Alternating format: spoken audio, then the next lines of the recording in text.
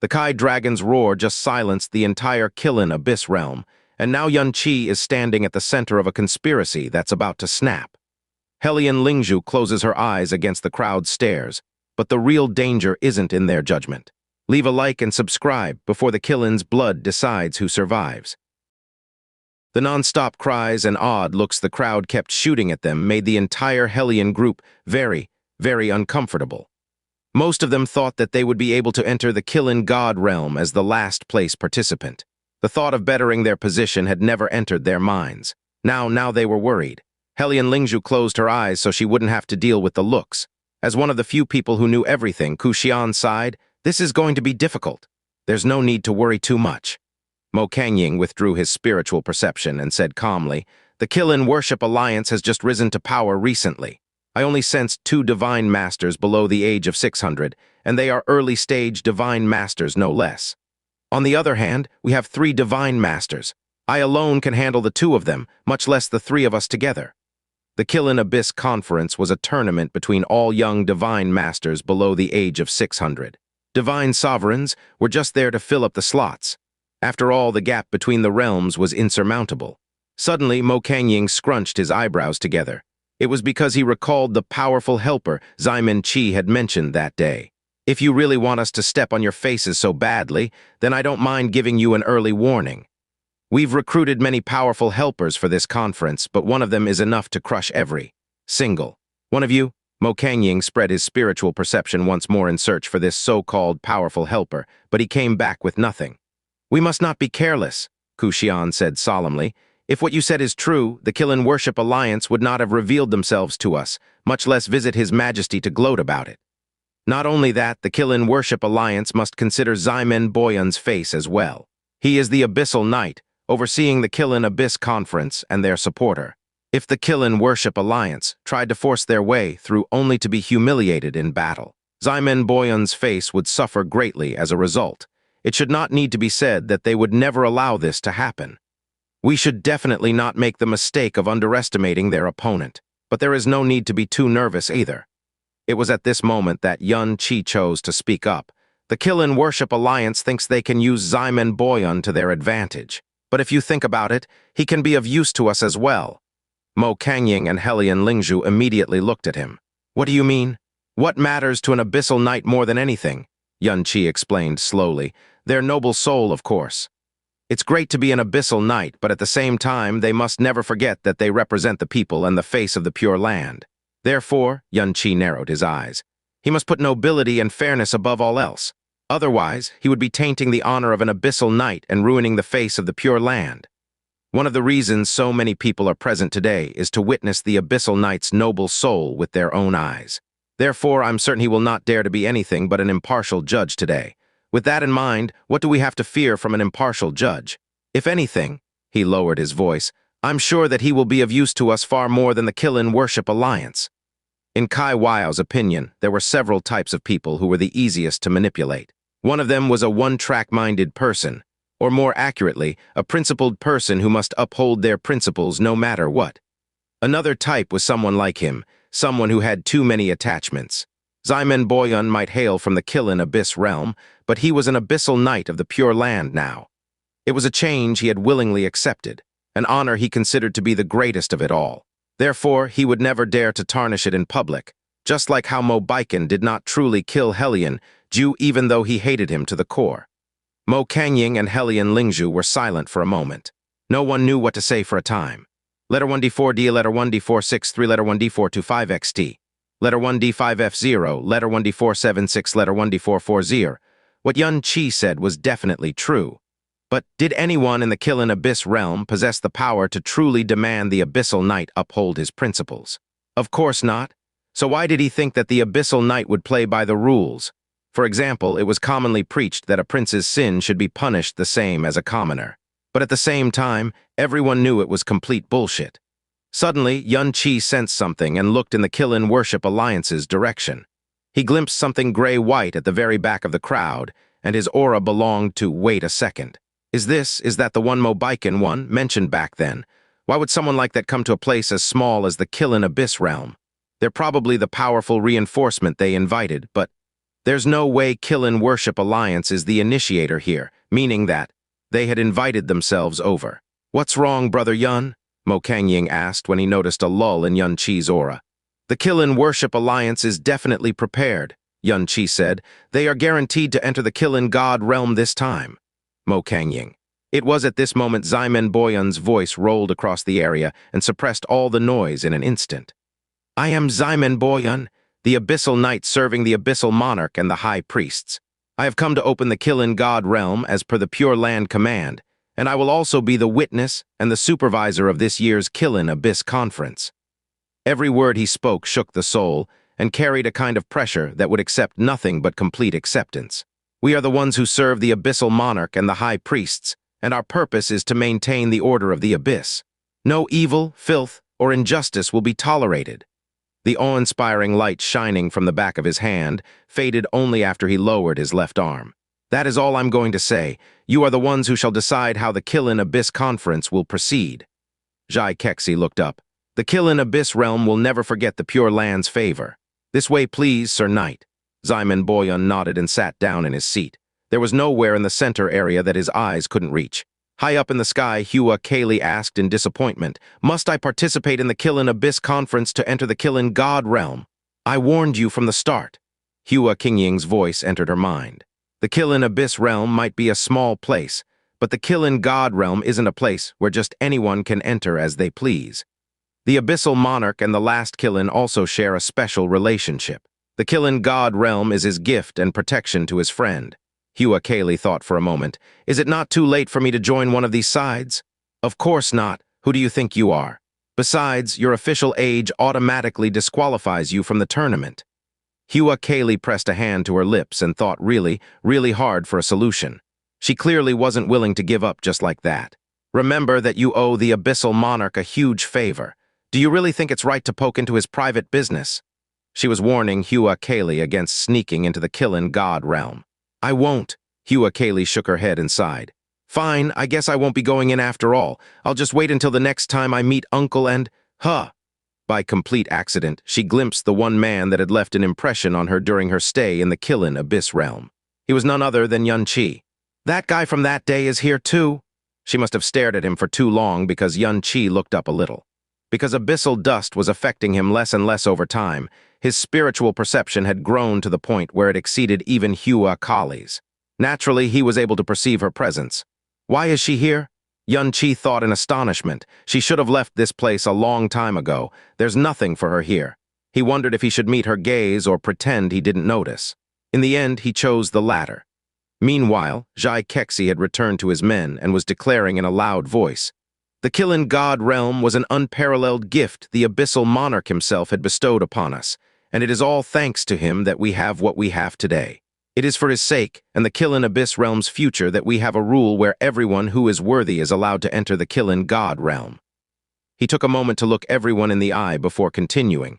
Today, the highest powers in the Qilin Abyss Realm are the Boulder Profound Sect, the Thousand Blade Sect, the Fiery Sand Sect, and the Hellion Empire.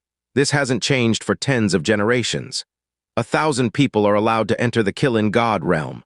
According to the standings, the champion of the Qilin Abyss Conference is allowed to enter 400 people. The runner-up is allowed to enter 300 people. The second runner-up is allowed to enter 200 people, and the last place is allowed to enter 100 people into the Qilin God Realm. As he said, this had been the case for tens of generations. Sect Master Wan, Sect Master Lai Hellion. Xianxia purposely paused for an instant before continuing. If there are no objections, then we shall begin this year's Qilin Abyss Conference. Ha. If everyone who is worthy is allowed to enter the Qilin God Realm, does that mean that the opposite is also true? That the unworthy ones will be replaced? As soon as Xianxia finished, an untimely yet anticipated voice spoke up. It was Ximen Boyun striding out with a calm, collected expression. He did not forget to shoot the Hellion group a glance. Since learning that the Abyssal Knight witnessing this year's Qilin Abyss Conference was none other than Ximen Boyun himself, countless people had expected this to happen. It was why the crowd simply turned to look at the Hellion group instead of gossiping about it. Suddenly, everyone understood why the Hellion Emperor had sent the first princess to lead their group instead of showing up himself. It would seem that his injuries were a lie. He must have learned of the Qilin Worship Alliance's intrusion before and decided that he would rather sacrifice his first princess than his own face. It was a perfect fit with what they knew of the Emperor. Xianxia said seriously, "It would seem that the Qilin Worship Alliance would like to partake in the Qilin God Realm's gifts as well. We all know how fast you've been growing as of late. Personally, I do think that you are qualified to enter the Qilin God Realm." He shook his head smilingly. "However, this isn't a matter I can decide on my own. We must ask the Thousand Blade Sect, the Fiery Sand Sect, and the Hellion Empire if they would accept this entrance as well." It was at this moment Hellion Linglang suddenly took a step forward and declared, "The Hellion Empire has no objections to this." Countless gazes fell on the Crown Prince. Hellion Lingzhu spun around in shock and uttered, "Brother, you—" Hellion Linglang declared in a righteous tone, "It is the Qilin Worship Alliance and the Qilin Abyss Realm's honor that an abyssal knight has appeared in our midst. This alone qualifies the Qilin Worship Alliance to enter the Qilin God Realm. Therefore, the Hellion Empire wholeheartedly agrees with their entrance." For a time, everyone was silent. Hellion Linglang looked extremely proud of himself as well. Not only was he patting himself on the head internally for acting faster than his sister, he thought that he was praising and currying favor with Ximen Boyan. When he looked at Ximen Boyan, though, he noticed that the Abyssal Knight's face was as dark as a stormy cloud. The way he looked at him especially chilled him to the core. Xianxia sneered on the inside. "Man, it is literally impossible to stop these people from damning their own empire." Hellion Linglang thought he was buttering up Ximen Boyan, and if his comment had happened privately, then it might even have worked. But right here and now, he might as well be slandering the Abyssal Knight's noble soul to his face, and that was before mentioning how stupid his decision to support the Qilin Worship Alliance's entrance was. Ku Xian was exhaling deeply as well. As the palace chief of the Hellion Heavenly Palace, he did not have the right to rebuke his crown prince.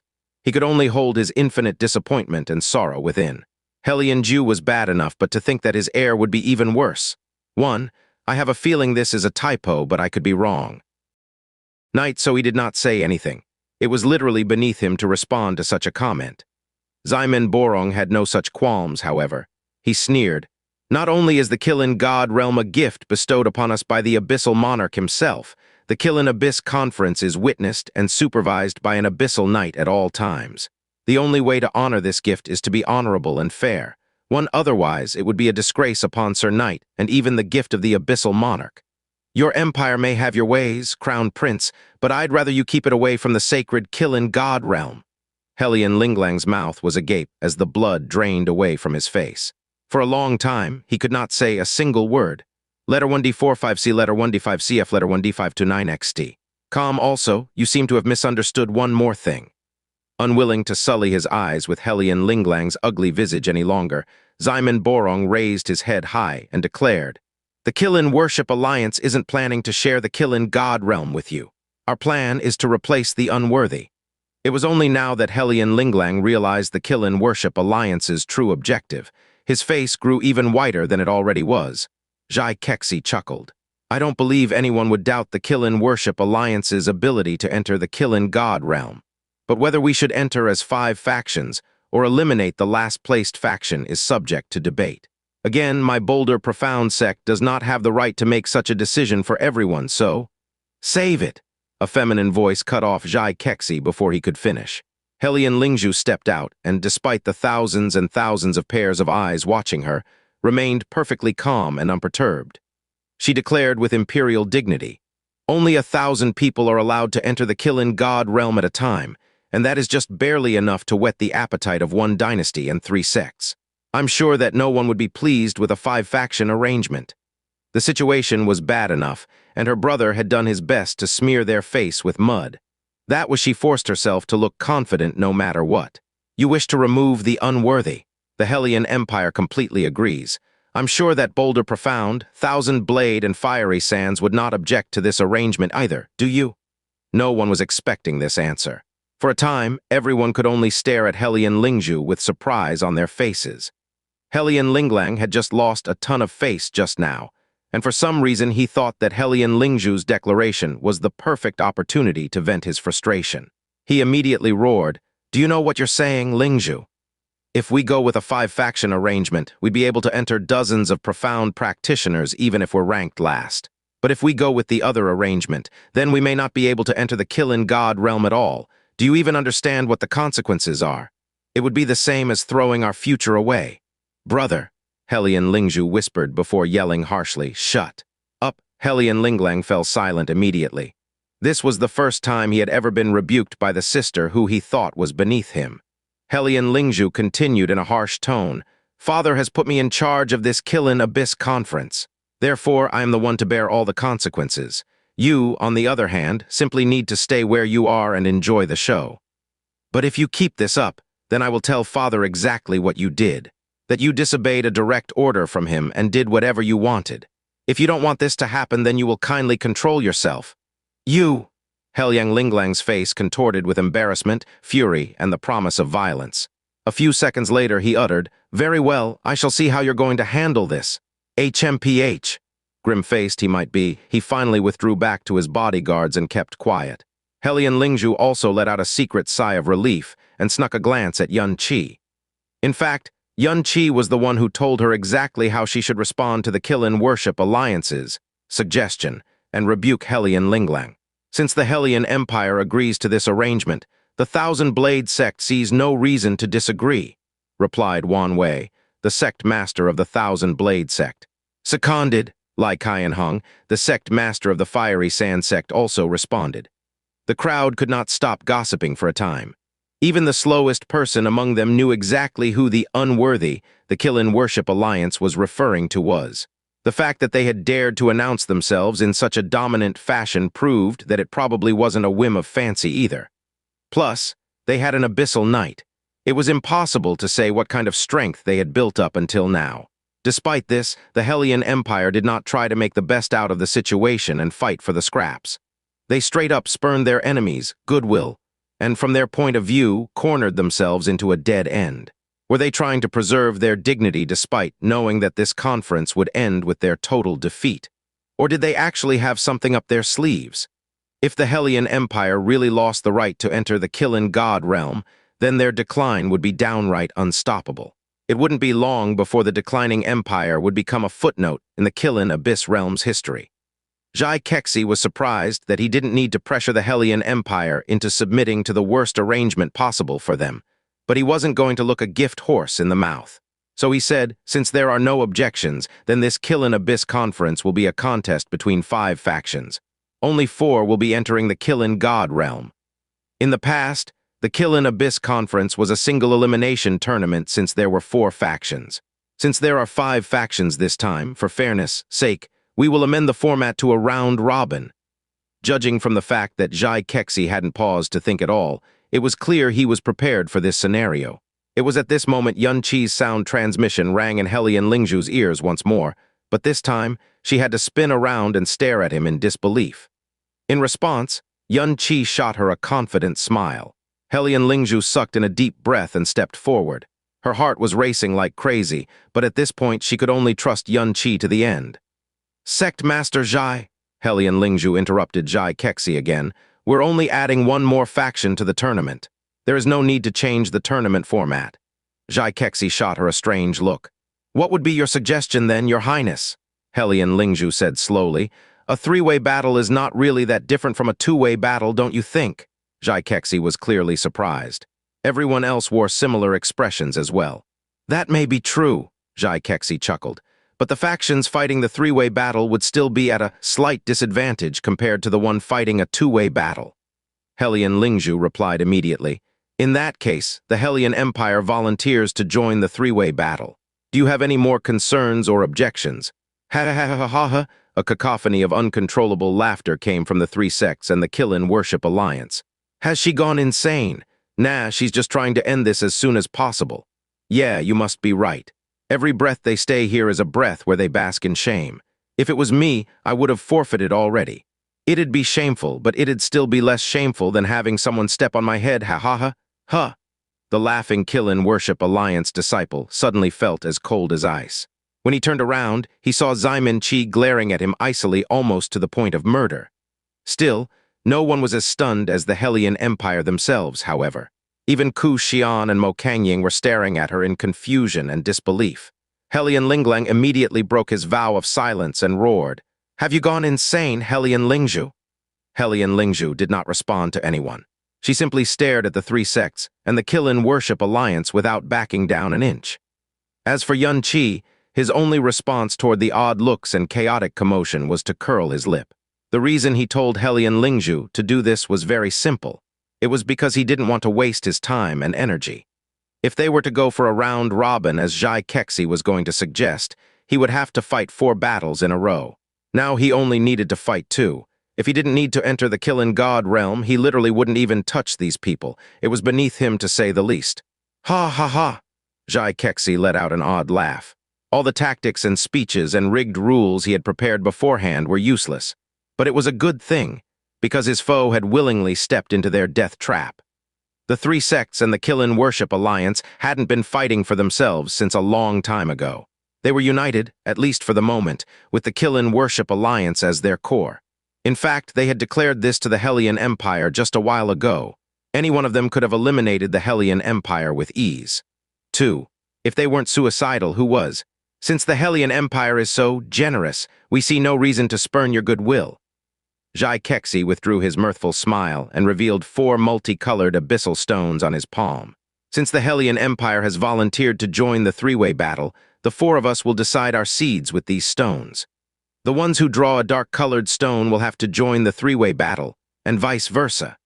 He emitted a whiff of profound energy and encased all 4 abyssal stones in a thick layer of rock.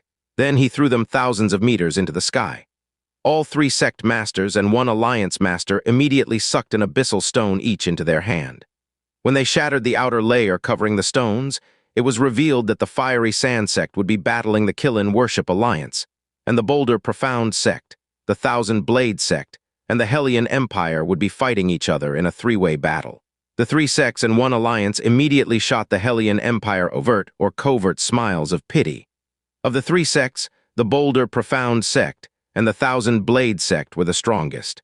To think that the Hellion Empire would be so unlucky as to face off against 2 of the strongest sects at the same time. "The battlefield is ready," Xianxia declared loudly. "Would the participants representing the Thousand Blade sect, Hellion Empire and Boulder Profound sect please enter the battlefield?" The aura of 19 divine masters came to life. An instant later, the participants representing the Thousand Blade sect and the Boulder Profound sect had entered the battlefield. The Thousand Blade sect had 9 divine masters and 1 divine sovereign. One of the divine masters representing the Thousand Blade sect wasn't a disciple, so he must be the reinforcement they hired. Unfortunately, their last divine master failed to show up on time, so they could only include a peak divine sovereign to make up 10 people. Their strongest profound practitioner was their young sect master Wan Changyu, a 3rd-level divine master. As for the Boulder Profound sect, all 10 of them were divine masters, and the strongest among them was a 4th-level divine master. He was none other than the young sect master of the Boulder Profound sect, Xianxia. "Young Master Wan," Xianxia declared openly, "should we take out the small fries first?" "But of course," Wan Changyu replied with the same tone and expression. It was clear what the 2 factions were intending. Meanwhile, the Hellion group was so silent it was suffocating. "Hellion Lingzhu," Hellion Linglang addressed his sister directly and darkly, "you will go down in history as the biggest sinner of our line." Hellion Lingzhu ignored him. She simply watched Yun Qi with deep expectation in her eyes. "Let's go, brother Mo," Yun Qi slapped Mo Kangying's shoulder. Instead of moving, Mo Kangying stared at him. "This plan of yours, are you talking about yourself?" "But of course." Yun Qi nodded. Mo Kangying's eyes widened. He could not say anything for a time. Yun Qi's reply had also shattered the light of hope in Hellion Lingzhu's eyes in an instant. She visibly wobbled on her feet and had to take a few sharp, rapid breaths before she finally managed to suppress her shock. Time and again, Yun Qi had proven himself to be extraordinary beyond imagination. It was why she decided to give him her utmost trust and even bet the entire future of the Hellion Empire on him. Since Yun Qi was completely confident, she had even come to hold some unrealistic expectations of him. Her trust in him wasn't completely blind. In her imagination, she believed that Yun Qi would reveal his true identity at an appropriate moment and summon a cohort of overwhelmingly powerful helpers like magic.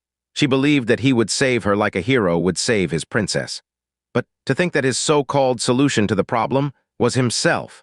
Sure, he managed to trounce Xianxia, a fellow peak divine sovereign like he was a baby, but he was still just a divine sovereign. There existed a gulf he could never bridge between him and the divine masters. No matter how powerful he was as a divine sovereign, he was nothing before a true divine master. There was absolutely nothing he could do to change this situation. "First, Princess, please select the other participants," Xianxia reminded. Hellion Lingzhu had clearly lost the calm she possessed before. Her face looked sickly pale. No matter how much she trusted him, she wasn't so blind that she couldn't see reality, and that reality was as black as the abyss itself. As if submitting to her fate, she started calling the names. Young Master Xianxia, ninth senior brother Fang Zhang, Xianxia. 9 names later, she ended with brother. "The 10 of you will be representing the Hellion Empire in this battle. I'm counting on you." The only response she got was a cold HMPH. Hellion Linglang did not move a muscle as he glared daggers at his sister. "You want us to fight the Boulder Profound sect and the Thousand Blade sect at the same time. Ha, you're the one who brought this upon us, and now you want us to humiliate ourselves and even commit suicide." He swept his gaze across his fellow Profound practitioners. "Don't say I didn't warn you, but our opponents are the Boulder Profound sect and the Thousand Blade sect this time. There is zero chance we will win even if you fight with your lives. Who knows, you might even be tortured like toys. Who here thinks they can enter the Qilin God Realm in that state? Not only that, you will be labeled as the people who lost the Hellion Empire their right to enter the Qilin Worship Alliance. You would even be branded as sinners of the Empire. If you still wish to participate despite all this, then feel free. As for me, I will not be participating." The 7 Profound practitioners halted in their tracks at the same time. Their expressions were deeply hesitant, and no one took another step forward. Hellion Lingzhu wobbled again as anger flickered across her features. "You dare!" Unfortunately, she wasn't the emperor and she was a woman. She had always been hard-pressed to command the others, and definitely not in this situation. Xianxia ignored them all. He leaped into the air and landed on the battlefield, facing both the Boulder Profound sect and the Thousand Blade sect alone. On the Qilin Worship Alliance's side, Xianxia's eyes shone a dark, violent glint. Mo Kangying gave Hellion Lingzhu a reassuring pat on the shoulder before launching himself into the battlefield as well. Like a blue eagle, he landed beside Xianxia and kicked up some dust. "Brother Yun," he said while staring forward, "you are the one who brought this upon us, but," he smiled, "unlike those cowardly pieces of human garbage who escaped at the last moment, you're also the only one who's willing to protect the Hellion Empire's final dignity with me. So before I judge you for your sins, let us fight side by side." 1. I realized this might confuse some readers, and it's not really translatable unless I rewrite the whole thing, so here's an explanation. Hellion Linglang is saying that just because Ximen Boyun is an abyssal knight, the Qilin Worship Alliance already has the right to enter the Qilin God Realm. However, it is specifically said that only those who are capable are allowed to enter, meaning that the abyssal monarch himself could be behind the Qilin Worship Alliance, and the participants still must prove themselves worthy in the Qilin Abyss Conference to enter. To put it simply, Hellion Linglang, the retard, is not just supporting his enemies. He's saying that nepotism is totally fine to the incorruptible knight. Xianxia didn't respond to it. "Yo, isn't that the pretty face who beat up?" Zhu Liancheng suddenly realized he was about to make a mistake and changed his words. "The gigolo that the first princess keeps. You're Xianxia, right? You must be so comfortable acting as the imperial family's dog, aren't you?" Ximen Boitun and Ximen Borong immediately looked over when they heard this. At the same time, Xianxia's crazed sound transmission rang beside his ears. "You must ruin him, young Master Zhai. Torture him, stomp him, break his bones, crush his head. Don't even give him the chance to beg for revenge or surrender." It hadn't even been a month yet, but Xianxia was already close to imploding. Zhai Liancheng responded openly and casually, "Do not worry, young Master Qi. He is my toy from the moment he enters the battlefield. He will be whatever shape I want him to be. You just enjoy the show." Xianxia didn't say anything, but he lowered his eyebrows a little and shot Zhai Liancheng a glance. "Your mouth is as smelly as ever, Zhai Liancheng," Mo Kangying replied coldly. Zhai Liancheng's expression was even more disdainful than his. "No one's mouth is as smelly as the Hellion Empire's. Talk is meaningless. Why don't you two settle your differences in the battle?" Zhai Kexi interrupted before looking at the Hellion side. The time is up. First, Princess, are you really going to send just 2 people to fight this battle? The profound practitioners under the imperial family and the Hellion heavenly palace squirmed uncomfortably. Are we really not going, Your Highness? They didn't even dare to meet the surrounding gazes. They could only be filled with scorn and disdain. HMPH, Hellion Linglang uttered coldly. Would you rather be known as a coward for a time or become a sinner who will be spit on for several generations?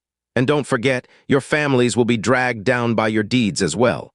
And that was how the Crown Prince wiped out the final sliver of hesitation and courage in his profound practitioners. Ku Xian didn't move a muscle. He didn't even try to speak up and change their minds. There was nothing sadder than a withered heart, and Ku Xian's heart had withered a long time ago. He wasn't even too surprised that a once mighty empire would decline to this extent. The 3 sects were governed by brutal laws of survival, competition, and natural selection. One could even say they did anything and everything to further their power. It was why their continuous growth was perfectly understandable. On the other hand, the Hellion Empire had had multiple emperors who were more than satisfied with where they were and sought only ease and comfort. The way they governed their empire might be different here and there, but it was identical in the grand scheme of things. In recent times, he even wished that Mo Kangying had left the empire and joined the 3 sects instead. After all, the Hellion Empire would only get worse if it were to fall into Hellion Linglang's hands, though the Hellion Empire might not have another generation anymore. He could hardly imagine what kind of pressure and shame Hellion Lingzhu was enduring right now. She couldn't even make any response because it would only be rewarded with scorn and pity. That was why Mo Kangying declared proudly, "We do not need spineless dogs in our midst. 2 real men are all we need to support Hellion's backbone, so let us begin this battle already." Backbone. Piwahahaha, Wan Changyu burst out laughing. Hellion Linglang's anger and shame turned into malice as he glared at Mo Kangying. "Mo Kangying, I swear I will kill you one day." HMPH? Zhai Kexi stopped talking and shot a beam of yellow profound light toward the ground. It quickly formed a battlefield that was only 50 kilometers in diameter. A battlefield this tiny would have been suffocating even for a duel between a pair of divine sovereigns, much less a dozen or so divine masters. It was to prevent anyone from dragging out the fight. This 3-way battle will be ranked based on who loses all of their participants first. Anyone who falls unconscious, surrenders, or is knocked out of bounds will be considered defeated. Injuries are unavoidable and should not be pursued. One must not attack with the intent to kill. If someone surrenders, then their opponents are to stop attacking and move on. And last but not least, no one outside the battlefield is allowed to interfere with what is happening inside the battlefield. After reciting a bunch of common rules and regulations, Zhai Kexi finally added something Yun Qi had never heard until now. Sir Knight will be overseeing the entire Qilin Abyss conference, and anyone who dares to defy the rules be inside or outside the battlefield shall face the wrath of the Pure Land. So watch yourself. A blur later, he left the battlefield and shouted, "The first battle of the Qilin Abyss conference, a 3-way battle between the Thousand Blade sect, the Hellion Empire, and the bolder Profound sect begins now." The signal was given, but not a single person of the 22 profound practitioners on the battlefield made a move. Beyond the battlefield, the spectators were venting, sighing, or gloating over the downfall of the Hellion Empire. Everyone could tell that the Hellion Empire had finally run its course. Forget the Qilin Abyss conference, they wouldn't even have a future after this. By the end of this Qilin Abyss conference, the 4 factions controlling the Qilin Abyss realm would be the 1 alliance and 3 sects instead of the 1 dynasty and 3 sects. This is all so strange. Hua Kaylee looked both curious and puzzled. And that man, he is the loneliest, weakest, and most helpless of them all, and yet he didn't look afraid in the slightest. Then again, he is a divine sovereign surrounded by tens of divine masters. What's the point of being nervous? Letter 1D476, letter 1D4A5XT. Calm, he's a little stupid, but he is one of the few good people I've met. He will surely be wounded by the aura of the divine masters. What a shame. Her soliloquy, or at least it seemed that way, elicited no response. This so-called battle didn't even count as a playhouse to Hua Kingying, so of course she wouldn't respond to her comments. Back on the battlefield, the bolder Profound sect and the Thousand Blade sect participants were still waiting for the other party to act. Although they had agreed to take out the small fries first, the Hellion Empire had somehow managed to disappoint them again. Forget glory, the damn empire couldn't even give them the satisfaction of annihilating a whole group. You may have the honors if you want it, young Master Zhai, Wang Changyu said disinterestedly. In a three-way battle, it was common sense for all three parties to duke out with each other, or two parties to join up and take out a single party first. It wasn't against the rules. Zhai Liancheng smiled and slowly approached Yun Qi and Mo Kangying. In response, Mo Kangying took a step forward and shielded Yun Qi behind his back. After all, a fourth-level divine master could grievously wound Yun Qi in an instant if he wanted to. I'll admit that the two of you have guts. It takes more than courage to step onto this battlefield with just two people, Zhai Liancheng said with an expression of sympathy. He briefly stared at Yun Qi, but shifted his gaze to Mo Kangying. Brother Kangying, my father cherished your talents so much that he once deigned to extend you an invitation in person. You were oh so resolute in your rejection at the time. Look at the Hellion Empire you serve and where you are right now. Even the first princess you gave everything to is now but the plaything of a pretty boy. Don't you think it's a damn shame? Mo Kangying's expression was dark, but he wasn't angry. He had known since a long time ago that the Hellion Empire was rotten to its core, but he had never regretted his choice because of Hellion Lingzhu. Of all the young, profound practitioners of this generation, Zhai Liancheng and Mo Kangying were the greatest of them all.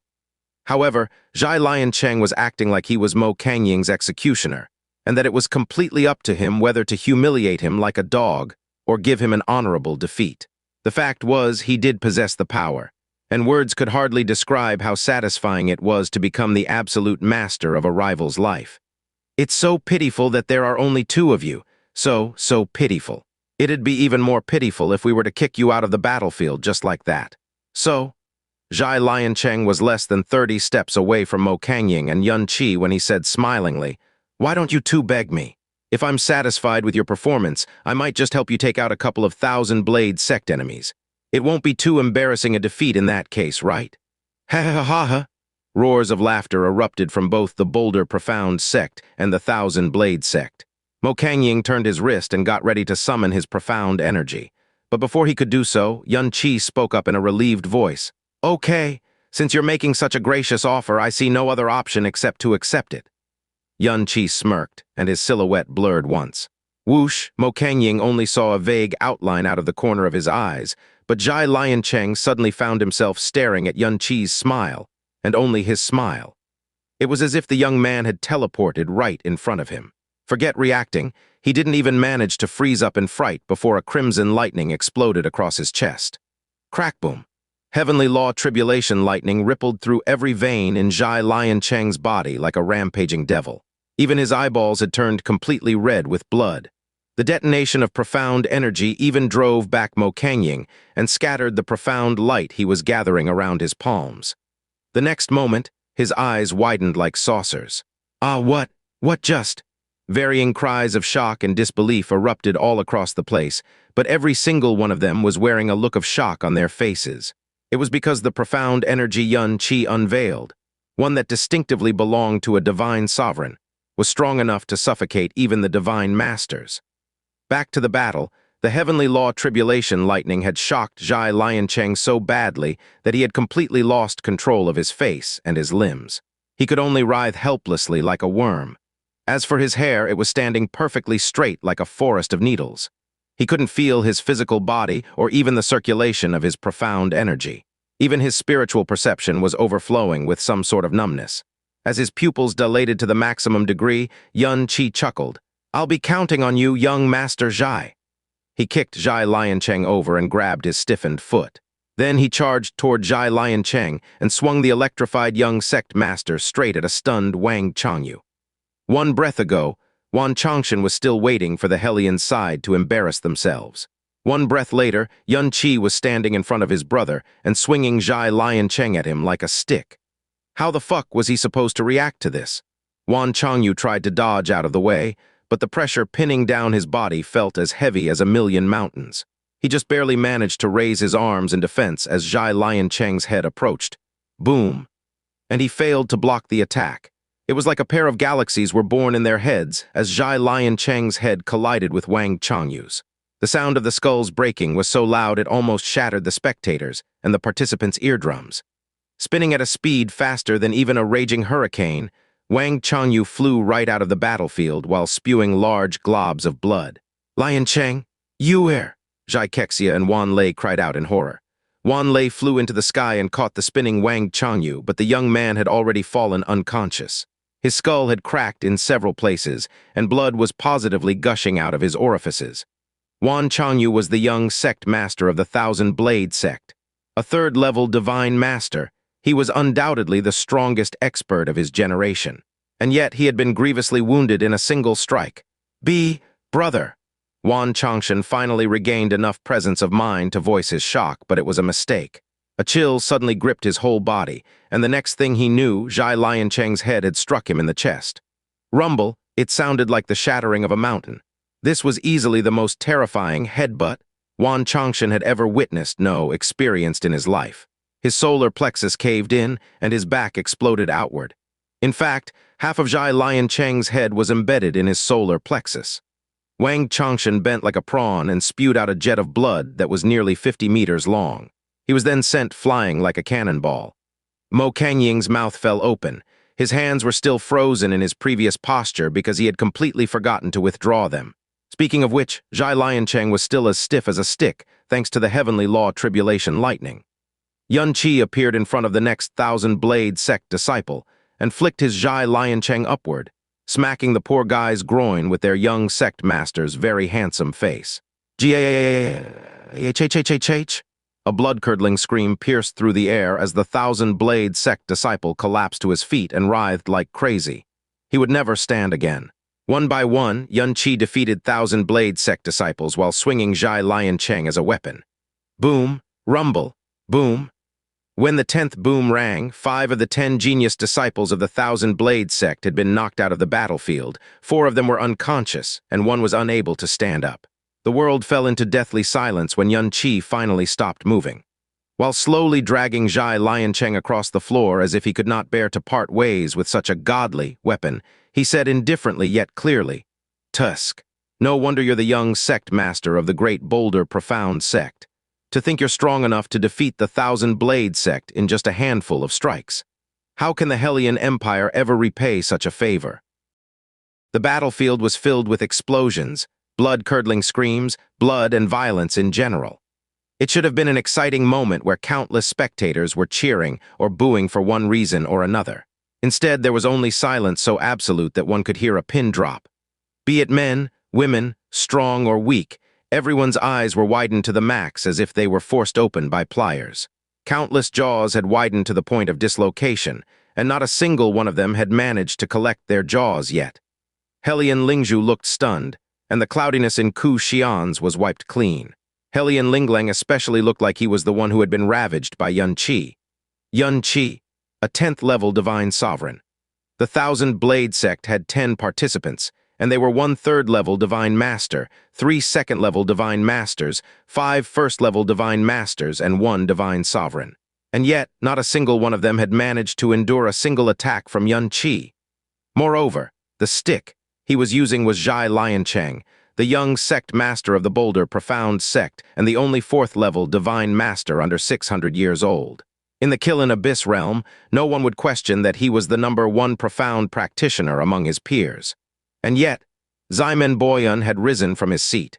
His previously dignified eyes were currently filled with astonishment and disbelief. He didn't even realize he was standing until much later.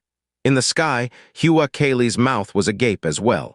Even the stars in her eyes had temporarily forgotten to blink.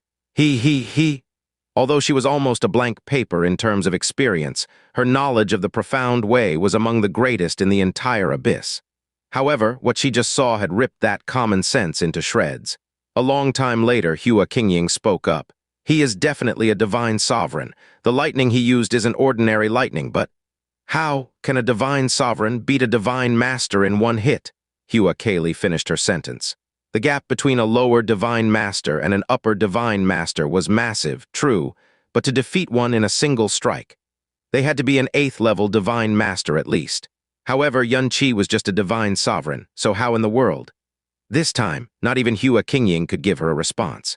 For the first time in her life, the sharp eyes that saw only infinite swords, the eyes that belonged to the sword immortal alone, were focused on an unfamiliar man who was only a divine sovereign.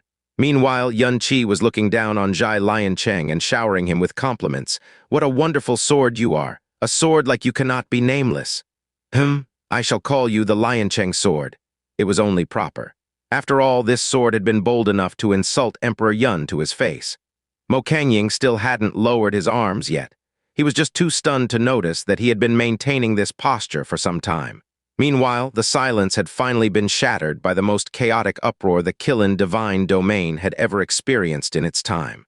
WWWWWWW, what the hell just happened? Countless people stuttered like they were born with the condition. He, a divine sovereign, 9 divine masters, 1 hit. I must be dreaming. Can someone please slap me awake? Never mind, I'll do it myself. What the flying fuck just happened here? This can't be possible, right? Just who is this man? Meanwhile, Xianxia had finally jolted back to reality. Livid beyond imagination, he stepped forward and roared, "Let go of my son, Xianxia. Let go of him now." His profound energy exploded together with his voice. The powerful aura of a half-step divine extinction realm profound practitioner instantly swept across the whole battlefield. Zhai Liancheng was his proudest son and the next sect master of the bolder profound sect. To think that he would be used like a who could possibly endure this shame? Xianxia's shout was so loud that it overwhelmed even the uproar. In response, Xianxia spun around and pointed the Liancheng sword straight at Xianxia, shouting, "Sect master of the bolder profound sect. You dare disrupt this sacred battle while an abyssal knight is watching. Are you besmirching the Pure Land's authority?" Xianxia's shout was even louder than Xianxia's, but it was nothing compared to the content of his shout. To give an example, it was like he had poured a bucket of pure shit over Xianxia's head. The words besmirching the Pure Land's authority especially stabbed Xianxia right through the heart and froze his aura instantly.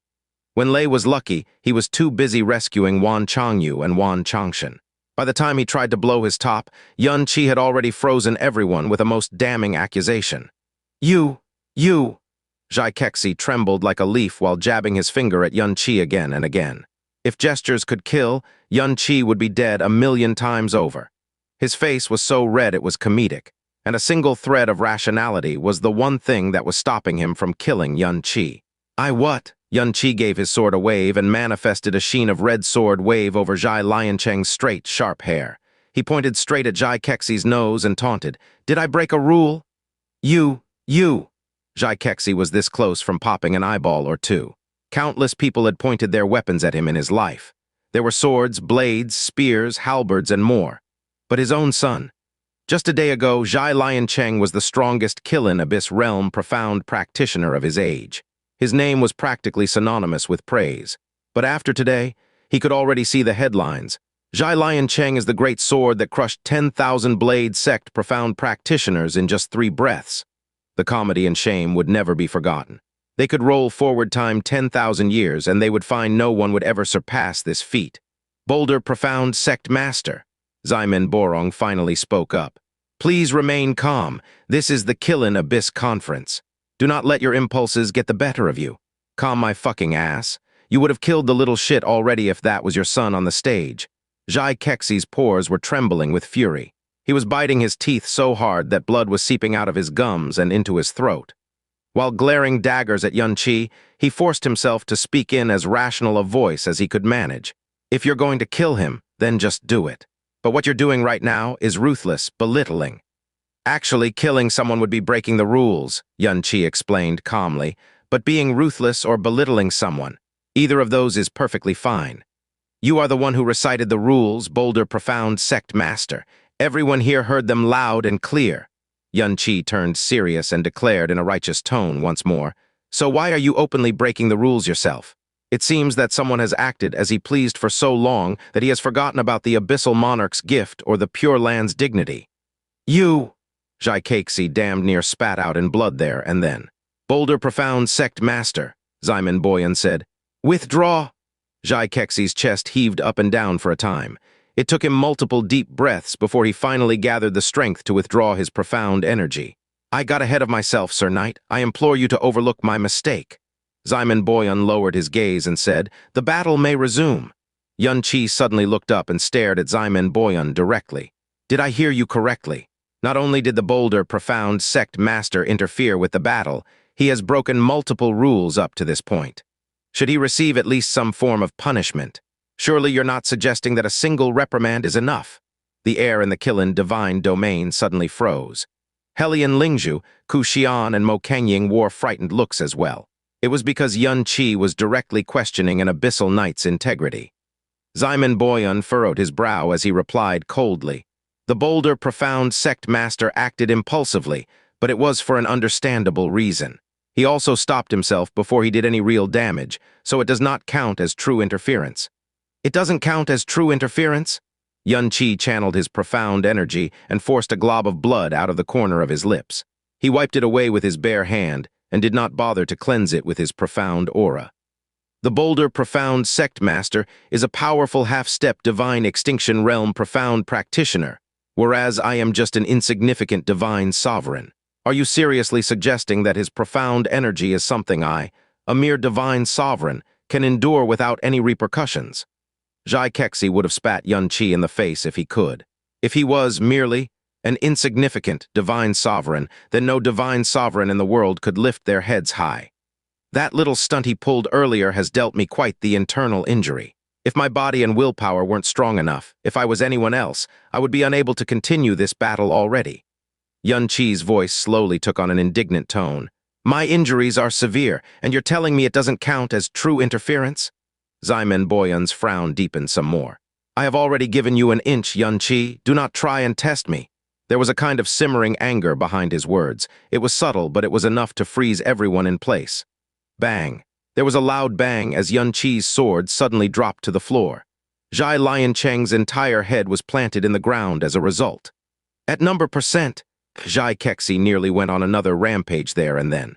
If I may be so bold, Sir Knight, Xianxia met Ximen Boyan's imposing stare head on and uttered in a low tone, have I so much as bent the rules so far? No, Ximen Boyan's heart sank as he answered. He was pressuring Xianxia with the soul of a half-god, and yet the young man wasn't reacting at all. Just who in the world is?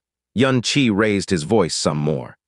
Xianxia is a half-step divine extinction realm profound practitioner, and he interrupted the battle and injured me with his power to save his son.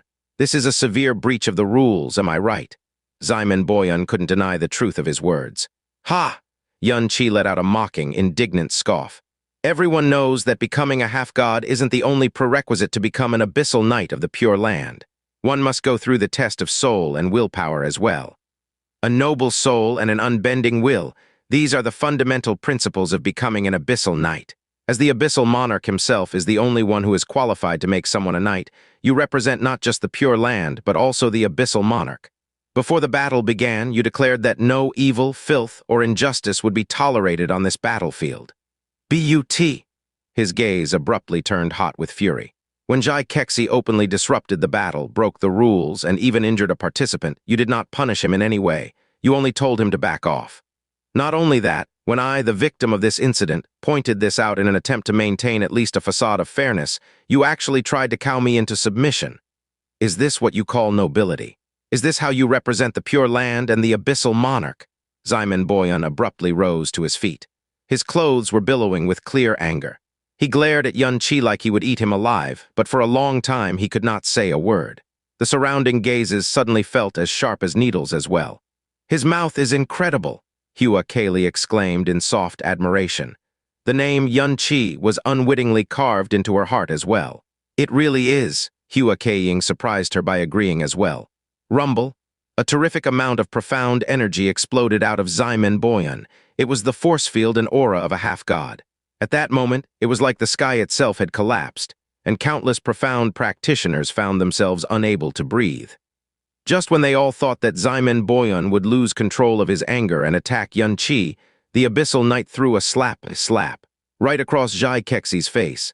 It was such a heavy, loud slap that it could be heard even 5 kilometers away.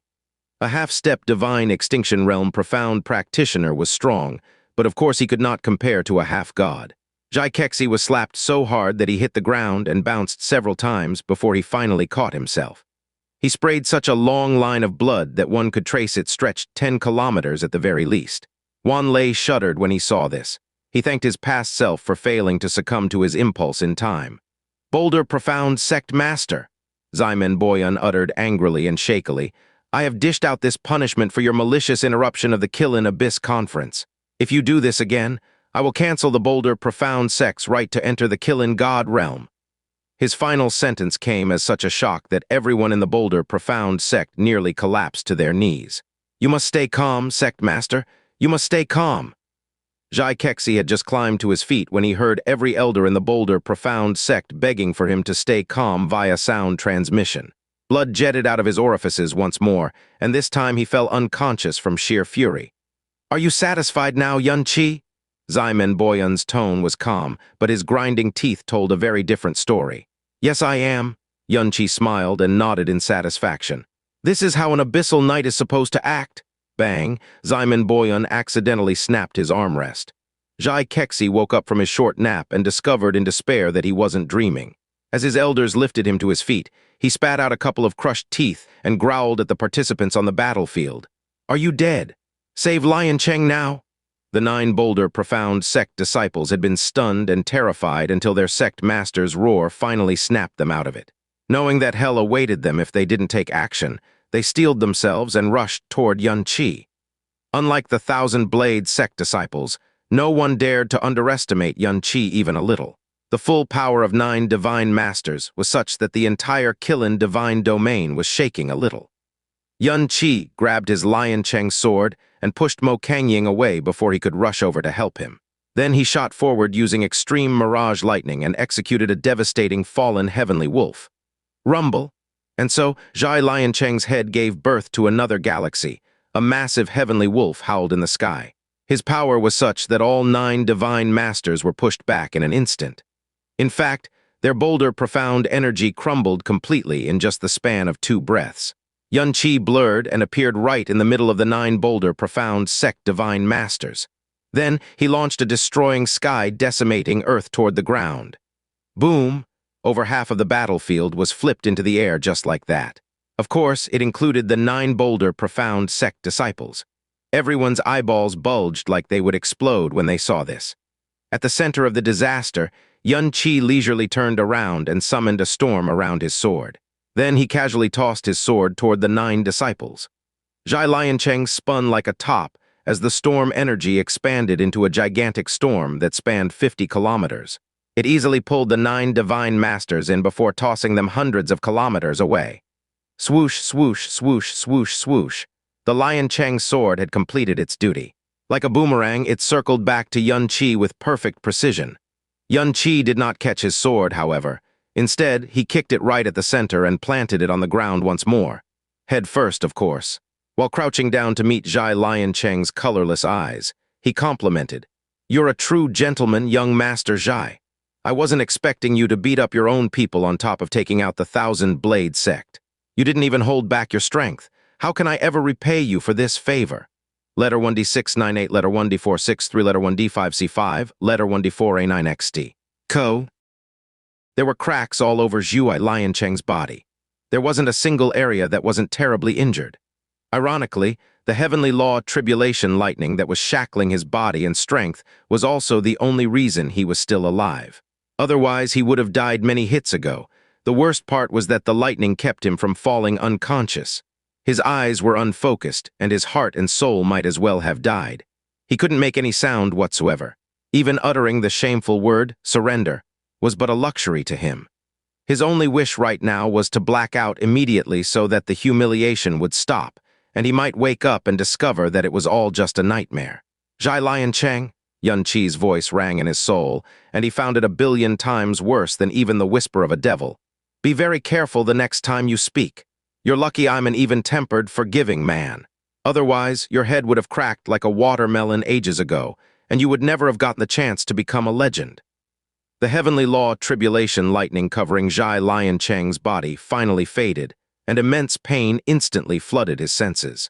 It wasn't even 1,000,000th of the shame and hatred in his heart, however. He could finally move his lips, but he only managed to open and close it like a fish. A while later, he blacked out entirely. Yun-Chi kicked him toward the bloodied Xianxia, and the sect master hurriedly caught him with both arms. Before he could inspect his injuries, though, Yun-Chi interrupted casually. You should announce the result now, Boulder Profound Sect Master. Xianxia lifted his head and glared at Xianxia for a long time. He knew that his son, his proudest achievement of his life, was over. What happened today would never be forgotten. The first thing that came to mind whenever anyone saw or mentioned him would be today's event. Zhai Liancheng could find the fabled eternal Pure Land and save the abyss itself, and this eternal badge of shame would still haunt him to the end of time itself. What a cruel and vicious punishment this was. Xianxia wasn't stupid, however. His unadulterated fury was accompanied by equally pure fear. The fact that Xianxia went so far to punish his son meant that he truly held no regard for the Boulder Profound sect whatsoever. In fact, he didn't even fear an abyssal knight. Another thing that frightened him was how powerful Xianxia was as a divine sovereign. Who on earth was this man who called himself Xianxia? What kind of background could nurture such a terrifying man? It was at this moment that Lai Qianhong of the Fiery Sand sect stepped forward. The Boulder Profound sect master is occupied right now. I shall make the announcement on his behalf. The first battle of the Qilin Abyss realm ends with the Thousand Blade sect in last place, the Boulder Profound sect in second place, and the Hellion Empire in first place. This result was all that was needed to carry the Highland Empire firmly into the Qilin Abyss realm, yet not a single Hellion was cheering in joy. They were either stunned, dazed, or stuck in an impossible dream. To say that everyone was looking at Xianxia in a new light would be an understatement. Their hearts were still racing even now. As for Xianxia himself, his expression had not changed all that much since the beginning. It was as if his opponents weren't the Boulder Profound sect and Thousand Blade sect's strongest disciples, but random grasshoppers on the street. Ximen Boyan hadn't said anything. He literally had nothing to say. Right now, most of his attention was placed on Xianxia. His eyes looked calm and collected, but if he was really as unperturbed as he seemed, then why was his gaze affixed to Xianxia? Xianxia turned around coolly and patted Mo Kangying on the shoulder. It would seem that the two of us are strong enough to take out the Boulder Profound sect and the Thousand Blade sect after all. Mo Kangying stared at him blankly. His throat was wriggling, but he could not squeeze out a word no matter what he tried. After he left the battlefield and returned to the Hellion group, Hellion Lingzhu immediately ran up to him and exclaimed with joyful tears, "Young Master Xianxia, I have fulfilled my mission, Your Highness." Xianxia replied smilingly.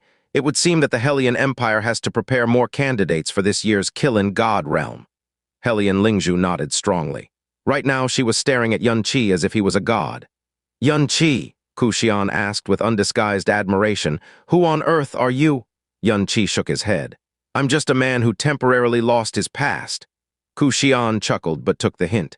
It was at this moment that Xianxia shot Hellion Linglang and his entourage a glance. He wasn't trying to be intimidating, but Hellion Lingzhu staggered backward and nearly tripped on his feet. His pupils were contracting in terror as well. "Speaking of which," Xianxia eyed the group like he was examining a group of ants. "I wonder if you lot would be shameless enough to enter the Qilin God Realm. I look forward to that moment." If this was before the battle, Xianxia's taunt would have spurred them into a flying rage. But now, each person's head was lower than the last. Not a single one of them dared to meet his gaze. This man had literally used the young sect master of the Boulder Profound sect as his beating stick. What could they possibly say against him? On the other side, Ximen Qi was shaking like a leaf behind his entourage. His mending hands especially were shaking so hard it was a surprise his bones hadn't come apart. His face was paler than even the day Xianxia had grievously wounded him and humiliated him. "You see that?" Ximen Borong said solemnly. "You were lucky he only took one arm." Ximen Qi gulped audibly. Lucky. Xianxia that day was practically a saint. He's this strong even though he's just a divine sovereign, and not even an abyssal knight could intimidate him in the slightest. I can hardly imagine what kind of background he hails from. Ximen Borong sucked in a deep breath. "In fact, I wouldn't be surprised if he is the son of a divine regent." Ximen Qi's eyes widened when he heard this, and Ximen Borong was hardly the only one who arrived at the same conclusion. There was a quote Xianxia learned from Kai Wao's life experience. What terrified people wasn't an overwhelmingly powerful enemy, but one they knew nothing about. There was no greater fear than the unknown. This quote was applicable in any field. The three sects were the giants of the Qilin Abyss realm, but they knew very well that they were but specks of dust compared to the true giants out there. Those people could literally turn tens of generations of blood, sweat, and tears into dust with a single flick of the finger. Xianxia was insanely strong, and yet they couldn't find out anything about Xianxia whatsoever. This only made them fear him more. Had they known that Xianxia was a complete nobody in the abyss, they wouldn't even have waited until the next hour to take revenge. Xianxia had used up every last Southern Sea divine origins in the battle against Mobiken. He literally couldn't use God Ash even if he wanted to. Even if he pushed himself to the limit, he was just barely a match for a half-step divine extinction realm profound practitioner. There was zero chance he could have gone up against any one of the three sects head-on.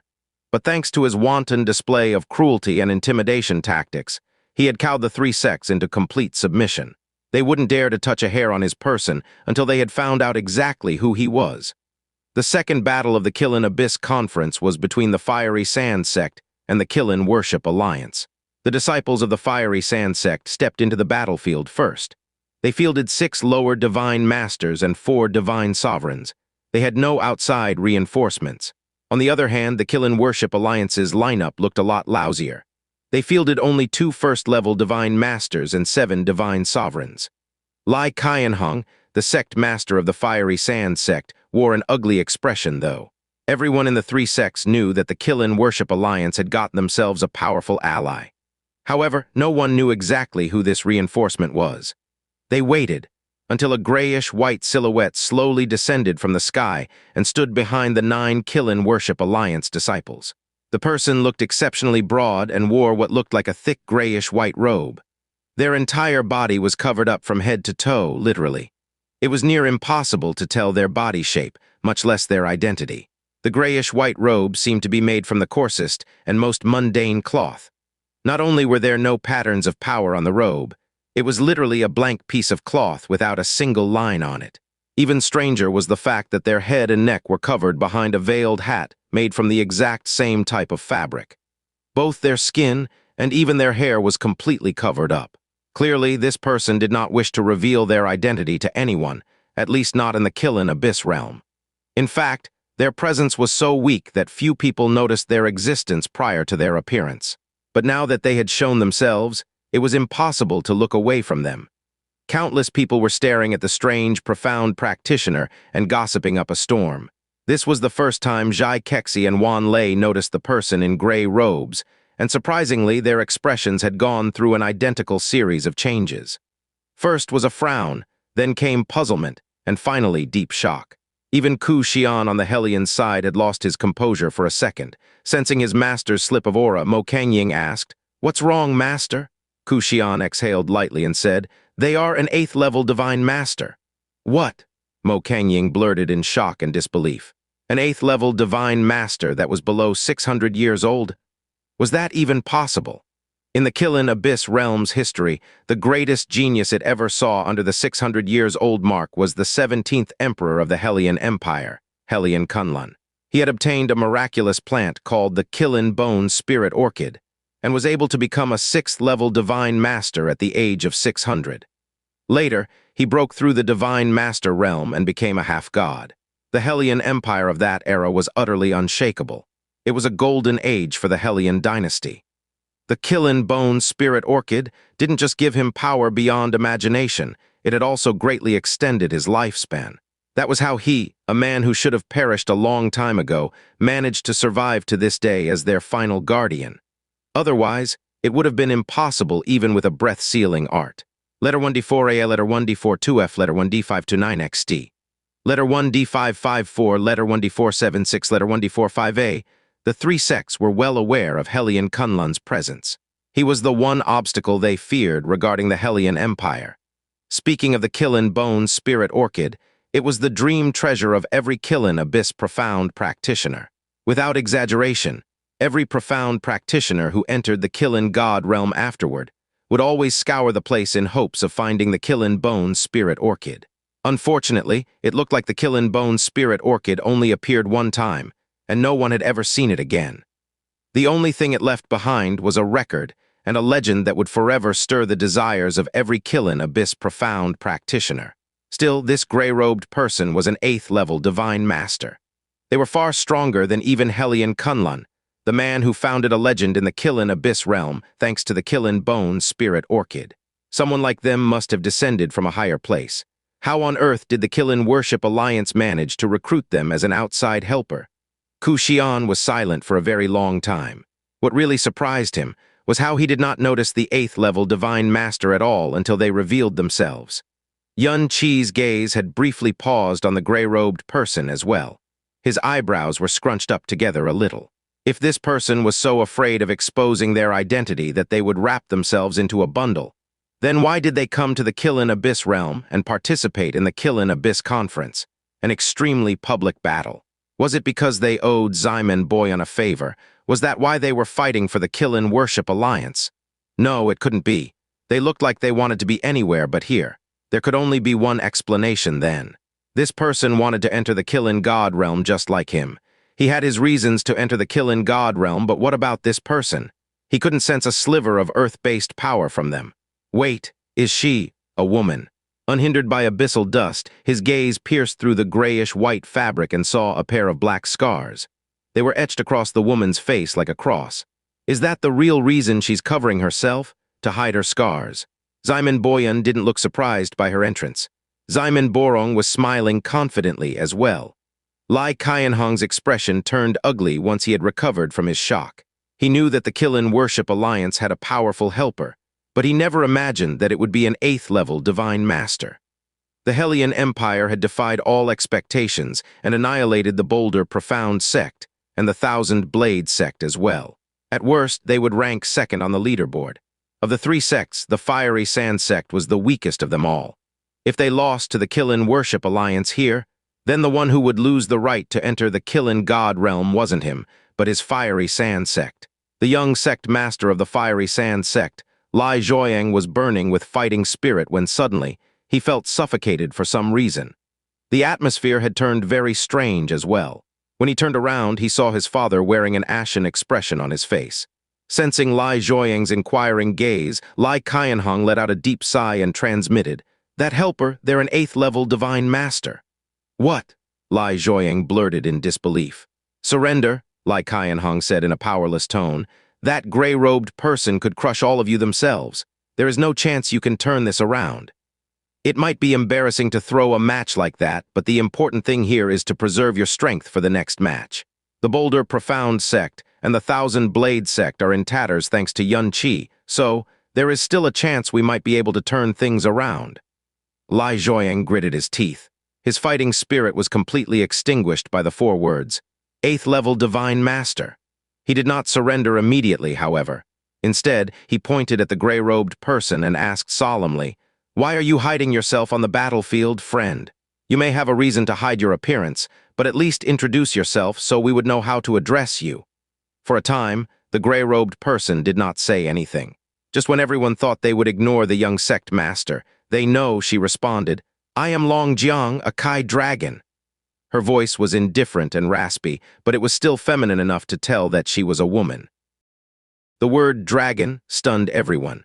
Lai Qianhong blanched and looked at Xianmen Borong. "Impressive, Alliance Master Zai. To think you managed to convince a Kai dragon of all things to participate in our lowly conference." Xianmen Borong smiled but didn't respond.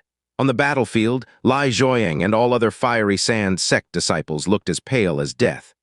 An 8th-level Divine Master who was a Kai dragon. These words alone were enough to crush all the air in their lungs, much less their fighting spirit. "A dragon? No wonder the Qilin Worship Alliance is so confident," Lai Zhuoyang uttered through gritted teeth. Words could not describe how frustrated he felt. Just like his father, he was well aware that the Fiery Sand sect would lose their right to enter the Qilin God Realm if they lost to the Qilin Worship Alliance. It was a thoroughly unacceptable outcome. But what could they say against it when they were the ones who wholeheartedly agreed that the Qilin Abyss Conference should be decided by eliminating the unworthy? But Lai Zhuoyang ultimately couldn't hold in his frustration. The Qilin God Realm is a gift from the Abyssal Monarch where only the worthy may enter. Can you really claim you are worthy when you're relying on outside help to win your battles for you? Xianmen Hong, heir of the Qilin Worship Alliance, smiled at this. If the Fiery Sand sect thinks that outside help should be disallowed from the Qilin God Conference, then you may bring it up as a new rule during the next meet. But right in the middle of the conference, don't you think it's a little too late, young Master Lai? It's hardly our fault you couldn't hire someone strong to fight your battles for you. Lai Zhuoyang's mouth twitched, but he couldn't say anything in response. What should we do, young master? Every fiery sand sect disciple looked to Lai Zhuoyang for instructions. After matching eyes with Lai Qianhong and confirming his intent once more, the young master let out a deep, frustrated breath and declared as calmly as he could, "The Qilin Worship Alliance's reinforcement is a dragon and an 8th-level divine master. We do not believe we are capable of fighting against it. We shall not waste everyone's time and surrender this battle." The young master put strong emphasis on the word reinforcement as he announced his surrender. The 4 words 8th-level divine master also threw the Qilin God domain into a long uproar once more. He. A wise decision, young master Lai, Ximen Hong said with a chuckle. From the start until the end, the young master had not released a hint of profound energy. It was because he was certain that Long Jiang's appearance would cow even the bolder profound sect into immediate surrender, much less the fiery sand sect. The fiery sand sect has surrendered the battle. The winner is the Qilin Worship Alliance. To throw in the towel without even trying was generally considered to be a shameful act, but no one booed the fiery sand sect or thought they were acting shamefully. It was all because the Qilin Worship Alliance was backed by an 8th-level Divine Master Kai Dragon. There were many outside helpers who had wowed the realm in the history of the Qilin God Conference. A good number of them had even single-handedly won the conference for their side. While outside help made it near impossible to predict the outcome of the conference accurately, it also added a lot of spice and flavor to the mix. Historically, no one's helper had ever been this overwhelming. There was also the matter that the ultimate consequence of this year's Qilin God Conference was elimination. It was no wonder the fiery sand sect was so frustrated, but as Ximen Hong said, their complaint had come too late. The dragons, Ku Xian sighed. The dragons are the last surviving beasts in the world, and it is said that they have minimized contact with the outside world a long time ago. What on earth did the Qilin Worship Alliance give to convince such a powerful Kai dragon to help them? Ku Xian's doubts were shared by everyone. Yun Qi was especially shocked compared to all of them, however. The dragons are the last remaining beasts in this world. It was then Yun Qi noticed an oddity he had never noticed before. Before he took over the God Realm, it had always been dominated by the Western Divine region. The Dragon God Realm's dominance was so absolute that they had reigned supreme for over 1,000,000 years. Not only that, but the 6 strongest king realms in the Western Divine region were the Dragon God Realm, the Qilin Realm, the Blue Dragon Realm, the Emperor Kai Realm, the Myriad Manifestations Realm, and the Hui Dragon Realm. They were all beasts. Conversely, all 6 kingdoms of God ruling the abyss were populated by humans, and even the abyssal monarch and the 4 high priests were humans as well. The dragon's bodies, talent, and lifespans far surpassed those of humans, which was why they were the indisputable lord of all beings of primal chaos until he showed up. So why were there no beasts in the abyss? Suddenly, Yun Qi recalled that the Qilin residing in the Qilin God Realm was the final Qilin in the abyss. The Qilins were the strongest beasts after the dragons, and yet they had declined until only one of them was left in this world. How was that possible? Be it dragon or Qilin, their constitutions should be far superior to those of humans at the same level. Logically speaking, they should be far more resistant to abyssal dust as well, so why, despite his doubts, Yun Qi didn't voice his questions? This should be common knowledge in the abyss, and to ask it now would only draw unnecessary suspicion to him. He side-eyed Hellion Lingzhu. There was a perfectly willing and unsuspecting candidate he could ask later. The second battle of the Qilin God Conference had been decided without a fight. The third battle would be fought between the bolder Profound Sect, the Thousand Blade Sect, and the Fiery Sand Sect to decide the 3rd, 4th, and 5th place. According to the rules, the last-placed sect would lose the right to enter the Qilin God Realm. Everyone in the Fiery Sand Sect looked bleak and defeated, but the bolder Profound Sect and the Thousand Blade Sect weren't looking so hot either. For many eras, they had been the champions and the first runners-up of the Qilin Abyss Conference. But now, they could only enter half the number of candidates they were used to at best. This was an outcome they could never anticipate, much less accept. "Do not lose heart yet, younger," Lai Qianhong said in a low voice. "There is still a chance we might turn this around." He glanced at the bolder Profound Sect and Thousand Blade Sect's lineup. Yun Qi had attacked his opponents with such ferocity that 5 out of the 9,000 Blade Sect Divine Masters were still unconscious, and the other 4 were wounded pretty badly. As for the last guy, he was still kneeling on the ground, unmoving. 1. As for the Boulder Profound sect, their strongest competitor, Zhai Liancheng was grievously injured and in a coma right now. Even if he woke up, there was a 100% chance he would continue to feign unconsciousness. The other 9 participants only suffered minor injuries, but they all looked like they had just lost a war. It was highly doubtful they would be able to put up a good fight. I understand. Lai Zhuoyang clenched his fists tightly and nodded. But just as the fiery sand sect was doing their best to reignite their fighting spirit, the sect master of the Thousand Blade sect, Wan Lei, declared, "Sect Master Zhai and Sect Master Lai, our disciples have been grievously injured in the first battle. It would be quite unfair to us, and the Boulder Profound sect, if we were to attend the next battle right away.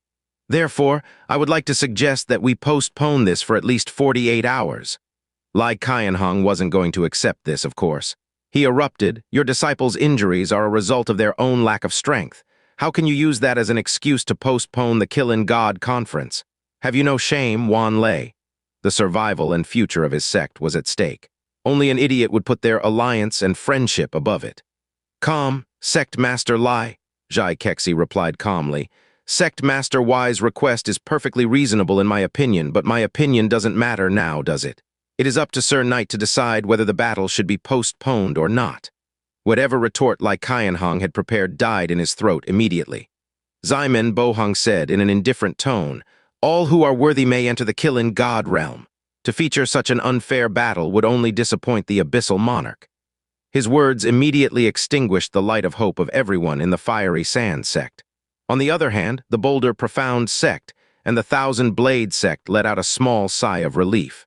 The battle between the Boulder Profound sect, Thousand Blade sect, and the Fiery sect shall be postponed for 24 hours, and no more. How much you can recover during this period is up to you. Ximen Boyan wasn't done, however. His gaze and tone changed as he declared, "While the battle between the 3 sects must be postponed for fairness' sake, both the Hellion Empire and the Qilin Worship Alliance are in near-perfect condition. Therefore, the battle for first place may proceed now." Ximen Borong answered without hesitation, "The Qilin Worship Alliance doesn't have a problem with this arrangement, Sir Knight." Yun Qi nodded when Hellion Lingzhu glanced at him. So the first princess stepped forward and declared, "The Hellion Empire has no objections either." "Good," Ximen Boyan nodded. It was at this moment his eyes flickered with hidden cunning. "However, I believe there is no need for this to be a 10 versus 2. A 1 versus 1 shall suffice to decide victory, don't you agree?" Everyone thought that his suggestion was reasonable. Usually, the Qilin God Conference was a battle between the greatest young geniuses of the Qilin Abyss realm. Since most of them were on the same level, each and every individual's strength played a huge part in the group battle. But if one of the participants was so strong that they could single-handedly crush their opposition, Yun Qi, who had crushed both the Boulder Profound sect and the Thousand Blade sect alone, and Long Jiang, who had cowed the Fiery Sand sect into surrendering without a fight, then there was just no point allowing others to step on the battlefield. It would simply result in pointless injuries. Everyone's eyes immediately centered on Long Jiang and Yun Qi. "Sir Knight's suggestion is very reasonable," Ximen Borong answered. He would be crazy to turn down this suggestion. He then looked at Long Jiang and adopted a respectful and even obsequious tone. "What do you think, venerable dragon?" Long Jiang didn't respond. In fact, her aura was so subdued that even the person standing closest to her could barely sense it. Ximen Borong smiled. Venerable Dragon isn't fond of speaking, but since she hasn't objected to the arrangement, it means that she agrees with it. "Now, will the Hellion Empire?" Yun Qi rose to his feet and stepped out into the open. "The 8 rotten seafood behind me already stink beyond imagination, and I cannot be bothered to take out the 9 small fries on the other side either. This is for the best." In one sentence, he had insulted both his allies and his enemies. The Hellion disciples were so ashamed that they didn't even dare to look at Yun Qi. The Qilin Worship Alliance disciples were angry, but no one dared to say a thing either.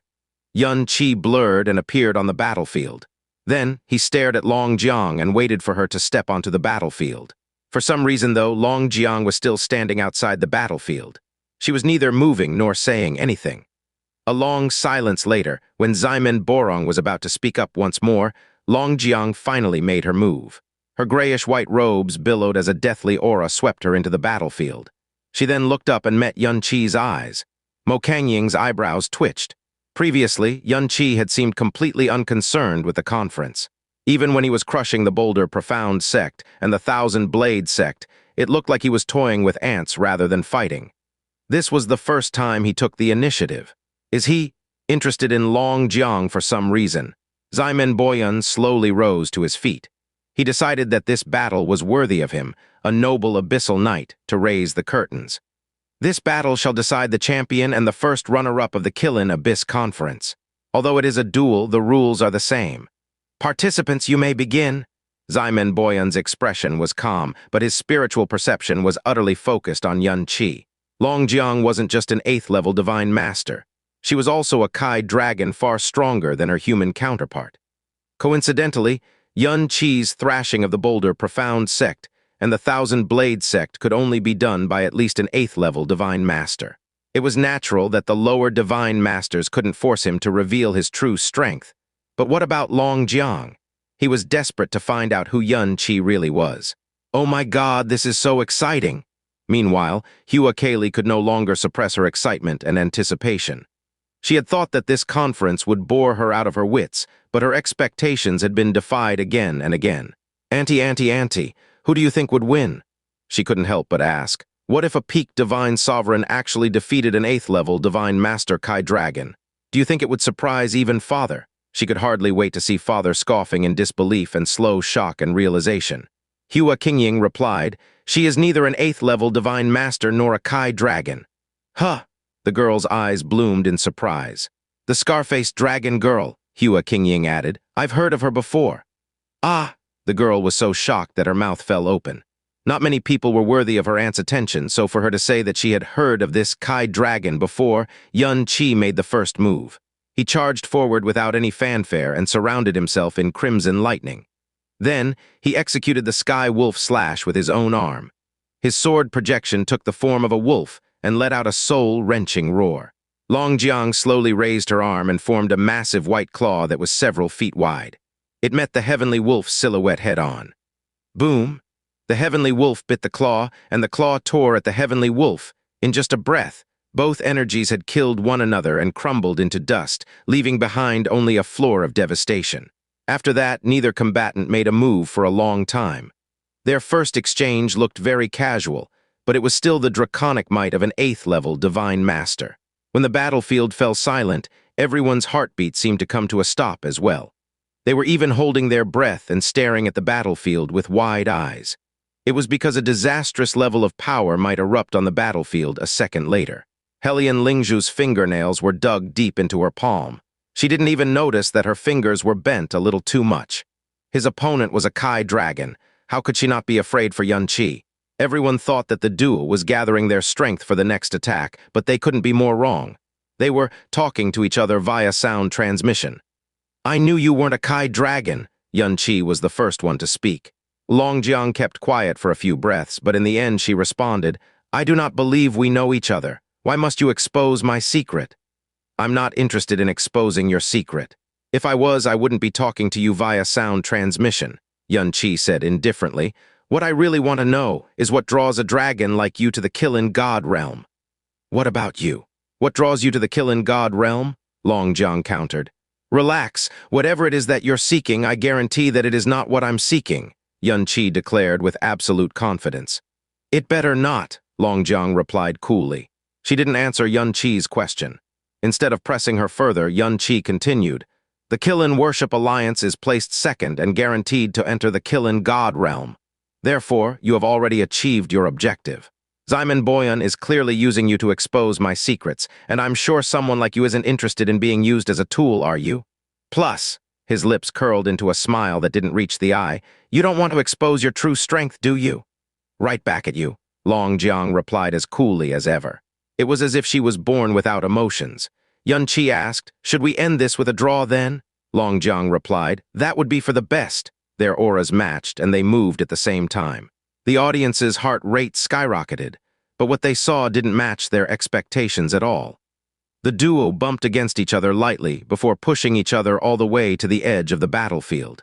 They went out of bounds at the exact same time, almost like this was a choreography, not a battle for supremacy. Before the crowd could understand what the hell just happened, Xianxia declared, It would seem that this match is a draw. Since we are both champions, I believe both sides should be allowed to enter 350 candidates into the Qilin God Realm. Please announce the result, Sir Knight. At number percent, Xianxia Boyan couldn't breathe for a second. His chest hurt so much it could explode. His gaze stabbed into Xianxia like a dagger, but the young man's face hadn't so much as twitched.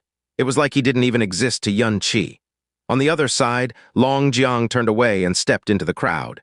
It wasn't long before her silhouette and her aura had completely disappeared.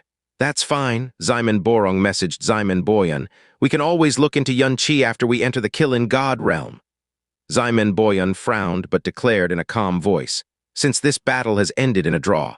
Wait! Letter 1D4A, letter 1D4-2F, letter 1D5-9XT. Letter 1D5-5-4, letter 1D4-7-6, letter 1D4-5A. It was at this moment a loud cry pierced through the air. When everyone turned to look, they discovered that the man who dared to interrupt an abyssal knight was Lai Qianhong, sect master of the Fiery Sand sect. Xianxia Boyan's frown deepened as he asked in a dark voice, "Do you have something to say, sect master Lai?" Zhai Kexi, Wan Lei, Xianxia Borong, and even the Fiery Sand sect were completely caught off guard by this. No one knew what he was trying to do. Lai Qianhong sucked in a deep breath before saying solemnly, "My apologies, Sir Knight. I have interrupted you regarding a most important matter." He then looked in Xianxia's direction and began, "We know nothing about Xianxia, and his cultivation is bizarre to say the least. All I know about him is that he had suddenly appeared in the Qilin Abyss realm a month ago, and that the first princess of the Hellion Empire brought him to the imperial family. That is all. I have good reason to believe that the Hellion Empire themselves know next to nothing about him." Hellion Lingzhu's eyes turned, but she couldn't say anything. It was true she knew nothing about Xianxia because Xianxia himself knew nothing about himself. He was amnesiac. Hellion Lingzhu's change of expression didn't escape Lai Qianhong's eyes. His smile grew wider as he continued, "In that case, I have good reason to believe that she doesn't know his true age either." Hellion Lingzhu suddenly realized something and turned deathly pale. Xianxia rubbed his nose. Also, feeling much more confident, Lai Qianhong looked at Long Jiang and raised his voice. "Everyone knows that a dragon is extraordinarily powerful, but they do have a big flaw, and that is they need a long time to grow into their power. If a human needs several hundred to thousands of years to become a divine master, then a dragon would need much more time than that. In the Qilin Abyss realm, no one has ever been able to cultivate to the 8th level of the divine master realm in 600 years. Human geniuses like this must be rare even in a kingdom of God, not to mention that this Long Jiang is a Kai dragon. Therefore," by now, Lai Qianhong's voice had become so loud that the whole place was booming, "I have good reason to believe that neither candidate is within 600 years old. 1. This is the guy who got his balls crushed by the Lion Cheng sword and never would stand up again. In more ways than one." Lai Qianhong finally revealed his true intention. In the God realm, it was easy to deduce one's rough age just by sensing their projected life aura. However, this was impossible to do in the abyss because the abyssal dust greatly restricted and even distorted one's senses.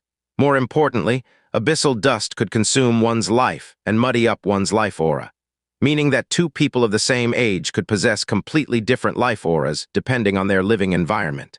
For example, a 600-year-old man living in a kingdom of God could possess greater life aura than a 60-year-old man living in the Qilin Abyss realm.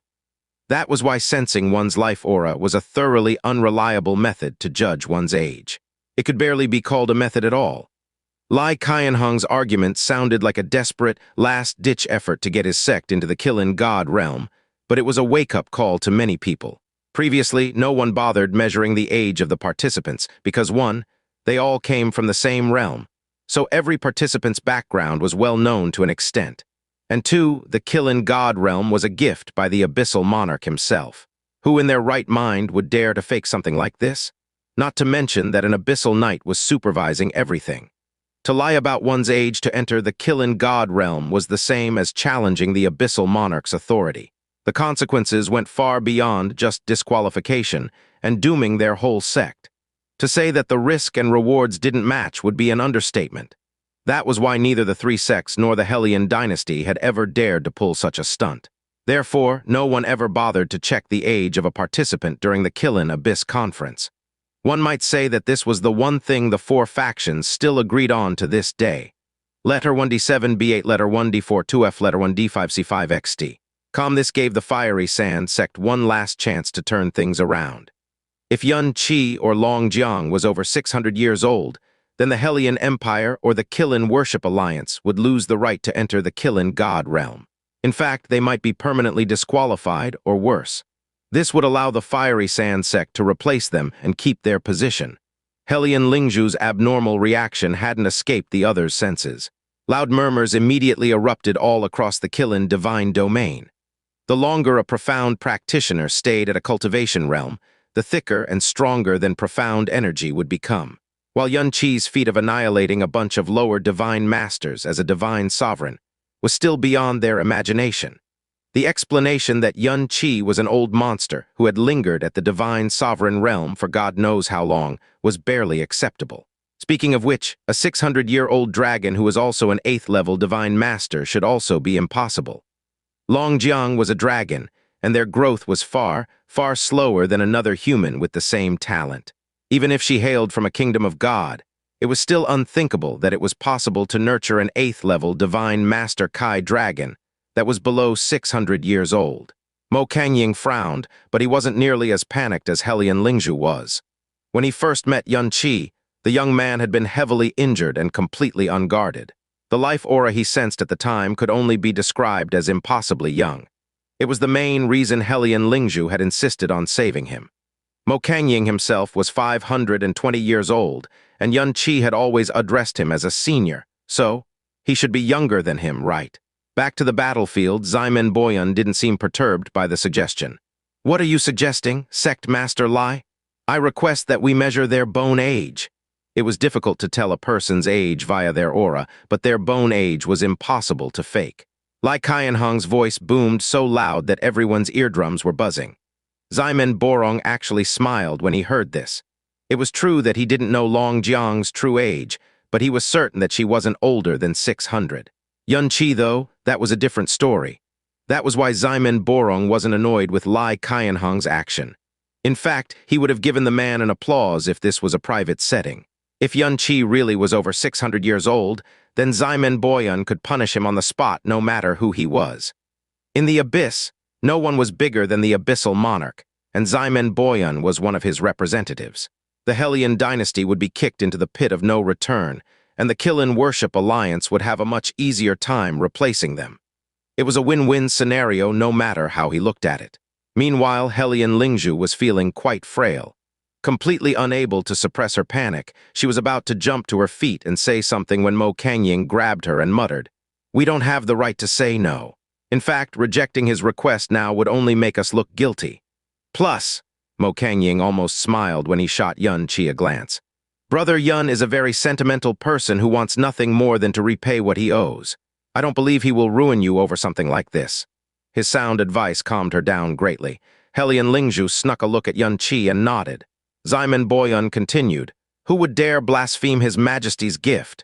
That said, the rule was set by His Majesty himself, and it is true that such a verification had never been performed in the history of the Qilin Abyss Conference because of mutual trust. Since that trust is broken, the best way to mend it is to verify their ages." Very soon, a huge, profound stele used to measure one's bone age was placed at the center of the battlefield. Ximen Borong offered, "The Qilin Worship Alliance may be young, but our thirst for the Qilin God Realm is unquenchable. We would never dare to blaspheme the Abyssal Monarch's gift, so we humbly request the opportunity to clear our name." He then looked at Longjiang and requested, "If you would please prove our innocence, venerable dragon." At this point, no one could resist the order.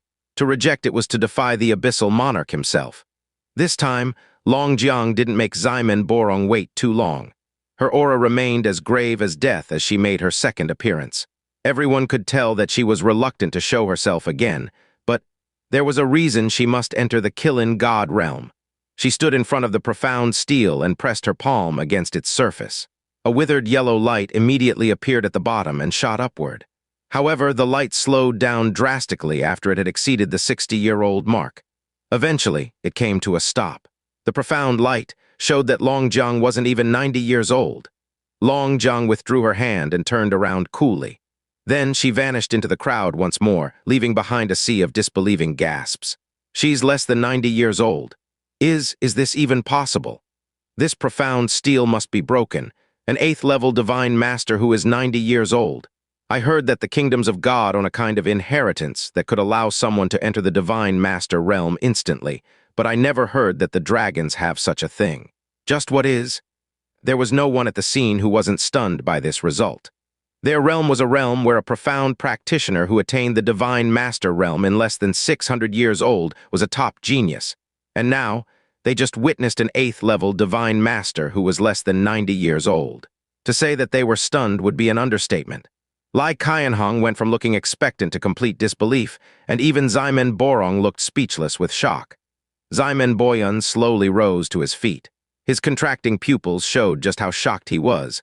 Long Jiang had sought out the Qilin Worship Alliance and joined them of her own accord. She only had 2 conditions. 1, she wanted to enter the Qilin God Realm, and 2, they weren't allowed to probe into her background. They practically weren't conditions because the Qilin Worship Alliance didn't have to sacrifice anything to become the champions of the Qilin Abyss Conference. Add to the fact that she swore on her pride as a dragon that she was definitely below 600 years old. The Qilin Worship Alliance just could not find any reason to turn her away. However, neither Ximen Boron nor Ximen Boyun could ever imagine that her so-called, below 600 years old, was really 90 years old. Ximen Boyun's horizons had been expanded ever since he set foot on the Pure Land and became an abyssal knight. He started understanding the kingdoms of gods and the highest knowledge that was available in the abyss. He also learned far more about the mythical dragons than when he was still in the Qilin Abyss realm. It was true that the kingdom of God could produce an upper divine master who was less than 100 years old using an inheritance, but the dragons did not possess such a thing. The only way they could grow strong was through cultivation. Moreover, everyone knew that a dragon grew very slowly. It was why his first reaction toward Long Jiang's result was disbelief, and his second reaction was that the profound steel was mistaken. Dragons and humans were 2 completely different races, so it went without saying that their bones would differ greatly as well. The Qilin Abyss Realm's profound steel had never been used to verify the age of a dragon's bone, so it made sense that it would produce an unbelievable result. Right. It was the most probable and reasonable explanation he could come up with. On the Hellion side, Yun Qi was just as stunned as the others. Yun Qi knew dragons very well. After all, he had been the butcher of their strongest races such as Dragon God race, the Kai Dragon race, the Hui Dragon race, and more. The Blue Dragon race was the only one he spared and allowed to become their new sovereign. A dragon's growth was painfully slow. To put it simply, their power was built little by little via a powerful physique and a ridiculously long lifespan. In the God realm, even a God emperor could only live to 50,000 years tops. On the other hand, Long Bai was in his prime at the ripe age of 350,000 years old. The Blue Dragon Emperor was 100,000 years old, but she was probably no more than a teenager in Long Bai's eyes. So the fact that Long Jiang was an 8th-level divine master, Kai Dragon, at 90 years old.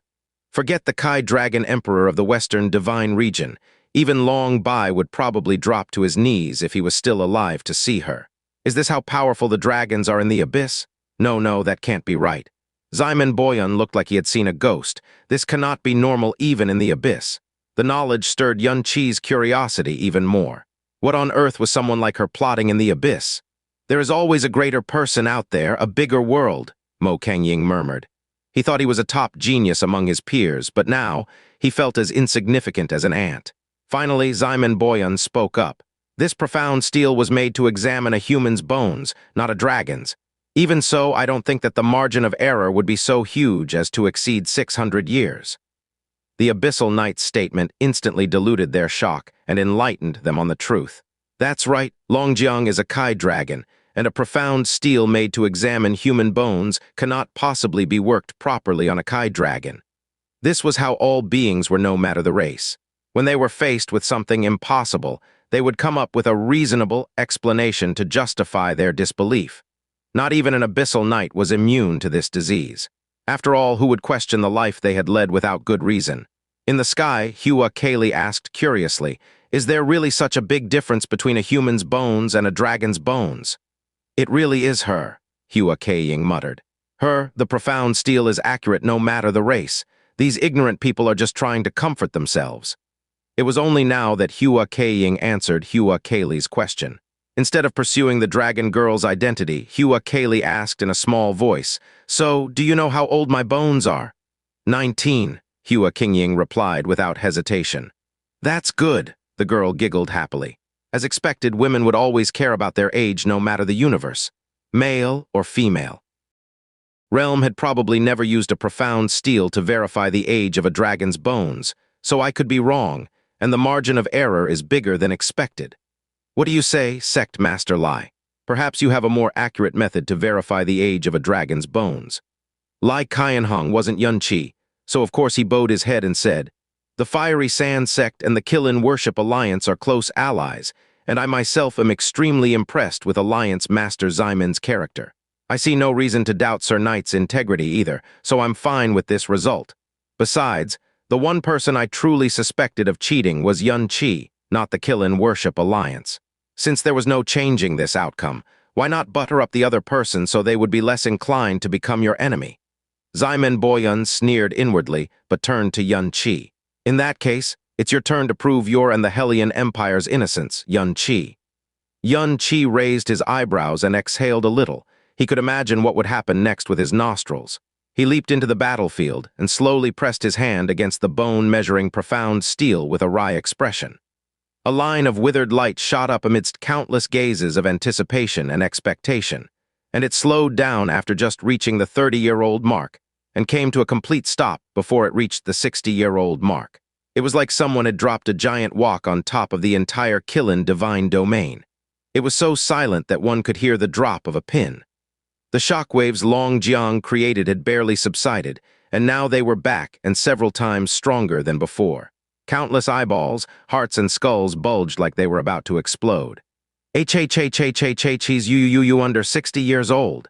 In fact, he was below 50 since the profound light only took up 2/3 of the 60-year length. He might not even be in his late 40s.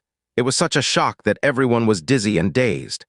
Ximen Boyun straight up lost control of his profound energy and nearly fell from the sky. Lai Qianhong's hopes and expectations were dashed so brutally that he almost blacked out. He would spend the next few seconds trying to convince himself that it was all a dream. Below 60. How is this possible? Crazy doesn't even begin to explain it. A shocking number of people were stammering out the exact same words. Hellion Lingzhu was screaming through her covered mouth, and Mo Kangying didn't realize that he was clinging to Ku Xian for support. A peak divine sovereign below 60 years old was already an accomplishment worth singing 1,000 praises. An upper divine master who was below 60 years old. Was that even possible? High up in the sky, Hua Keiying shot Yunqi a long look. "Huh, I didn't think he'd be so young. He's way younger than even my youngest royal brother." Hua Kaylee was a half-step divine extinction realm profound practitioner at the young age of 17, so she didn't really understand how impossible this was. The profound steel must have broken from prolonged lack of use. Lai Qianhong roared over the shocked crowd and pushed Lai Zhoyang forward. "Go check if it's working, Younger." When Long Jiang's age was revealed, they convinced themselves that the profound steel was inaccurate because she was a dragon. Now, the only excuse, oh no, explanation they could think of was that the profound steel was broken. That's right. The bone-measuring profound steel must be broken. That must be why it showed that Long Jiang is only 90 years old as well. Yeah, an upper divine master who's below 60 years old? That's just impossible. Now that I think about it, the bone-measuring profound steel hasn't been used for centuries. It'd make sense that it broke down due to neglect. No one believed that Yunqi was under 60, not even Hellion Lingzhu and Mo Baiken. It sounded far more believable that the profound steel was broken than otherwise. Lu Zhoyang landed beside Yunqi and pressed his hand against the bone-measuring profound steel. Its light rose all the way to the 480 years old mark and stayed there. What? Lai Zhoyang was stunned. Lai Qianhong literally couldn't speak for a good few seconds until he blurted, "I impossible." Lai Qianhong flew over and pushed his son away. Then he grabbed the bone-measuring profound steel with his own hands. Once again, the steel's profound light shot upward, and it stopped seconds after it passed the 42-0-year-old mark. There was dead silence. Every Qilin Abyss Realm profound practitioner knew that the Fiery Sand Sect Master had just celebrated his 4,200th birthday 7 months ago. In other words, the bone-measuring profound steel was functioning perfectly. Lai Qianhong removed his hand from the profound steel like he was electrocuted. Pupils contracting and dilating uncontrollably, he shook his head violently and screamed, "No, this can't be possible, this just can't be possible." He suddenly grabbed Yun Qi's hand and pressed it against the profound steel again. However, the result was exactly the same as before. The profound light had stopped about 1/3 away from the 60-year-old mark. Lai Qianhong wobbled as his eyes grew unfocused. This isn't possible, this isn't possible, this isn't possible. It wasn't even the fact that his final hope was extinguished that had shocked him to this extent. It was Yun Qi's impossible, common-sense annihilating age. Everyone fell into a shocked daze once more, and this time, they had lost even their final dignity-saving excuse. This was especially true for the bolder Profound sect and Thousand Blade sect disciples who fought earlier. They looked like someone had sucked their souls right out of their bodies. They were the greatest geniuses of the Qilin Abyss realm, and yet they had been toyed with by a junior. No, not even a junior, but a grand junior who was less than 60 years old. How could they accept this? How could they believe the reality before their eyes? Lingzhu, Ku Xian was so shocked that he addressed his first princess by her name. It seems that you've picked up a true monster. Hellion Lingzhu was still covering her mouth. She was completely incapable of speech right now. Yun Qi shook Lai Qianhong's hand away and turned around to face Ximen Boyun. Will that suffice to prove our innocence? If it is, then you should announce the results, Sir Knight. Of course, if you need to pull everyone over to test this profound steel's efficacy first, that is fine by me. Ximen Boyun came back to earth when Yun Qi's voice pierced his ears. It was only now that he realized just how badly he had lost his composure. He quickly gathered himself and declared, "According to the profound steel, both Long Jiang and Yun Qi are within 600 years old. Therefore, neither the Qilin Worship Alliance nor the Hellion Empire has broken the Abyssal Monarch's rules. Do you accept, Sect Master Lai?" Lai Qianhong closed his eyes and shook his head powerlessly. He didn't say another word. Ximen Boyun declared, "The battle between the Qilin Worship Alliance and the Hellion Dynasty has ended in a draw. As there is no first runner-up, they may both send 350 candidates into the Qilin God Realm." No one cheered even though it was a cheer-worthy moment. They simply stared at Yun Qi as if they were unable to wake up from an impossible dream. In the sky, Hua Qingying withdrew her divine perception and her gaze and said, "The show's over, Kaylee. It's time to leave."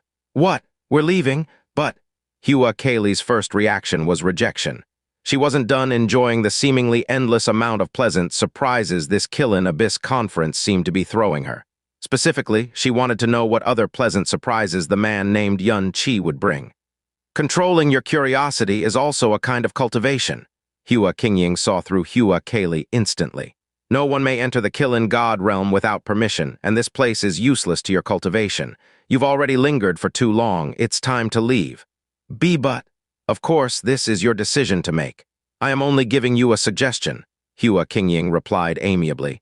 In fact, her voice seemed to be growing more and more distant. It is clear that I have made my presence too obvious as of late. Starting now, I shall not respond to your musings or give you any suggestions anymore. I pray that you won't waste your life's first ever trial. Hua Kaylee turned serious and mulled over her aunt's suggestion carefully. A while later, she nodded. "Very well, I'll obey you, Aunt." This time, no response came. Hua Kaylee shot the battlefield one last look before flying away without hesitation. She had fun pretending to be the damsel in distress, before revealing herself to be the hero.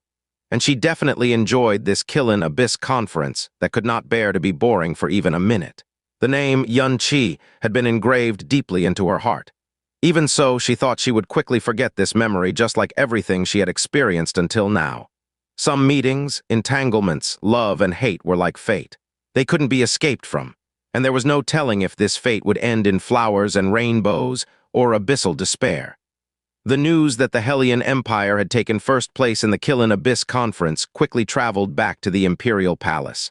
It was such great news that Hellion Ju rose from his deathbed and laughed hard enough to blow a new hole in his palace hall. It wasn't even fully repaired yet. Why would he pretend to be sick when the news was good? He immediately prepared a ship, selected an entourage of juniors, and raced for the Qilin Divine Domain immediately.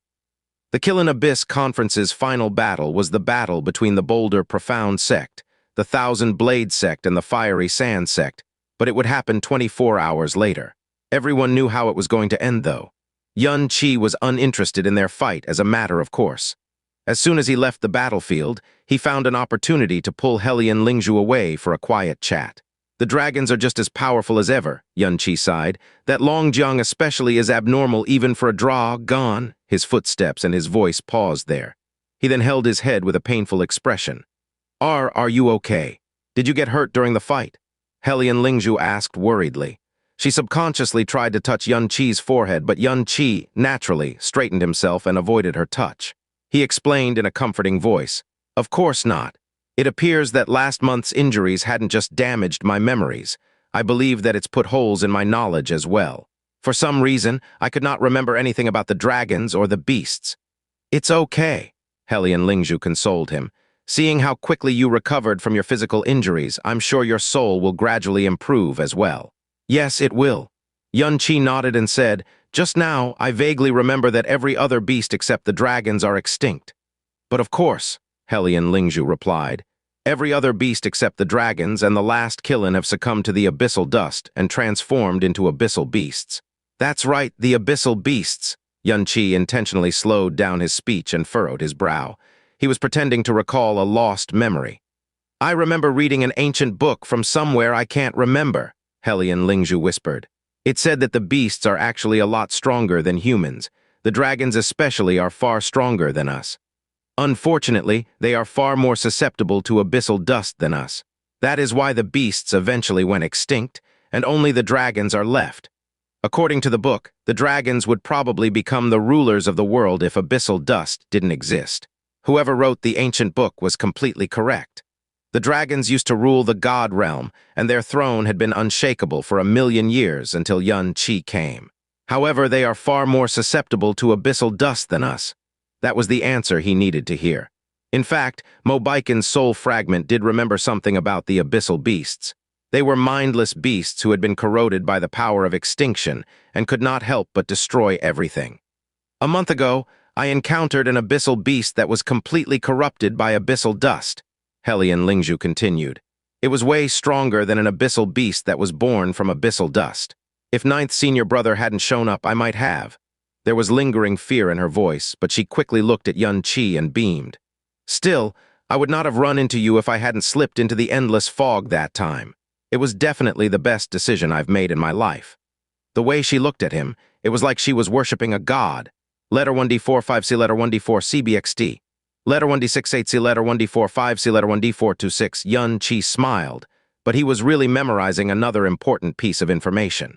It would seem that the abyssal beasts roaming the Mist Sea could be split into two types. One of them were ancient beasts who had succumbed to their corruption, and another was born from abyssal dust. Have you ever entered the Endless?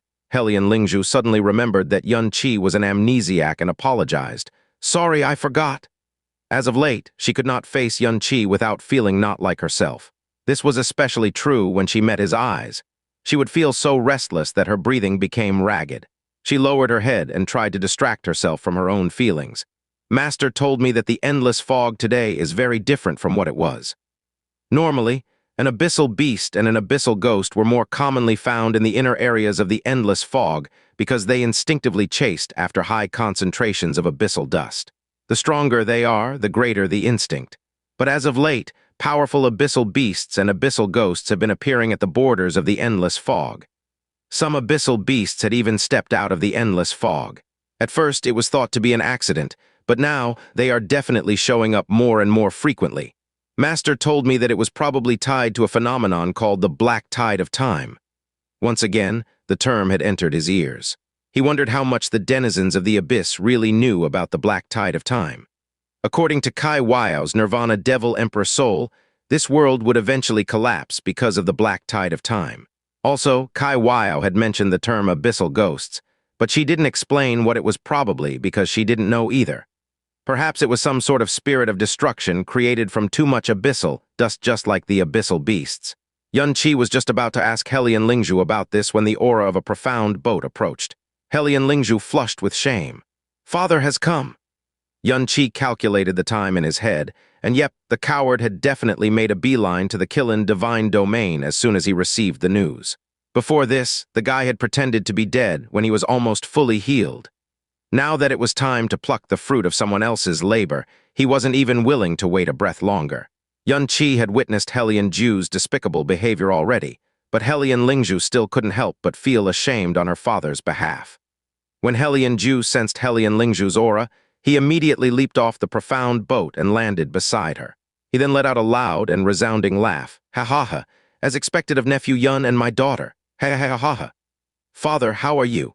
Hellion Lingzhu couldn't even finish her greeting before Hellion Ju stepped forward and grabbed Xianxia by the shoulders. Remember the day you asked me to make Lingzhu the leader of this year's Qilin Abyss conference? Another person would have turned you down right away. But no, I recognize that you are a dragon from beyond, and that you will always fulfill whatever you have set out to do. That is why I decided to appoint you and Lingzhu to take charge of the Hellion's future. It has nothing to do with the fact that my life was on the line. Xianxia, ha, should I thank you for your trust and discerning eye then? And what do you know, you didn't disappoint me. Hellion Ju grew more and more excited as he spoke. Sick, he was flushed with such health Xianxia almost wished that he had done a poor job treating him. I don't even know how to thank you for this. In the past, the Hellion Empire could only enter 100 candidates into the Qilin God Realm because they kept getting the last place. This time, though, they were able to enter 350 people. It would not return the Hellion Empire to its former glory overnight, but at the very least things would be so much better than before. When next year came, they wouldn't be nearly as hopeless as they were now. What really invigorated Hellion Ju was that he finally managed to puff up his chest one time after becoming emperor. It was to the point where his attitude had undergone a 180-degree change. Xianxia was the man who had single-handedly crushed the genius disciples of the Boulder Profound sect and the Thousand Blade sect, faced down the abyssal night, and forced him to slap the Boulder Profound sect master in punishment, and an upper divine master who was below 60 years old. To say that Hellion Ju was stunned would be an understatement. Combine these feats with everything Xianxia had done earlier, Hellion Ju could be 10 times stupider than he was now, and he still couldn't miss the fact that Xianxia came from a background that was even greater than he could possibly imagine. Of course, his shock turned into unimaginable joy once he thought things through. It was because Xianxia had chosen to stay by Hellion Lingzhu's side and even fight for the Hellion Empire, meaning that their relationship was far closer than he thought. Who knows, they might even be. In any case, if Xianxia continued to stay with the imperial family, or if he introduced them to the powerful faction behind his back, they would never have to fear the Qilin Worship Alliance again. That was why he was acting so eager. It was like his long-dead dad had come back to life. Xianxia said indifferently, "The reason I took part in this Qilin Abyss conference is to visit the legendary Qilin God Realm and to repay the first princess kindness. That is all. I understand, I completely understand." Hellion Ju said with a blissful smile, "From now on, please treat the Hellion Empire as your own home, nephew Yun. There is no place in our grounds that doesn't welcome you. If you wish to visit Lingzhu or take her somewhere sometime, you are free to do so as well." Xianxia, "Father, what are you saying?" Hellion Lingzhu exclaimed in a panicked voice. "Ha-ha-ha," Hellion Ju guffawed again and beckoned Hellion Lingzhu to his side. "Come with me, Lingzhu. I have something to say to you." "Yes, father." Hellion Lingzhu shot Xianxia an apologetic look and got ready to leave with Hellion Ju. It was at this moment Hellion Linglang's voice cut through the air. "Father!" Hellion Ju didn't even look at the crown prince's direction. He simply pushed his palm outward and pushed Hellion Linglang to the ground.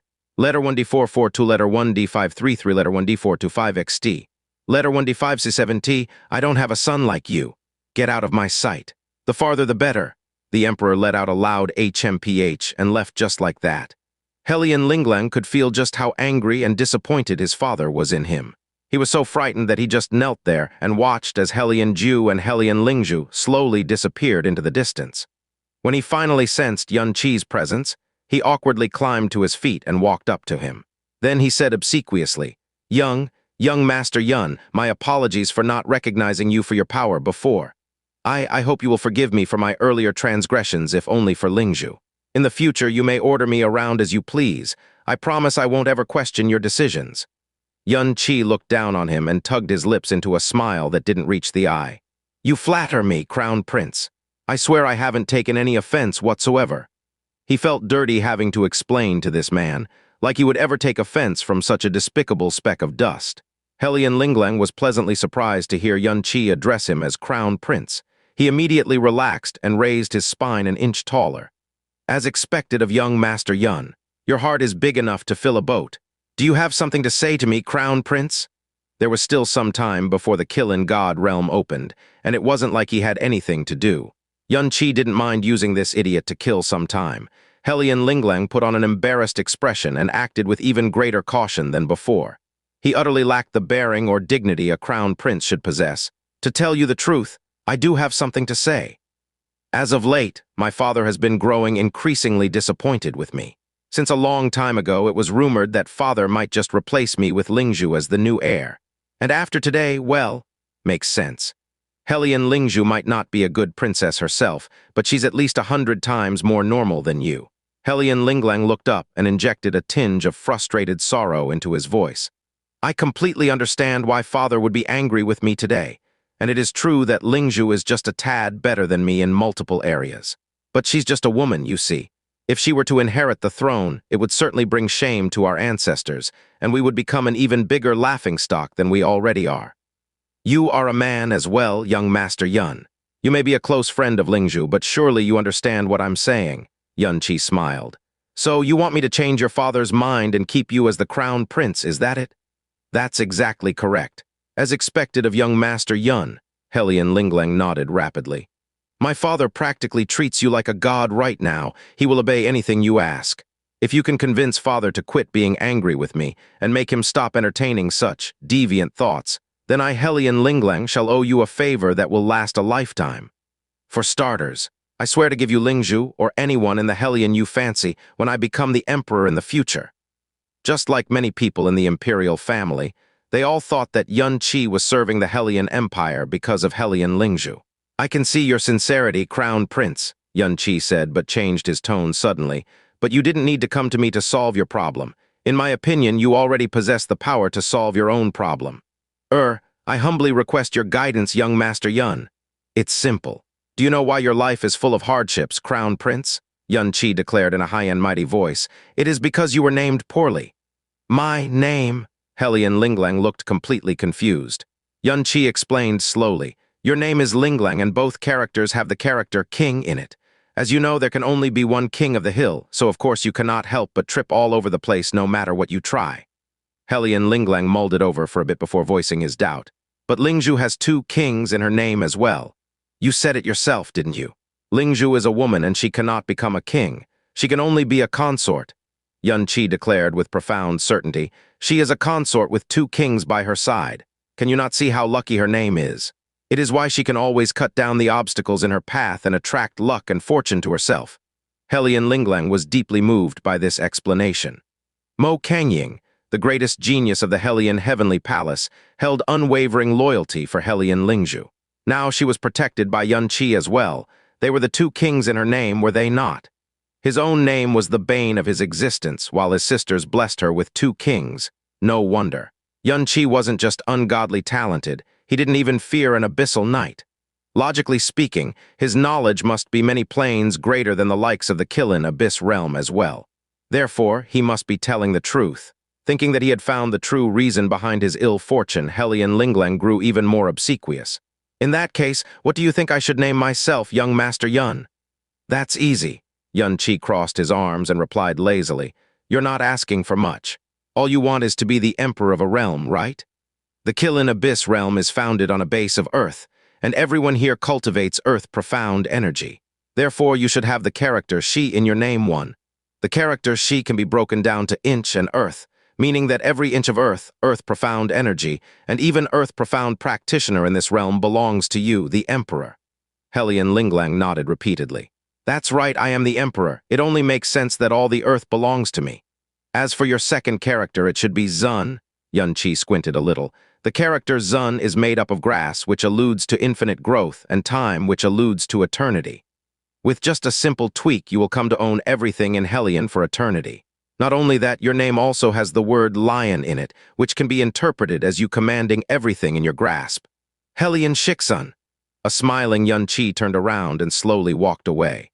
It is my sincerest belief that there is no better name for you, Crown Prince. May you be worthy of your name. Hellion Linglang didn't leave even after Yun Qi had walked out of his sight. He just kept repeating the words, Hellion Shiksun, Hellion Shiksun. His eyes exploded with joy. Earth, infinite growth, time, all within my grasp. He is right. My name really is the reason I'm in this situation. It was all Mother's fault for giving me this name. Ha, ha, ha, ha. It was at this moment a cold chuckle appeared behind his back. When he spun around to see who it was, his face darkened. What are you laughing about, Mo Kangying? It's nothing. I believe it is best you remain in the dark about this, Your Highness. Mo Kangying withdrew his smile and got ready to leave. How dare you? I noticed that you've been forgetting yourself more and more, Mo Kangying. Hellion Linglang said frigidly. Yun Qi was worthy of his knees, but Mo Kangying, who gave him the right to act like this before his crown prince? Mo Kangying stopped in his tracks and replied, If you truly wish to know, then of course I will tell you, Your Majesty. If you remove the seed from the character Zun and place the radical human next to the character Shi, then you will get the word Gushi, dogshit. In other words, he's calling you a ball-less piece of dogshit who's only pretending to be human. Hellion Linglang froze in his tracks. Then he started shaking from his face, his head, his neck, his shoulders, crack. He was so angry and humiliated that he crushed 8 molar teeth at the same time. However, he didn't have the gall or the balls to walk up to Yun Qi and scream at him for the insult. He could only let out a helpless roar. Yun Qi hid his aura and walked without a sound. A few instantaneous steps later, he appeared before another person with near-invisible aura as well, Long Jiang. You weren't eavesdropping, were you? Yun Qi walked over to her of his own accord. Unmoved, she replied coldly, I do not share your lowly habits. That's strange. If you weren't eavesdropping, then how did you know that I was indulging in lowly habits? Yun Qi smirked. I really do think that that name fits him perfectly, though. Long Jiang. Speaking of which, Yun Qi looked her up and down without any reservation whatsoever. You're concealing your aura even now. I bet it's not just because you wish to hide your race, right? Let me guess. There are Kai dragons, horned dragons, Hui dragons, Ying dragons, blue dragons, flood dragons, and mirage dragons in this world. Which one are you, I wonder? It has nothing to do with you, Long Jiang replied emotionlessly. You do realize that the harder you try to hide something, the curiouser you're going to make the other person, right? Yun Qi withdrew his gaze and sighed. Oh well, I'm not that interested in you, but I am curious about one thing. What on earth did you do to lose this much blood essence? Did you suffer a grievous injury before, or— Silence! This time there was emotion in her voice. It was a hint of anger. Yun Qi squinted slightly. It's one thing to get injured, and another to lose your blood essence. At best, you'll lose your talent and your lifespan and progress slowly through the cultivation. At worst, get out of my sight. Long Jiang interrupted him rudely and turned away. Get close to me again and I will kill you. Yun Qi stopped talking, but he didn't leave immediately either. When she was almost out of his sight, he suddenly said, You're an ancestral dragon. The grayish-white silhouette froze for just an instant before vanishing from Yun Qi's sight. The blood of the ancient dragon god definitely runs in your veins, and its purity. It's not far behind even those so-called ancestral dragons, Tusk. Mo Baiken had muttered this when he was strangling him. This was the real reason he was curious, as to the reason Long Jiang must enter the Qilin God Realm. It wasn't the item she was searching for that concerned him. It was the possibility that her search might affect his plan in ways he did not expect. Originally, he was only 70% certain that the final heretic god seed was on his person. But after learning about the beast's fate from Hellion Lingzhu, that certainty had grown to almost 100%. Forget searching for the heretic god seed. No one in this world even knew that it existed. That was why he was certain that Long Jiang's pursuit was different from his. The reason he probed Long Jiang again and again was because he was worried that the last Qilin held Long Jiang's desire as well. The Qilin God Realm possessed the richest amount of earth element in the entire abyss. It was also the place where countless earth-based treasures were born. However, Long Jiang could not be searching for those treasures. Therefore, her goal could only be the final Qilin. I hope she won't pose too much trouble, Yun Qi consoled himself. With this over him, he stretched his hearing and eavesdropped on Hellion Ju and Hellion Lingzhu's conversation. Lingzhu, this isn't just about your life. It's about the future of the entire Hellion as well. No matter what you do, you must keep Yun Qi with us. Even if it's not doable, you must bear his child at the very least. Father, young Master Yun Qi and I are— Save it. Hellion Jew lowered his voice. When we first met, I had exiled him from our empire. Even so, he still chose to save my life. This time, he claimed that he wanted to visit the Qilin God Realm. But do you really think someone as lofty as him will admire the Qilin God Realm? Clearly, it was just an excuse. He's doing all of this for you, Lingzhu. Hellion Lingzhu. Anyway, my point is that you can tie the knot so long as you show a bit of initiative. Worst case scenario, you can always drug him. That's right, we can drug him. I shall prepare the drugs right away. Father, you've gone crazy.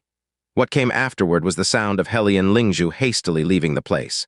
A short while later, he heard Hellion Jew roaring at the disciples who had chosen to forfeit the battle.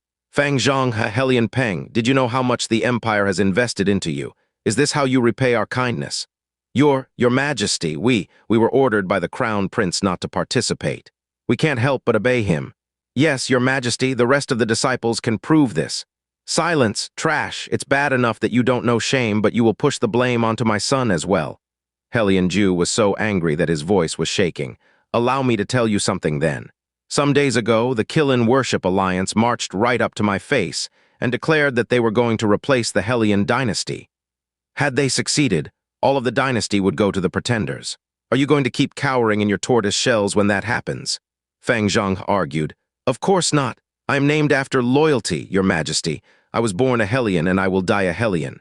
If the dynasty is truly in danger, I will die to protect my empire. Hellion Peng also said, anyone who invades us shall be. Get lost. There was a loud noise of boot meeting but. The likes of you doesn't get to say that? The Qilin Abyss Conference quickly reached its conclusion, and the outcome of its last battle didn't surprise anyone. The Fiery Sand Sect was ranked last and lost the right to enter the Qilin God Realm. The Boulder Profound Sect and the Thousand Blade Sect were equally matched until Zhai Liancheng woke up at the last second and entered the battlefield despite the odd gazes around him. Even as injured as he was a fourth-level divine master. He was able to pile up so much pressure that the Boulder Profound Sect ultimately managed to defeat the Thousand Blade Sect. As the second runner-up, the Boulder Profound Sect could enter 200 people into the Qilin God Realm, whereas the Thousand Blade Sect could only enter 100 people. Another 24 hours passed, and it was finally time to open the Qilin God Realm. Ximen Boyan stood in front of the barrier as the divine runes on the back of his hand glowed intimidatingly. They were resonating with the barrier and doing something. Ximen Boyan was standing at the forefront.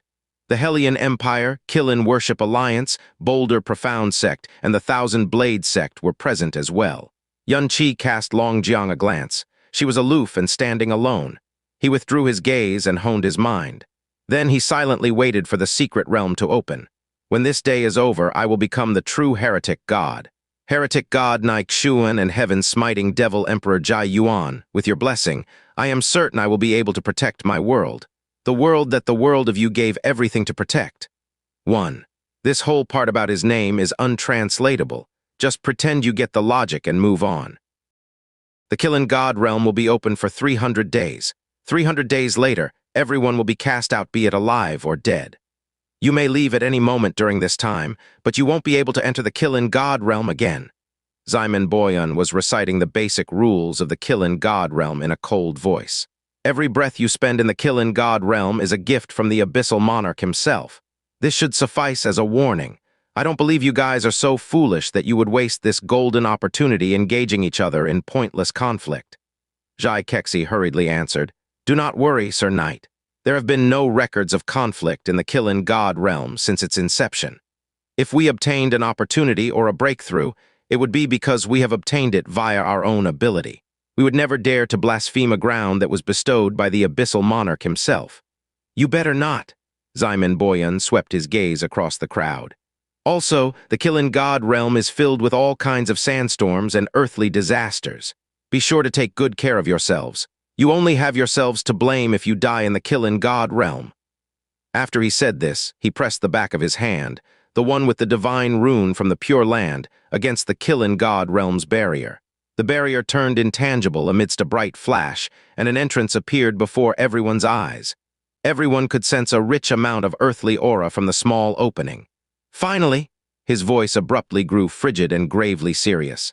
I'm sure you already know this, but I must warn you anyway. Do not get close to the Qilin God's home. If you anger the Qilin God, then no one will be able to save you. We understand, Sir Knight. You have nothing to worry about, Ximen Boring answered. Ximen Boyun moved out of the way. You may enter now. I will stand guard until the day the Qilin God Realm closes once more. The members of the Hellion Empire, Qilin Worship Alliance, Boulder Profound Sect, and Thousand Blade Sect were all beside themselves with excitement. They entered the Qilin God Realm in a semi-orderly manner after thanking the Abyssal Monarch and the Abyssal Knight. When Ximen Borong approached the entrance, he asked Ximen Boyun via sound transmission, "Are you not really entering, Boyun?" Ximen Boyun answered, "No one above the Divine Master Realm is allowed to enter the Qilin God Realm. This rule has been around since the beginning. It's just that few people are aware of it because it almost never comes into play. In any case, I cannot enter the Qilin God Realm as a half-god or an Abyssal Knight. Plus, the Pure Land's resources are far greater than the Qilin God Realms, so you don't need to worry about me, brother." He looked at Ximen Borong and said seriously, "Sound transmission and auras are completely cut off inside the Qilin God Realm, so I won't be able to assist you if something were to happen. If your life is in danger, don't hesitate to escape. Nothing is more important than being alive." "I understand." Ximen Borong gave him one last nod and passed through the entrance. The world turned withered yellow the moment he set foot in the Qilin God Realm. Both the sky and the earth were withered yellow in color. The sand was constantly shifting beneath the feet, and they were overflowing with an unbelievable amount of Sandendrock power. Those whose cultivation was lacking could easily be sucked under and buried for eternity. Although the ground, or rather, the sand was constantly shifting, one could see rock pillars of all shapes and sizes at the distance. They towered all the way to the heavens and remained as still as a tree despite the quicksand. The dancing sand both in the sky and the ground gave the Qilin God Realm the appearance of a true world of sand. From time to time, a high-level earth spirit would show themselves while spilling thick or faint profound light. Whenever a wind blew, it was always a devastating sandstorm. Watch out for quicksand. It's far scarier than you can imagine. My God, no wonder this place is known as the sanctuary of the Qilin Abyss Realm. I cannot believe how rich the Sandendrock aura in the Qilin God Realm is. I can literally feel my bottleneck loosening, and I've been stuck at this cultivation realm for over a century. While the participants were all exclaiming in wonder, Xianxia was carefully examining his surroundings. A while later, he finally set his gaze on the east. Now he understood why Ximen Boyun had warned them not to get close to the Qilin God's home, but didn't tell them where it was. It was because they would find out as soon as they entered the Qilin God Realm. The sea of sand to the east was covered in a strange sheen of yellow light. It was probably the legendary light of the Qilin. As soon as he saw it, Xianxia immediately felt an invisible pressure piercing all the way to the bottom of his soul. Never go near the eastern area. That is where the Qilin God lies. The elders of all four factions warned their young disciples sternly. The legendary Qilin God, I wonder what it looks like. What unbelievable pressure. Just how strong was the Qilin God back then? I heard that the Qilin God used to be incredibly powerful, but it slowly lost its power over the years due to the abyssal dust. It's already a miracle it has managed to last this long. Even so, the Qilin God is untouchable to us no matter how much its power has receded. Just stay far, far away from the east side, and we'll be fine. The surrounding chit-chat caused Xianxia to lift his eyebrows slightly. I could be wrong, but it's looking more and more like my theories are true. He pulled his attention away from the east and scanned the people around him next. Hellion Ju, Ximen Borong, Xianxia, and Wan Lei were all present. They were currently stuck at the half-step Divine Extinction Realm, and the Qilin God Realm was their biggest chance at breaking through their bottleneck. Why would they shy away from this place? 90% of the participants were younglings. After all, the youth was the future of their respective factions. Xianxia's attention was mostly centered on the 10% though. The Boulder Profound Sect was accompanied by 3 other half-step Divine Extinction Realm profound practitioners besides Xianxia. They were probably the sect elders. It was the same for the Thousand Blade Sect. Even the Qilin Worship Alliance was accompanied by an additional half-step Divine Extinction Realm profound practitioner besides Ximen Borong. The large majority of profound practitioners in the Abyss would never progress further than the half-step Divine Extinction Realm. Usually the foundation of a sect, their thirst to become a half-god was undying. In fact, their thirst only deepened as they grew older. The Hellion Empire had also brought a lot of family members with them, but to put it mildly, most of them didn't deserve to be here. Xianxia was surprised to find Ku Xian in the Qilin God Realm. The old man could perish at any moment, so logically speaking, he shouldn't have taken up a spot. He quickly figured out the reason, though. Clearly, Ku Xian was here to guide and support the disciples of the Hellion Heavenly Palace, and especially Hellion Lingzhu and Mo Kangying. The old man truly had given up his whole life for the Hellion Empire. Young Master Xianxia. Hellion Lingzhu looked unbelievably excited as she stood next to Xianxia. This is the first time in a long, long while since we entered the Qilin God Realm with this many people. I don't even know how to begin to thank you. You flatter me, First Princess, Xianxia replied smilingly. Mo Kangying also walked over and asked, Brother Yun, I'm going to assist my master and help Lingzhu become a divine master as soon as possible. Would you like to join us? Xianxia shook his head. I don't cultivate the earth element, so the energies here are wasted on me. The only reason I came in is to satisfy my curiosity. I thought this might be the case, Mo Kangying nodded. Feel free to do as you wish, Brother Yun. A word of advice, though. We're currently inside an isolated space, and I'm worried that our enemies may plot revenge against you. If you encounter any trouble, do not hesitate to send me a sound transmission. Lingzhu and I will bring our full force to assist you. Xianxia nodded gratefully. Thank you. Despite what Ximen Boyan said, this was an excellent place to plot murder and revenge. That was why he needed to get away from the crowd as soon as possible. Thankfully, this shouldn't be too difficult to do. The Qilin God Realm was overflowing with sand and abyssal dust as well. Letter 1D4A9, Letter 1D4A, Letter 1D69FXT. Letter 1D4D2, Letter 1D5C6, the power of extinction was one of the two primordial energies of primal chaos.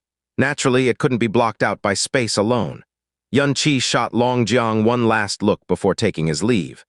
Hellion Lingzhu subconsciously raised her hand as if to grab him, but she immediately lowered her hand afterward. Whatever she was trying to say had disappeared back into her throat as well. She could tell that Xianxia's eyes on her had changed after they entered the Qilin God Realm. His expression, eyes, and smile were just the same as before, but for some reason, they no longer invaded her heart. Venerable Dragon, Ximen Borong bowed toward Longjiang. It's all thanks to you that the Qilin Worship Alliance is able to enter the Qilin God Realm in the first place. I don't know what you're searching for in the Qilin God Realm, but if you tell me, I swear that the Qilin Worship Alliance will do everything in their power to assist you. Longjiang answered with her back to Ximen Borong. There is no need. You and I are just fulfilling a contract. Now that we no longer owe each other, we should just stay out of each other's way. Ximen Borong had an inkling this might happen. He sighed and replied, As you wish, Venerable Dragon. Longjiang was already walking toward a sandstorm. Suddenly, a gust of wind blew next to her. It was Xianxia catching up to her and asking with a sincere expression, Clearly, neither you nor I are here to cultivate or make a breakthrough. In that case, why don't we travel together? Longjiang ignored him as if he didn't exist. Xianxia examined her closely before saying, You know, I don't think your name suits you very much. Jiang can be split into the characters sheep and woman, and as you know, Xing. A cold gleam stabbed out from under her gray robe and pressed against Xianxia's throat. Take another step closer and I will kill you. This time, Xianxia didn't follow her. He just stood there as if he was stunned and watched her back until she had disappeared into the sandstorm. The direction she was heading was the south. Xianxia turned around and walked in the opposite direction of Longjiang, the north. At the same time, he withdrew his aura and reduced his presence to the minimum possible.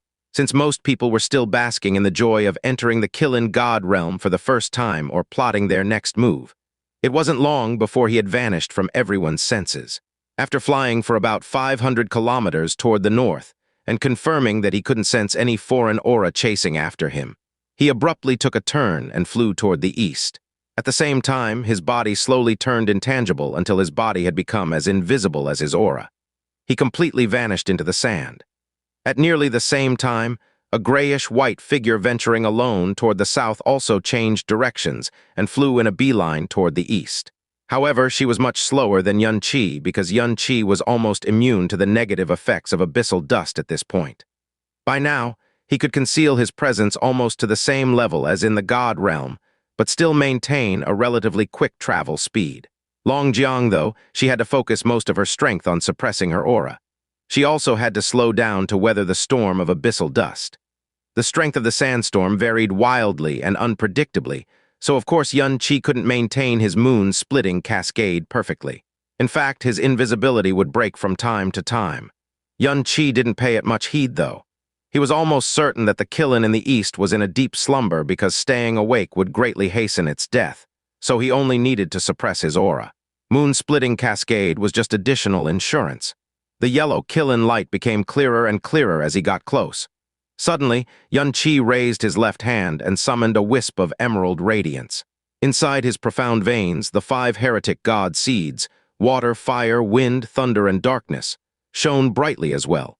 In fact, they were shining brighter than they had ever had since Xianxia had obtained them. It would seem that they could not suppress the excitement of becoming whole and being reborn as well.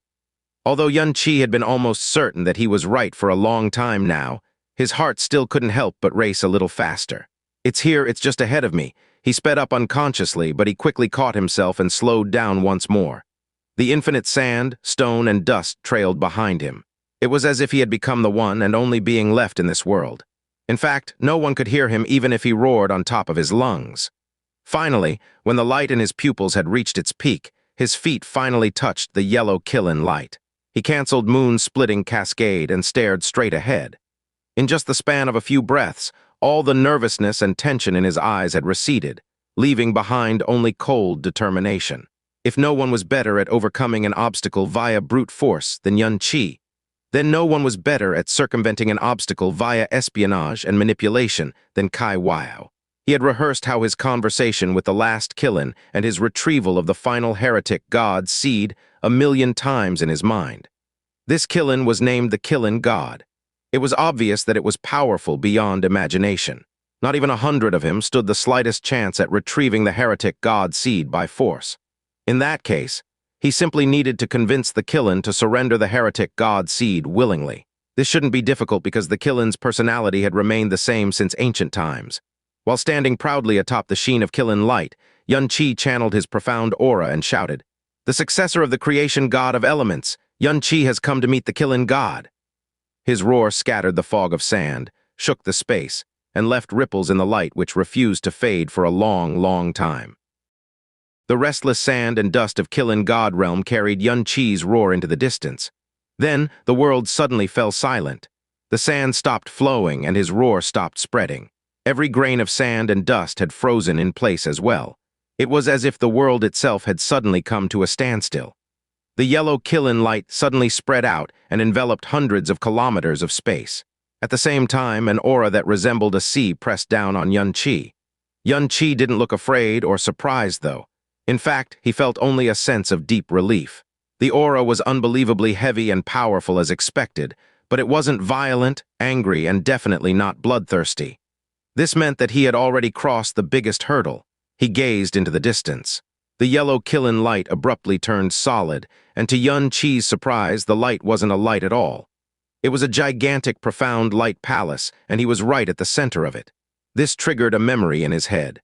During the era of gods, there were 2 divine powers that were boasted as the greatest defense of the entire universe beneath the creation gods. One of them was the Black Tortoise's Xianxia Tower, and the other was the Qilin god's Qilin Sacred Palace. Could this be the mythical Qilin Sacred Palace? Xianxia could not perceive the outside world at all. Aura, sound, even light. It was as if the yellow palace was everything that was left in the world.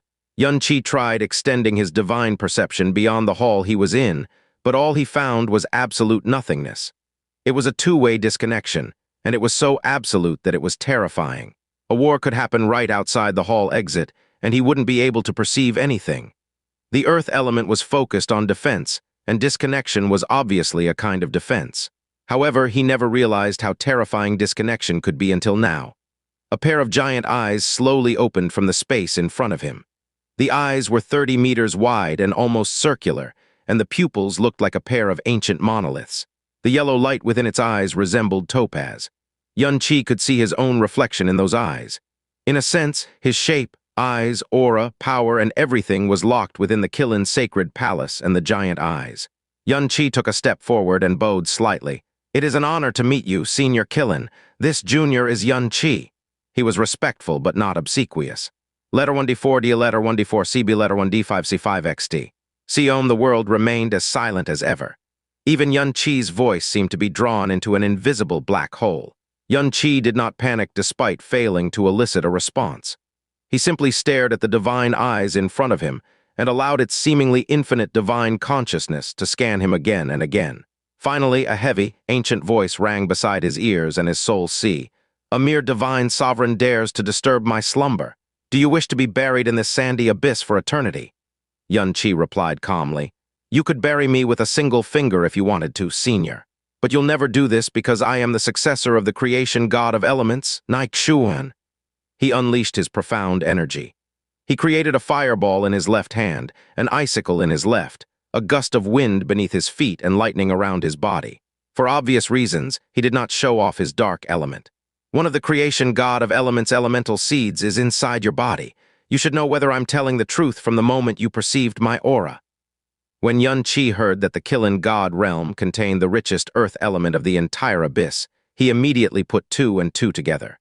All other beasts except the dragons had been corrupted into abyssal beasts, but the final Qilin was still alive to this day. At the time, he was almost certain that Qilin God was saved by the heretic god seed, and now he knew it for certainty. After all, he could feel the power of the heretic god seed from the Qilin's topaz eyes.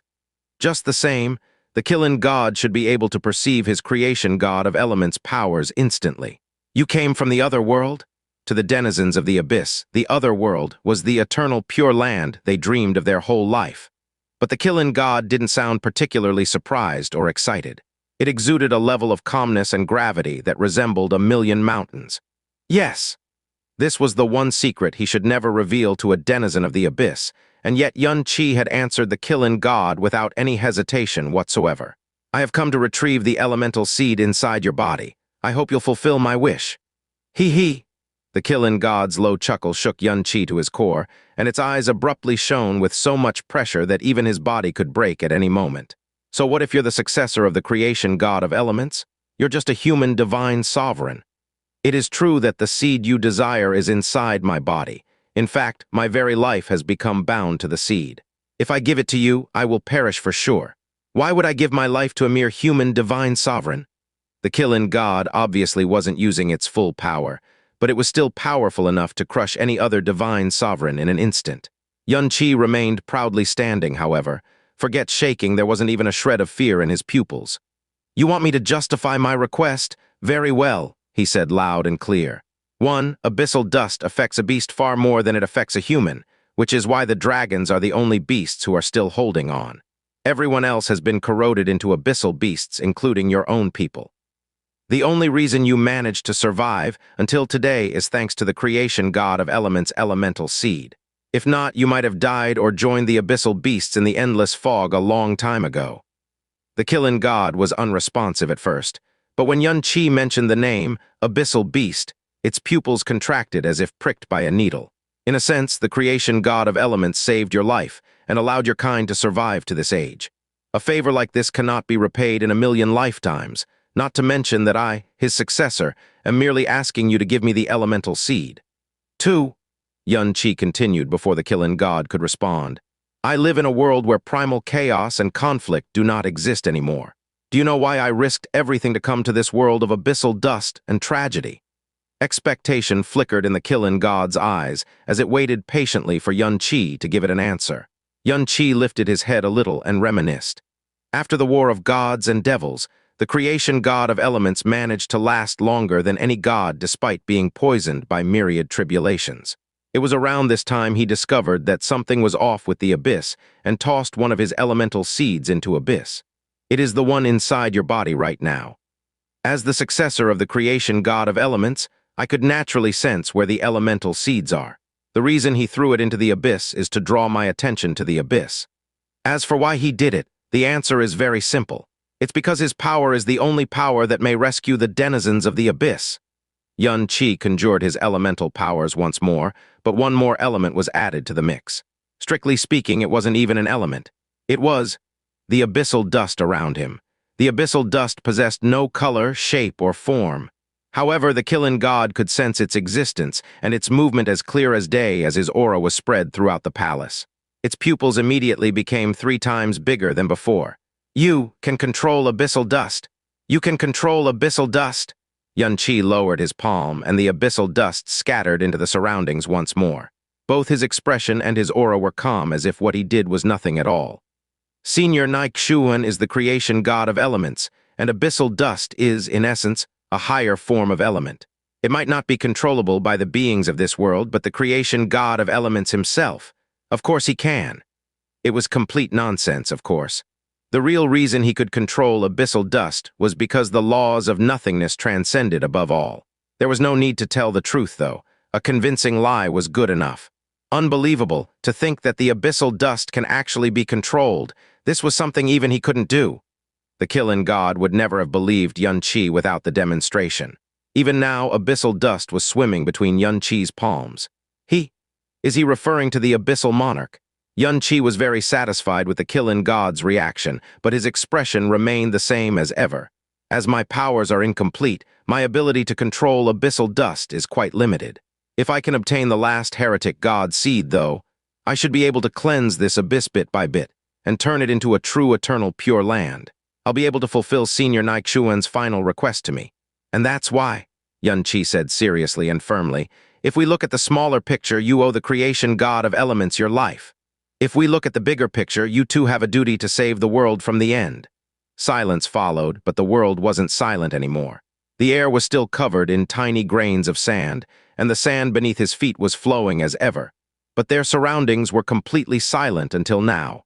It was a reflection of the Qilin god's feelings. Heh, the Qilin god let out another low chuckle. It may be true that I live only thanks to the creation god of elements' elemental seed, but it wasn't like he personally entrusted it to me, nor did I seek it out on purpose when I came upon it. So how do I owe him anything? Besides, all denizens of the abyss are selfish. Why would I give up my life for the good of others? Qi actually smiled instead of panicking. If you were anyone else, then I would have no doubt that you'd be telling the truth. But you are a Qilin, the god of the Qilins no less. He looked up and stared into the Qilin's eyes with undisguised respect. Be it in the ancient times or the current era, everyone knows that the Qilins are beasts of auspiciousness, benevolence, and righteousness. Despite possessing enormous power, you offer only kindness to the world. You've never oppressed another race, and you loathe evil and conflicts. If someone does you a favor, you'll repay them 100-fold. It is why the Qilins are the most revered beast of nobility in every era. It is also why this junior dared to disturb your slumber as a mere divine sovereign, he continued, wearing the same smile as before. I am certain that it's no coincidence that the elemental seed somehow fell into your hands. Only the Qilins could be trusted with the seed and are worthy to be protected by the creation god of elements himself, and only the Qilins could withstand the test of time and still fulfill their duty without fail. That is how I know you were lying, Senior. Not only are you not angry at my appearance, I'm willing to bet that it's the best surprise you've had in forever. The divine light in the Qilin god's eyes melted. The soul pressure that had been assaulting Qi all this time vanished into nothing as well. Ha ha ha ha ha ha. The Qilin god's laughter resounded throughout the Qilin sacred palace. It was old yet full of joy and liveliness.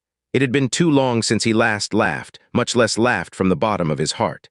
What determination, what courage, what intelligence. No wonder you're the creation god of elements. No, the heretic god's successor. No wonder my ancestor, the true Qilin god, revered no one more than the creation god of elements. To think that my life wasn't in vain, to think that I would actually receive a miracle, ha ha ha ha ha ha. My ancestor, the true Qilin god. Qi's heart skipped a beat. Was this Qilin god not the first Qilin god who fell into the abyss? Was it its descendant? In any case, the Qilin god's laughter and high praise finally allowed Qi to relax. Young man, it seems like you are well acquainted with my race in the other world. Qi smiled but didn't say anything. To say that he was well acquainted with the Qilins was a bit of a stretch, but he definitely knew them like the back of his hand. Everyone said that the Qilins were beasts of auspiciousness, benevolence, and righteousness. All Qi was willing to say was that it depended on your perspective. But Qi wholeheartedly agreed that the Qilins were good-natured creatures who loathed conflict above all else. For starters, the Western Divine region was ruled by the Dragon God Realm, and the Qilin realm came second. However, they weren't just the second greatest power in the Western Divine region.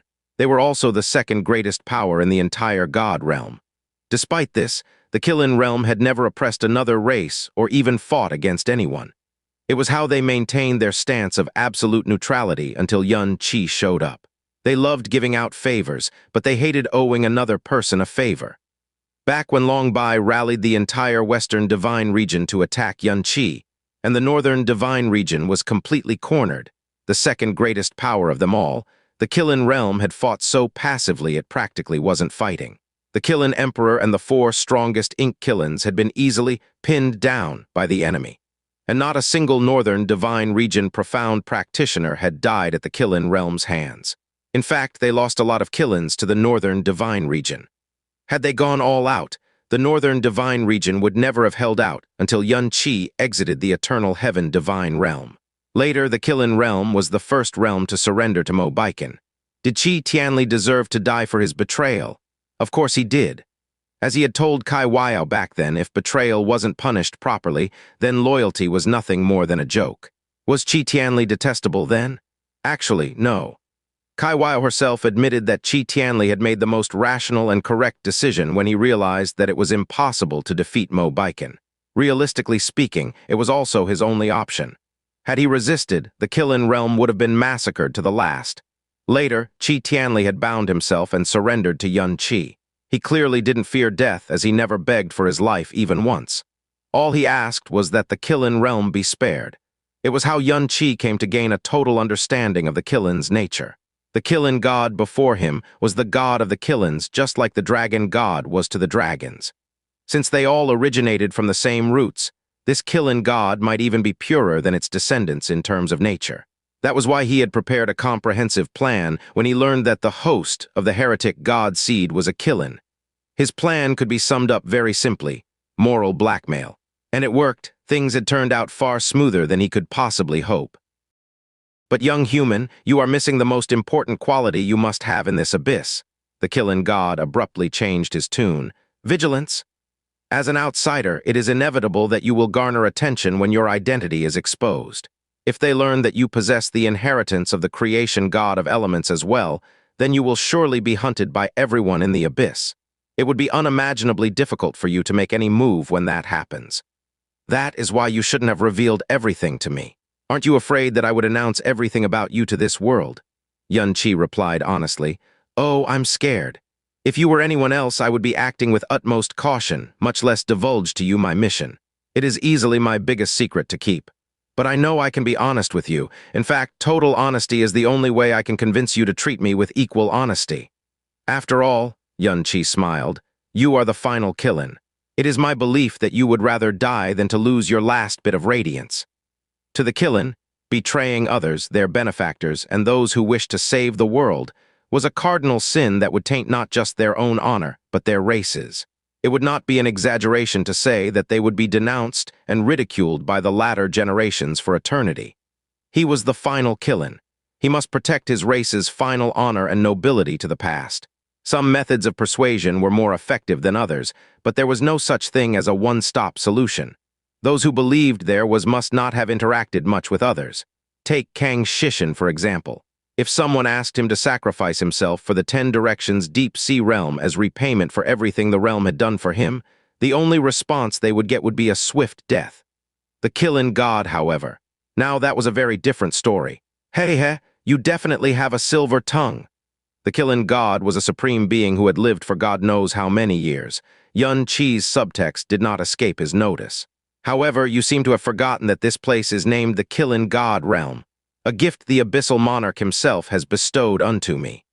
I may hide your existence from the rest of the world, but I am obligated to reveal it to the abyssal monarch. Do you understand the situation you're in right now? Xianxia's smile didn't fade, however. Come on, Senior Qilin. I know that your relationship with the abyssal monarch isn't nearly as close to what the people of the abyss seem to believe. In fact, I dare say that the two of you are deeply estranged due to a certain topic. Ovexed. Calm, the divine light in the Qilin God's eyes suddenly dimmed. It didn't mouth a retort because it was the truth, and it wanted to know how Xianxia was able to find out about this. Xianxia replied, to tell you the truth, it has only been a month since I came to the abyss, so I know very little about this word, much less their supreme ruler, the abyssal monarch. But I do not need to know the abyssal monarch to pick up the clues. He glanced at the yellow sand all around the Qilin's sacred palace and said, from what I heard, You and the Abyssal Monarch are long-time friends, and he had created the Qilin God Realm to protect you. There is no one in the entire Qilin Abyss realm who questioned this story. Everyone believes that this secret realm and its unbelievably rich earth element was bestowed to you by the Abyssal Monarch, and it is how you, the final Qilin, were able to survive until now. When I learned that the final elemental seed was most likely with you, though, I knew that the Abyssal Monarch's gift wasn't the reason you were able to live to this day. The elemental seed is the reason you were able to survive to this day, not him. It's understandable why most people didn't think to question this belief. After all, they do not have my information and my perspective. Xianxia stared into the Qilin God's eyes so that none of its reactions could escape his grasp. If the Qilin God Realm isn't a gift to you, then what could it be? It's really not that difficult to figure out. In fact, let me put it this way. If the two of you really were long-time friends, and if the Abyssal Monarch really wanted to preserve the final Qilin, then why didn't he just keep you in the Pure Land where no abyssal dust exists? The Qilin God.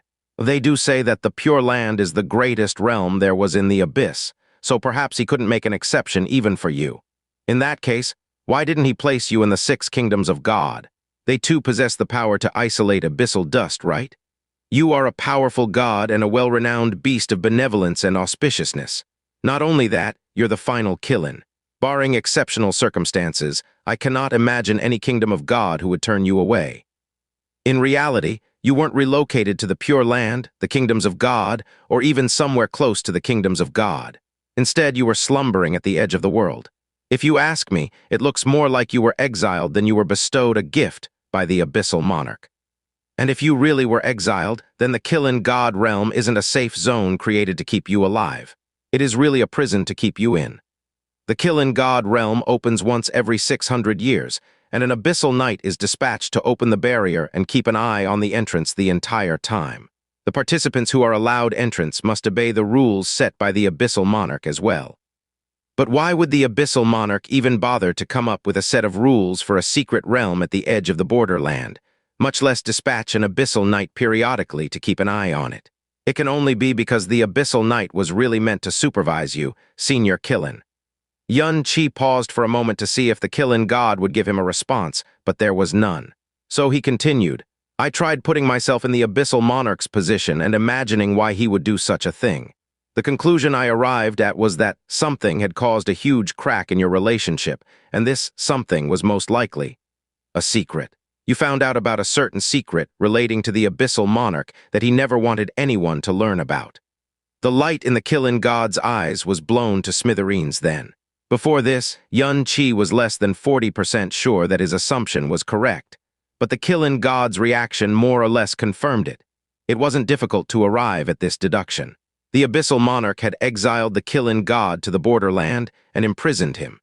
He even dispatched an Abyssal Knight to supervise the barrier every time it was opened, and set up all kinds of rules pertaining to the Qilin God Realm.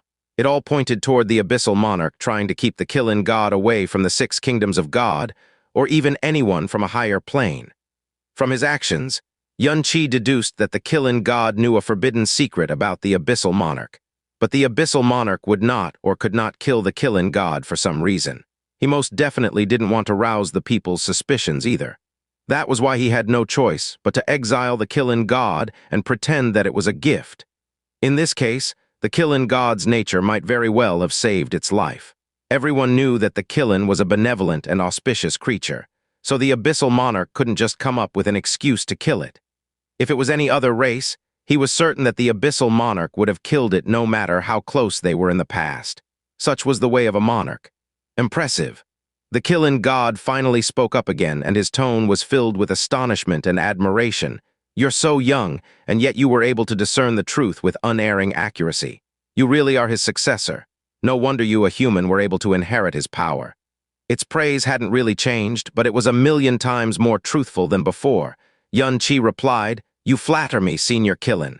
Anyone who knew that the earth-divine power that blesses this land did not come from the Abyssal Monarch would have easily arrived at the same conclusion. Ha, you don't need to humble yourself. This secret realm has been visited by countless divine masters, but none has ever dared to set foot in these lands. You are just a divine sovereign, and yet you're neither arrogant nor obsequious in front of me. This quality alone puts you above most of your race. Xianxia, may I retake the elemental seed now, Senior Qilin? Xianxia wiped clean his expression and stared at the Qilin God's eyes calmly. The Qilin God asked, shouldn't you ask me what the Abyssal Monarch's secret is first? I want to know very much. Xianxia shook his head slowly. But if I were to ask that question, it would undoubtedly be an insult to you. Ha ha ha ha ha. The Qilin God burst out laughing. Since his aura was no longer heavy and condensed, the sand within the palace went flying all over the place because of his laugh. Your responses are perfect, just perfect. His comment made Xianxia frown a little. Now that he thought about it, he had responded to each and every one of the Qilin God's questions perfectly, too perfectly. It was like he had practiced his answers 1,000,000 times over, and that in itself was a mistake. The Qilin God didn't seem to notice this mistake, however. A long laugh later, its voice turned as gentle as water. Young human, do you know which line you have said so far is my favorite of them all? Xianxia thought for a moment before trying. I am certain that it's no coincidence that the elemental seed somehow fell into your hands. Only the Qilins could be trusted with the seed and are worthy to be protected by the creation god of elements himself. And only the Qilins could withstand the test of time and still fulfill their duty without fail. No, the Qilin God objected. It is. Not only are you not angry at my appearance, I'm willing to bet that it's the best surprise you've had in forever. This shook Xianxia greatly. He was about to say something when suddenly, a yellow light shone from above. His heretic god profound veins throbbed harder than ever before. He subconsciously looked up and saw a yellow star falling toward him. As it approached him, its light slowly deepened and the heretic god profound veins throbbed a little harder. Speechless, Xianxia hastily yet carefully held the star in his hands, and in that moment, every seed in his profound veins shone like stars as well. A deep satisfaction and excitement spread to every corner of his body. Xianxia clenched his hands around the final heretic god seed tightly. The Qilin God could sense his excitement as clear as day, and it let out an amicable chuckle. To tell you the truth, your first reason is all I needed to give you the heretic god seed. As you say, it is only thanks to the creation god of elements that I am able to survive to this day. I had thought I would never be able to repay this favor, but then you appeared before me. Your arrival was the best pleasant surprise I have received in a long time. It is because I can finally repay the creation god of elements for what he did and pass away in peace. As for saving the abyss is destined for destruction. No one can save it, not even you. Xianxia abruptly looked up in shock. What do you mean by that, Senior Qilin? I cannot tell you, the Qilin God answered. Successor of the creation god of elements, I don't care if your desire to save the abyss is the truth. My only desire is for you to leave the abyss and return to your birth world as quickly as you can. Xianxia was about to ask when the answer came to him. It can't tell me. Does it have something to do with the Abyssal Monarch's secret, the one that got it exiled to this place? The abyss is destined for destruction. The Abyssal Monarch's secret. Don't ask, for I won't tell you about it. The Qilin God cut off Xianxia before he could speak. All you need to remember is that the abyss is destined for destruction, and that his obsession is the most terrifying thing that no one can defy. The reason I have forced myself to live until now is because I wish to witness that day, however reluctant and helpless I feel. The abyss is destined for destruction, his obsession. Is he referring to the Abyssal Monarch? If I heard him correctly, he's implying that the Abyssal Monarch is obsessed with destroying the abyss. That can't be right. The Abyssal Monarch was the one who founded the abyss. The reason the abyss was so stable was thanks to him, and the Abyssal Knights were specifically created to keep the order of the abyss. This meant that he shouldn't interpret the Qilin God's words this way. In that case, how should I? Now wasn't the time to overthink things, though. Xianxia reined in his curiosity, let out a sigh, and thanked the Qilin God solemnly. Understood. Thank you for your advice and your sacrifice, Senior. No thanks is necessary. The creation god of elements' power belonged to you to begin with. That one line of response seemed to cost the Qilin God a lot of strength, because the light in his eyes grew a lot dimmer than before. This elemental seed has remained inside my body for a long time, and as you said earlier, it has become one with my life force. The divine energy coded around the seed is my divine origin, so instead of absorbing the elemental seed immediately, you should slowly refine my divine origin as well. I am certain that it will greatly hasten your cultivation progress. Xianxia had sensed the Qilin God's divine origin as soon as he touched the heretic god seed. The Qilin God could have separated the heretic god seed from its life source and kept itself alive for many years to come. Instead, he gave it all to Xianxia simply to help him on his way and to repay the favor he owed the heretic god. "I will," Xianxia didn't bother with pretenses. He nodded strongly and said, "I'll refine it right now so as not to waste even a sliver of your divine origin." "No, not here." This time, even the Qilin God's voice had become much weaker. "This secret realm is tied to my life force. Once I die, the Qilin God Realm will automatically crumble in 6 hours, and I only have about 100 breaths left to live." Xianxia's pupils contracted. He couldn't believe it. Knowing the Qilin's strength, the Qilin God should be able to last at least several days even after it had abandoned its divine origin. Before he could say anything else, a pair of blindingly bright yellow stars descended from the air again. Over half of my body had been eroded by abyssal dust a long time ago, and if it wasn't for the elemental seed, I would have transformed into an abyssal beast just like my ancestor a long time ago. This is the remnant of my purest origin blood and origin marrow. My race greatest's defense, the Qilin sacred palace, is engraved in them as well. This is the only way I can repay the creation god of elements. May they be of use to you, young human. Xianxia's mouth fell open. He was unable to reach out to accept the gift or even say anything. "You should leave this realm and find a safe place to refine my power and the seed as soon as possible, the reborn creation god of elements. No, the reborn heretic god. Hehe, I can't wait to see it from the afterlife." The Qilin God's laughter had become incredibly weak. He was like a spent wind that could die at any moment. And yet, Yiqing could sense no reluctance or resistance toward his fate whatsoever. There was only peace and satisfaction. Xianxia lowered his gaze slightly and whispered, "This junior can never repay the favor you have bestowed on me, senior." Half of what he told the Qilin God was a lie. His only true objective was to obtain the Earth Seed without resorting to violence.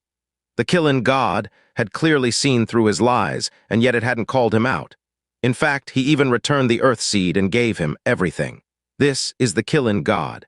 All things come and go, and the light of the Qilin should have disappeared a long time ago. If anything, I am glad I lasted long enough to see the light of the creation god of elements be reborn in his successor. I have no regrets. Any thanks he could give would only sound empty. Xianxia slowly reached out and accepted the Qilin God's heavy gift solemnly. Xianxia had received countless opportunities in the past, but none had ever come so easy yet so heavy. After all, this gift was backed by the Qilin's nature and their gratitude and respect toward the heretic god, Xuan. Xianxia felt a little guilty for manipulating the Qilin God as he did, but he immediately quashed that feeling. So long as he was still in the abyss, he must not allow himself to be moved by anyone. He must maintain his clarity of mind at all times. "It is up to fate how compatible your body is with my origin blood and origin marrow. An ordinary person would take over a decade to refine them, and a particularly compatible person would take several years. But since you have the creation god of elements' profound veins, a few months should be all you need. I can refine this in just a few days," Xianxia thought to himself while nodding strongly at the fading eyes. "Don't worry, Senior Qilin. I will make sure that the lineage of the Qilin God shines the brightest light in primal chaos." He specifically said primal chaos instead of the abyss. "Very good." The Qilin God smiled as the divine light dimmed entirely and left behind only a pair of rocky, ancient eyes. "With this, I have no regrets, though I suppose I have some concerns." Xianxia looked up. "Feel free to tell me what your concerns are, Senior." A long silence later, the Qilin God ultimately spoke up. "During the war between the gods and the devils, my Qilin God race was mostly massacred, and my ancestor, the true Qilin God, was driven into the God realm of absolute beginning. Cornered yet unwilling to perish under the hands of the devil gods, he and whatever remained of my race jumped into the abyss. They thought they were committing suicide, but instead they were saved by the abyssal monarch." Some of Xianxia's questions were resolved then. He was wondering why the Qilins were driven into the abyss, since only true gods who had committed an unforgivable crime would be executed this way. Knowing the Qilin's nature, he just could not imagine them committing such a crime. As it turned out, it was voluntary suicide. However, the erosion of abyssal dust was an inescapable nightmare. Those who are fully corrupted will transform into abyssal beasts who know nothing but destruction. Words cannot describe the pain and despair I felt as my beloved, my family, my respected seniors, and my race slowly turned into monsters. All I can say is that it was a million times worse than just dying. Even now, that nightmare still haunts me deeply. If my ancestor hadn't commanded me to live, if I wasn't waiting for a miracle, I would have gone to the other world a long time ago. Xianxia couldn't mouth any words of consolation. As someone who had felt the same kind of pain so bad that he once completely lost the will to live, he was certain that the Qilin God's despair could only be worse. He would never be able to sympathize with that level of pain, and so he didn't have the right to offer it any words of consolation. In just a few generations, the Qilin God race died to the last, leaving only me and my ancestor behind. My ancestor was beyond powerful. He was even more powerful than the 7 gods of the 6 kingdom of gods are today. However, the abyss was also far deadlier back then than it is now, and abyssal dust already erodes us way faster than you humans. As strong as my ancestor was, he kept losing his power and his body until he fell all the way from the true God realm to the divine limit realm. At the time, over 90% of his body was corrupted by abyssal dust. Xianxia was stunned. To be able to maintain his consciousness, and even remain at the divine limit realm despite having lost over 90% of himself to abyssal dust. Just how strong was this ancestral Qilin God back then? He didn't interrupt the Qilin God. Its life aura was still dissipating at an incredible rate, and the Qilin sacred palace was slowly fading as well. It all indicated that the Qilin God didn't have much time left. The elemental seed was first received by my ancestor. Had he chosen to keep it to himself, I'm sure he would have lived for a long time. Instead, he chose to give it to me. My ancestor told me that it was a gift from the heavens that the seed of power had happened upon us, but it ultimately didn't belong to this world. He hoped that one day someone would be able to take it back to its world. He said that from the moment he found the seed, it became our final duty to protect it until the right person showed up. No matter what we did, we mustn't allow it to fall into the hands of a malicious being and be stained with filth and sin. Xianxia couldn't help but be moved by this. The ancient Qilin gods had gone extinct in the God realm a long time ago. Not a shred of their inheritance or their bloodline had remained to this day. It was why the Qilins worshipped the Ink Qilins led by Qi Tianli as their leader. Every other Qilin in primal chaos was just an ordinary Qilin. There were some records regarding the Qilin gods, and it was hard to tell what was true and what was false. They all shared one commonality, though, and that was the Qilin God existed to protect it all. This duty is why my ancestor wanted me to live no matter what. Besides that, he gave me a final order. He wanted me to kill him before he was fully corroded by abyssal dust. Xianxia sighed. You couldn't do it in the end, could you? You are correct. My ancestor lowered all of his defenses so I could kill him, but I just couldn't. It had been hundreds of thousands of years since that day, but the Qilin God's voice was still tinged with deep pain. It claimed that it had no regrets, but only it knew if it regretted this particular decision or not. In the end, I chose to knock out my ancestor and carry him into the endless fog. Letter 1D45C, letter 1D5CFXT. Letter 1D5F0, letter 1D7B8, letter 1D45A. By now, Xianxia had figured out what the Qilin God's final concern was. He didn't know if the Qilin God had made the right choice. Rationally, the Qilin God should have killed its ancestor, but that was its ancestor, the one who had willingly given up his chance to live to it. How could it be rational about this? By knocking him out and carrying to the endless fog, at last it could pretend that its ancestor, the Qilin God, was still alive in another form. Xianxia asked, does the ancestral Qilin God still exist in the endless fog? That's right, the Qilin God answered. He is one of the strongest abyssal beasts in the endless fog. Xianxia. My ancestor was a great, merciful Qilin who never wavered from his beliefs, protection, and kindness his whole life. Even when he was at his strongest, he was unwilling to harm even the smallest and weakest of innocents. Today, God only knows how many innocent, profound practitioners he has killed against his will. Back then, he was the most respected Qilin, be it in this world or the other world. Today, all that is left of his name is infamy. It's all my fault. I have committed a grave sin against my ancestor, and there is no way I can face him in the afterlife. So, Xianxia said, you wish for me to free him if I encounter him in the endless fog? By now, the Qilin God's giant pupils had narrowed to just tiny slits, and his voice sounded as ephemeral as a dying candle flame. I have only repaid what I owe. You owe me nothing, so I have no right to entrust this task to you. I can only beg. I will, Xianxia nodded firmly. If one day I am strong enough to do what you ask, then I promise to give him the slumber he deserves. The Qilin God's eyes closed completely and slowly disappeared. A final few whispers entered Xianxia's soul. "A million words isn't enough to convey my thanks. I was already nearing the end of my lifespan even if I hadn't returned the seed to you, so you don't need to worry about the abyssal monarch suspecting foul play, or rather, I'm sure he has forgotten about me a long time ago. Remember, this secret realm will collapse in 6 hours. Now go, may your future be as bright as my ancestors' light." One final yellow flash later, its voice forever fell into silence. The Qilin sacred palace that had isolated everything disappeared completely as well. He was back in the outside world where the sand and dust reigned supreme, but a drastic change overcame them all of a sudden. The earth spirits in the sand suddenly stopped dancing. Instead, they swam around in panic as if they were frightened by something. The quicksand beneath Xianxia's feet also lost its cohesion all of a sudden. Then, it began sinking downward. At first, it was sinking very, very slowly.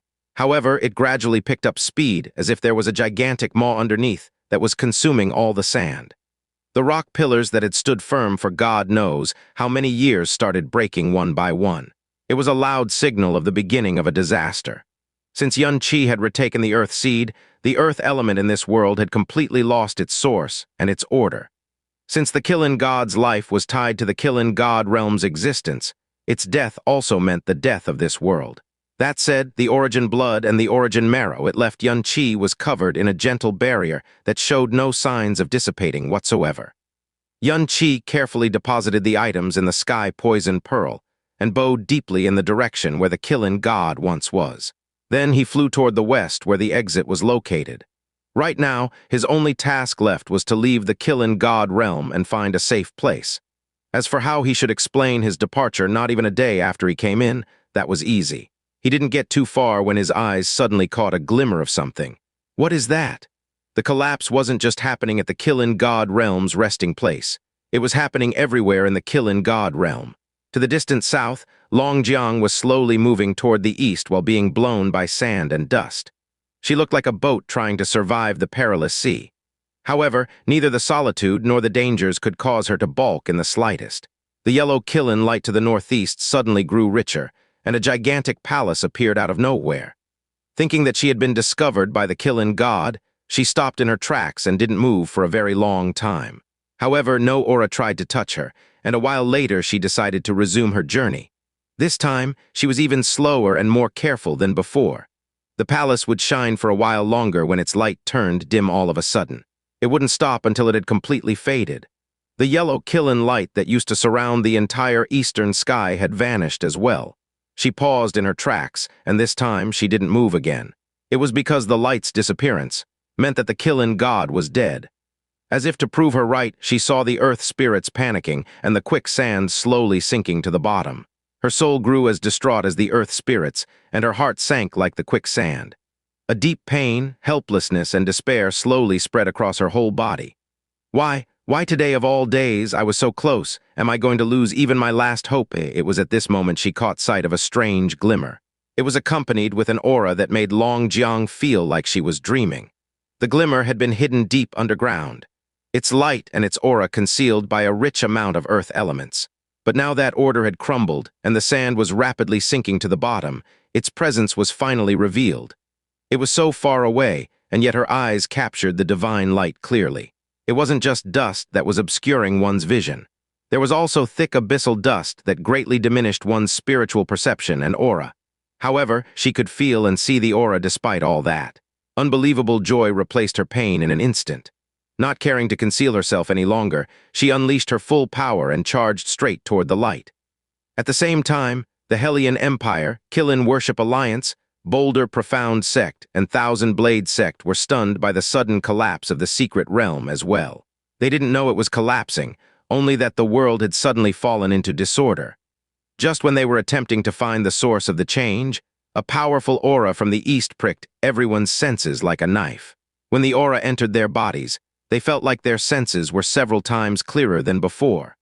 What shocked them even more was that their earth-profound energy had suddenly circulated on their own, as if they couldn't control their joy. What is that? Hellion Ju, Zhai Kexi, Wan Lei, and Ximen Borong all looked deeply stunned. When they looked to the east, they saw a faint but unmistakable yellow light pierced right through their souls. How is it so pure that we can sense it even from so far away? Ximen Borong exclaimed in disbelief. As soon as he said this, all four men thought of the exact same words. Could it be, Kushian said slowly, to cleanse the soul and stir the profound veins from thousands of kilometers away? It could only be the legendary Qilin Bone Spirit Orchid. Boom. There was a loud crack as Ximen Borong, Wanlei, and Jai Kexi exploded toward the east. Helian Ju was slower, but he too let out a strange cry and rushed to the east when he realized what had happened. We need to follow them.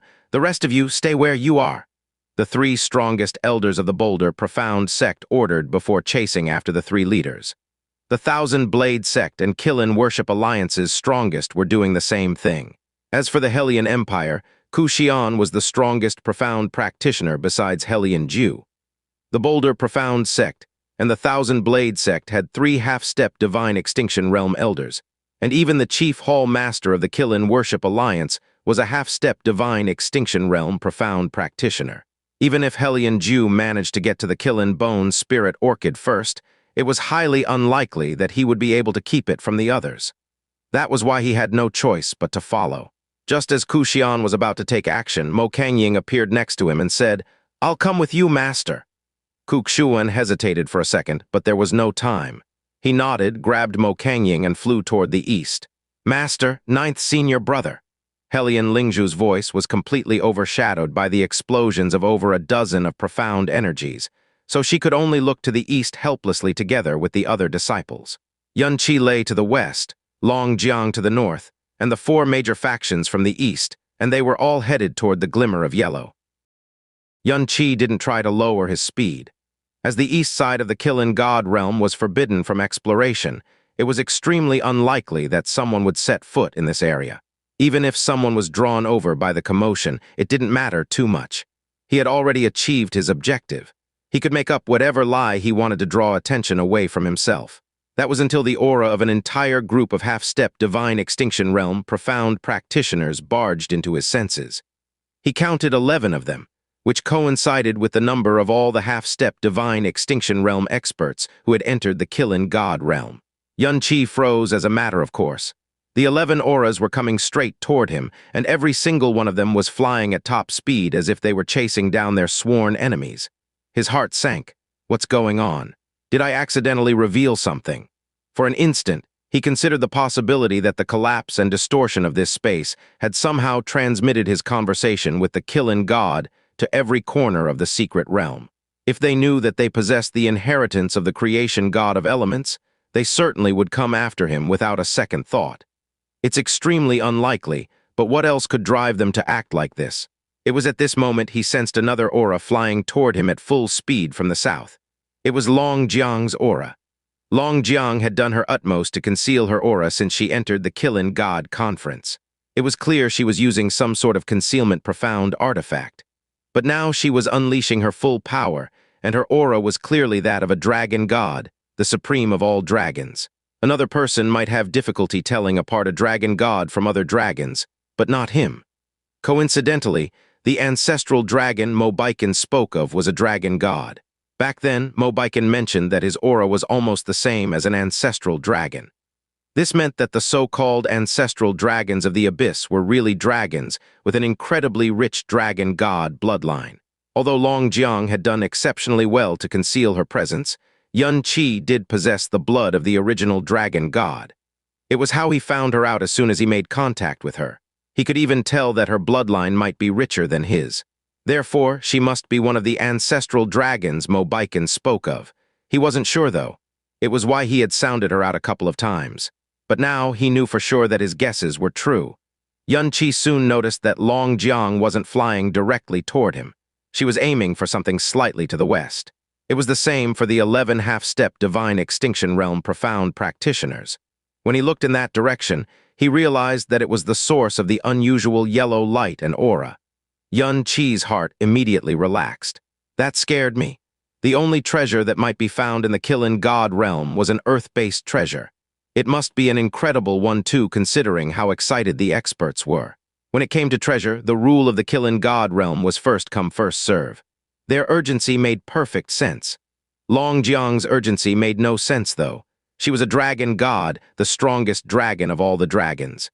She didn't cultivate earth-profound energy either, so why was she acting as urgently as the others? A few breaths later, the others sensed Yun Qi's aura. Yun Qi was going to circle around them. Since their focus was completely centered on that treasure, he doubted that they would bother him no matter how much some of them might hate him. In the end, he stuck to his course. As expected, they all sensed Yun Qi's aura, but not one of them spared even a wisp of aura to keep track of him. This more than doubled Yun Qi's curiosity. After all, he was flying over from where the Qilin god had resided. They should be shocked and alarmed at the very least. What is that yellow light? Inevitably, the yellow light finally revealed its true appearance to everyone. It was a blooming spirit flower that was about a meter tall.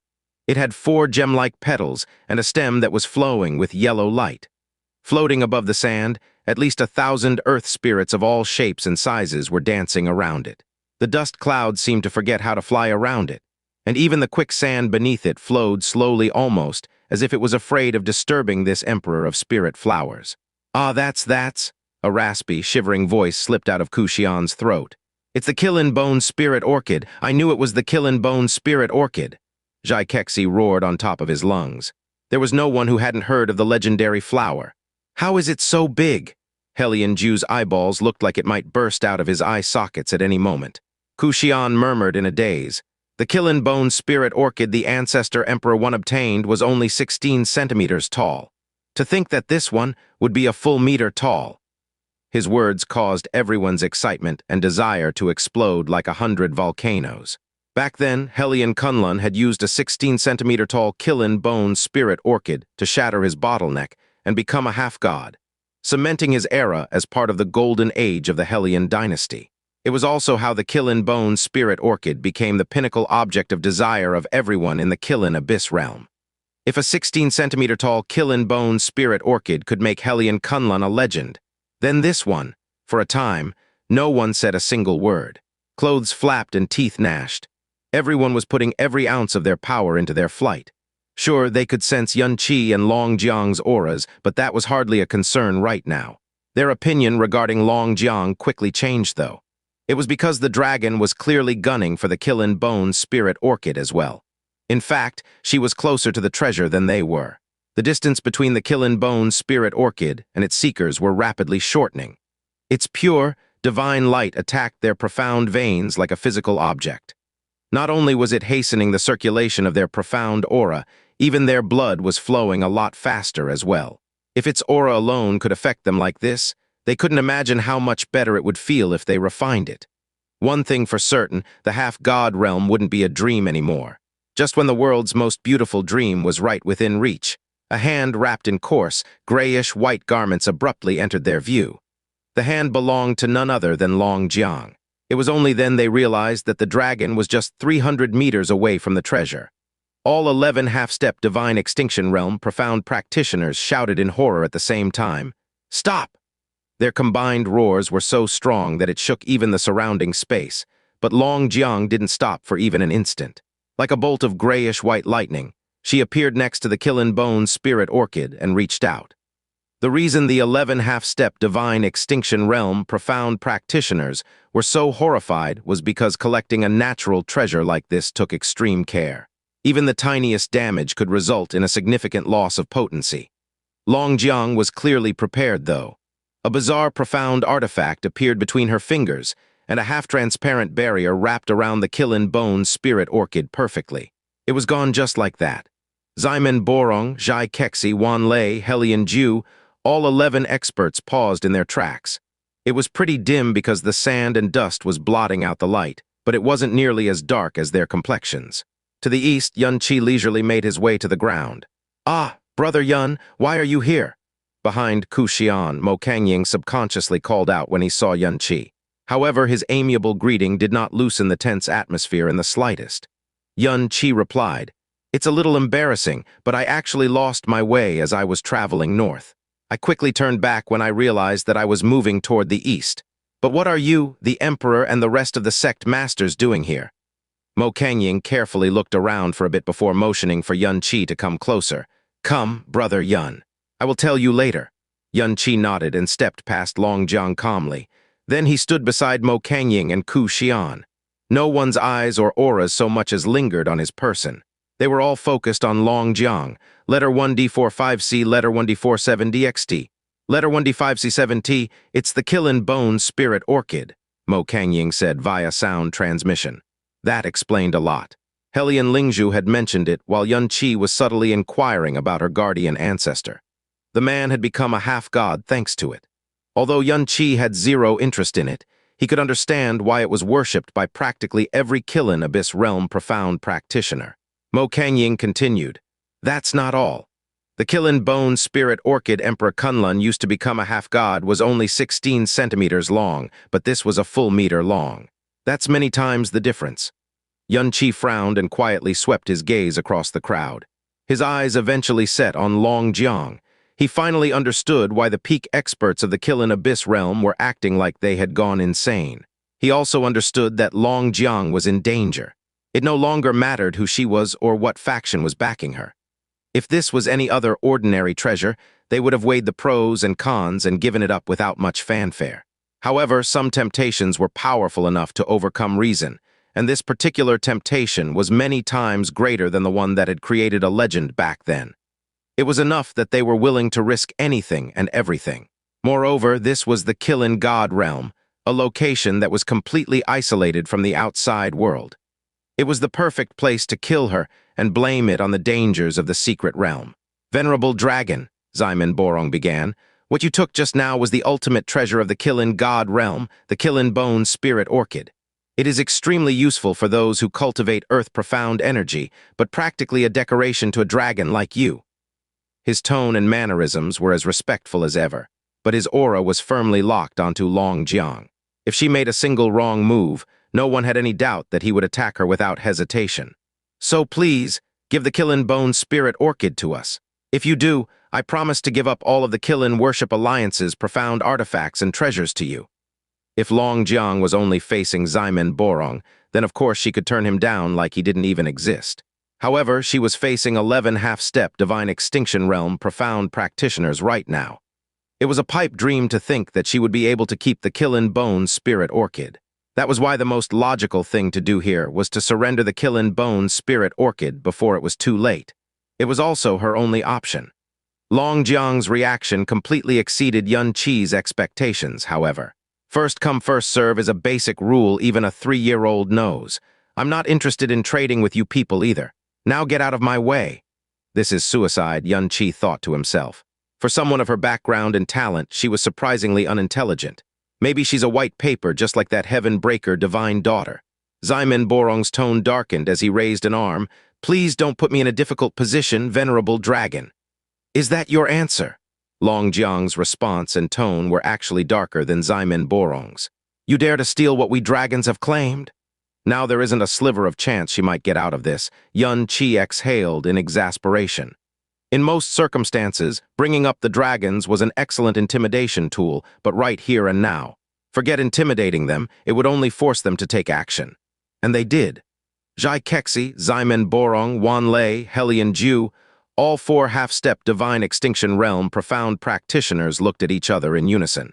Zhai Kexi suggested, "We'll split it 4 ways, no more, no less." "Very well," Wan Lei nodded. "You sure the treasure would be split evenly?" Helian Ju was clearly hesitant. Of course, there wasn't a shred of friendliness on Xianxia Borong's face any longer. "We are grasshoppers bound to the same rope from now on. 2, all of us will suffer if her death is leaked to the dragons. No one here is stupid enough to risk that over a slightly bigger portion." Helian Ju relaxed instantly. 1/4 was still far more than what Helian Kunlun got back then, and who didn't want to become a half-god. "Are you sure?" Long Jiang's voice turned as cold as winter. "You must have gone crazy to think that you can offend us dragons." "Heh." Xianxia Borong let out a low chuckle. "We wouldn't dare if this was outside the Qilin God Realm, but in here. No one will know of your death. They will hear that you have perished in the natural disasters of the Qilin God Realm, a secret realm that was created by the abyssal monarch himself. Your kind may be strong, but dare they challenge him? Plus," his smile grew even eerier, "we have an abyssal knight to testify that that is the case. Everyone else in the Qilin God Realm shall testify to the same thing." Long Jiang clenched her fists and put away the spatial profound artifact containing the Qilin Bone Spirit Orchid. Once again, her actions surprised and confused Xianxia. Even now, she had no plans of giving up on the Qilin Bone Spirit Orchid. It was as if the item was more important than her own life. Is the Qilin Bone Spirit Orchid actually her reason for entering the Qilin God Realm? Let's back off, Brother Yun. Mo Kengying grabbed Xia's arm and slowly pulled him backward. However, her warning actually reminded everyone that there was still another outsider here besides Long Jiang. Countless gazes and auras locked onto Xianxia instantly. 1. Referring to Heaven-Defying, the first guy who obtained the first Qilin Bone Spirit Orchid and is still alive to this day. 2. Same meaning as we're all on the same boat. Qi had expected this. Instead of panicking, his lips curled into a mocking smirk. What's wrong? Are you planning to silence me after taking Long Jiang's Qilin Bone Spirit Orchid? Ha ha ha, of course not. Heaven-Defying hurriedly explained. Nephew Yun, the Qilin Bone Spirit Orchid isn't useful to most, but to the Qilin Abyss Realm, it is something that can change our very future. Therefore, please don't mention this to the outside world. Xianxia wasn't just an outsider to the Qilin Worship Alliance, Boulder Profound Sect and Thousand Blade Sect. In a sense, they were enemies. Heaven-Defying wasn't, though. After witnessing Xianxia's common-sense-shattering power, and believing that he was doing all this for Heaven-Defying, he viewed Xianxia as a big thigh he must cling to at all costs. Even after entering the Qilin God Realm, he never stopped thinking about how to use Xianxia to propel the Hellion Empire to the heavens. This was why Xianxia wasn't panicked in the slightest. At this stage, the four factions could only see through their decision until the end. They couldn't risk destabilizing their newly formed alliance so soon after its conception either. So long as the Hellion Empire was unwilling to kill Xianxia, the other three factions couldn't touch him even if they wanted to. Xianxia said slowly, I have zero interest in the Qilin Bone Spirit Orchid, but it is common sense holding wealth as a weakling is a crime, and that the law of the jungle reigns supreme in this world. In my opinion, this matter isn't even deserving of discussion. Since you're Lingzhu's father, though, I suppose I can explain myself more. I don't care who lives or dies in this matter, but I will never do anything that will bring harm to Lingzhu. This matter has nothing to do with Lingzhu, sure, but I disdain talking behind someone's back even more. He snorted. Also, I suppose I'm part of the conspiracy now, even though all I did was watch from the sidelines. Can you rest easy now, Emperor? It sounded like he was replying to Heaven-Defying, but of course he was really talking to the two sects and one alliance. Hellion literally let out a chuckle when he heard Xianxia addressing Lingzhu directly by her name. His face melting like butter because of pure delight, he said, I am aware of your and Lingzhu's relationship, Nephew Yun. I have long since viewed Nephew Yun as half-citizen of the Hellion Empire as well, so of course I trust you. He then turned around and barked at Long Jiang harshly. Surrender the Qilin Bone Spirit Orchid now, Long Jiang. We've already given you a chance, and now you only have two choices left. If you surrender the Qilin Bone Spirit Orchid, we promise that your corpse won't be desecrated. If not, trust me when I say that you won't like what happens when this is over. The outsider was now an insider, and the unpredictable variable had become a co-conspirator. Add to the fact that Xianxia declared that it was beneath him to talk behind their backs, which sounded far more convincing than any promise he could have made under the threat of death. Everyone's attention was drawn back to Long Jiang once more. Apologies for using the first princess like this. Brother Mo, I'll give you a proper apology later. Xianxia sent a sound transmission. Mo Kengying didn't look unhappy, however. In fact, he shot Xianxia a respectful look and said, Don't worry, I haven't taken offense. I trust that a man who values relationships and camaraderie as much as you would never hurt Lingzhu. In fact, I'm impressed how easily you managed to soothe the two sects and one alliance. Though, I must admit that the idea of partaking in such an act disgusts me. Xianxia shook his head a little. I understand what you're saying, but this is the ugly truth behind the mask everyone wears. In fact, I believe you should learn from Long Jiang's mistake and learn to prevent such a situation from happening in the future. Mo Kengying couldn't say anything for a time. Despicable curs! Dragon profound energy gathered between Long Jiang's palm. She was facing 11 half-step divine extinction realm profound practitioners, so she hadn't been hiding her aura for a while. You think you can kill me? You think the likes of you deserve to kill me? Her response was short and simple, but it was filled with such overwhelming pressure that even the kings of the Qilin Abyss Realm felt intimidated by it. Wanlei sneered, I heard that a dragon's pride would keep them from bending the knee before any living being, but in my opinion it is but a form of stupidity. There's nothing else to say. Ximen Borong's eyes flickered with bloodlust. Let's kill her. The Alliance Master attacked as soon as he said the word kill. The guy might look calm and gentle in the norm, but he was the man behind the Qilin Worship Alliance's meteoric rise, and his ambition was to replace the Hellion Empire. Naturally, he couldn't be a simple man. In fact, his ruthlessness and decisiveness exceeded everyone in the Qilin Abyss realm. A terrifying force field that felt like a million avalanches exploded from him. Such was his power that even his chief hallmaster was knocked out of the way. Then he thrust his palm straight toward Long Jiang's heart. Long Jiang raised her arm and summoned the shadow of a pale white claw. She was just an 8th-level divine master, and yet she was actually planning to block the full-powered attack of a half-step divine extinction realm profound practitioner head-on. It was like she was trying to commit suicide. Ximen Borong narrowed his eyes and increased his power, causing the boulder energy surrounding his arm to thicken some more. It looked like he was planning to punch through her torso in one hit. It was at this moment Ximen Borong suddenly blanched. When the pale white claw was just inches away from his palm, its power suddenly increased drastically. She wasn't an 8th-level divine master. There was a loud bang as sand flew everywhere, and a draconic roar pierced through the ears. Long Jiang flipped backward and caught herself after just a second or two. But Ximen Borong was spun round, and round at least a dozen times before he finally came to a stop. When he finally straightened himself once more, the profound light on his arm was completely gone, and his entire arm hurt like you couldn't believe. Even now, it was trembling like a leaf. Half-step divine extinction realm? Shocked cries erupted everywhere. Xianxia was the only one who wasn't surprised by this. I knew it. She was using a concealment profound artifact to suppress her profound energy, but this also means that she was a dragon who cultivated to the half-step divine extinction realm in 90 years. Xianxia didn't have a full understanding of the dragons of the abyss yet, but as far as he could tell, her talent was borderline impossible. Shui Meiyan, Hu Poyan, Jun Zile, and more were the most talented people in the God Realm, and even they were only late-stage divine masters after cultivating in the eternal Heaven-Defying realm for 3,000 years. While everyone was stunned, Long Jiang had seized the opportunity to charge toward the southwest corner. While she was absolutely stronger than her human counterpart, Long Jiang wasn't stupid enough to think that she could fight against 11 half-step divine extinction realm profound practitioners alone.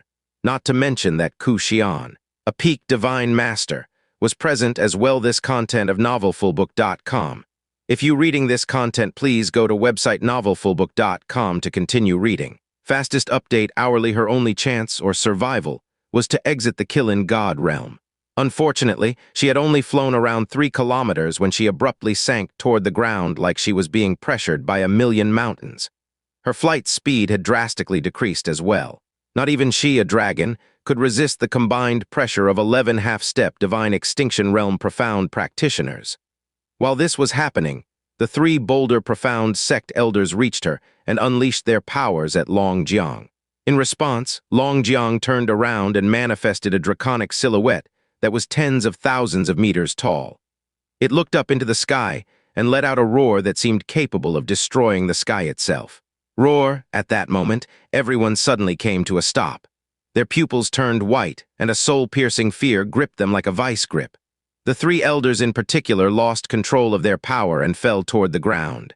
Og, Mo Kangying was also knocked out of the sky as he pressed a hand to his heart, shaking.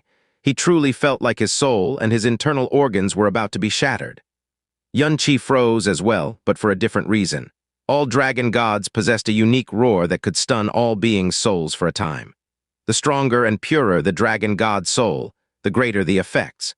But why is, at the far west, the confused 4 groups who were still waiting for their leaders to return also blanched at the roar that seemed to have appeared out of nowhere?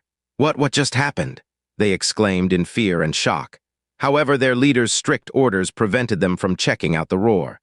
The soulful roar was very effective, but it still wasn't enough to buy Long Jiang enough time to escape her enemies. She had flown tens of kilometers when the terrifying pressure pushed her toward the ground once more, and crazed roars and outbursts of power approached her from behind. The quicksand to her left and right were severed at an incredible rate. It wasn't long before the strange phenomenon overtook her and blocked directly in front of her path. Then, two men burst out of the sand and attacked her with all their might. It was the thousand-blade sex, sand escape. Rumble. If this was a one-on-one, then she could have dominated either person with ease. However, she couldn't block the combined power or two half-step divine extinction realm profound practitioner. Long Jiang was pushed back a few kilometers in an instant. Behind her, Hellion Ju and Wan Lei had been waiting for this moment. They unleashed a blast of energy at the back of her heart.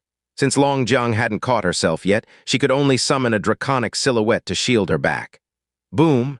The good news was that dragon bones were extremely tough.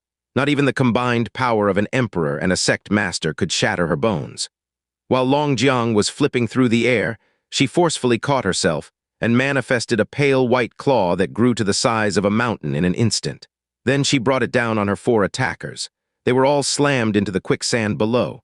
However, Ximen Boron and Jai Kexi arrived as soon as she unleashed her counterattack. Covered from head to toe in boulder energy, they slammed into her like a falling meteor. Boom, boom, Long Jiang was sent flying yet again. The grayish-white robe covering her face was rapidly becoming stained in blood. Meanwhile, Mo Kangying had finally regained his wits. While forcing himself to ignore his shivering and getting back to his feet, he looked up and saw Yun Qi still floating in the air and staring blankly at a certain direction. He flew up to Yun Qi and asked, "Are you all right, Brother Yun?" But Yun Qi didn't react to his cry at all. "Brother Yun," Mo Kangying reached out and waved in front of his eyes. Yun Qi turned back and shot him a forced smile. "I'm fine. That draconic roar was more stunning than I thought. What's going on? Why do I feel a sense of familiarity from it? Where have I felt this dragon soul before? I must be mistaken. I've only arrived at the abyss, and Long Jiang is the first dragon I ever met.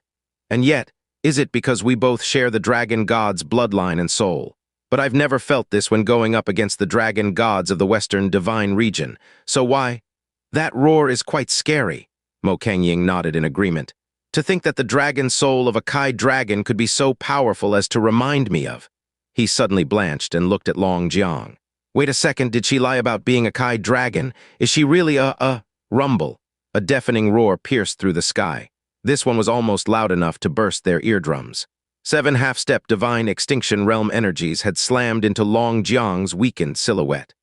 A devastating and rocky explosion later, a mournful cry broke through the air, and the white silhouette that had been protecting Long Jiang this whole time shattered.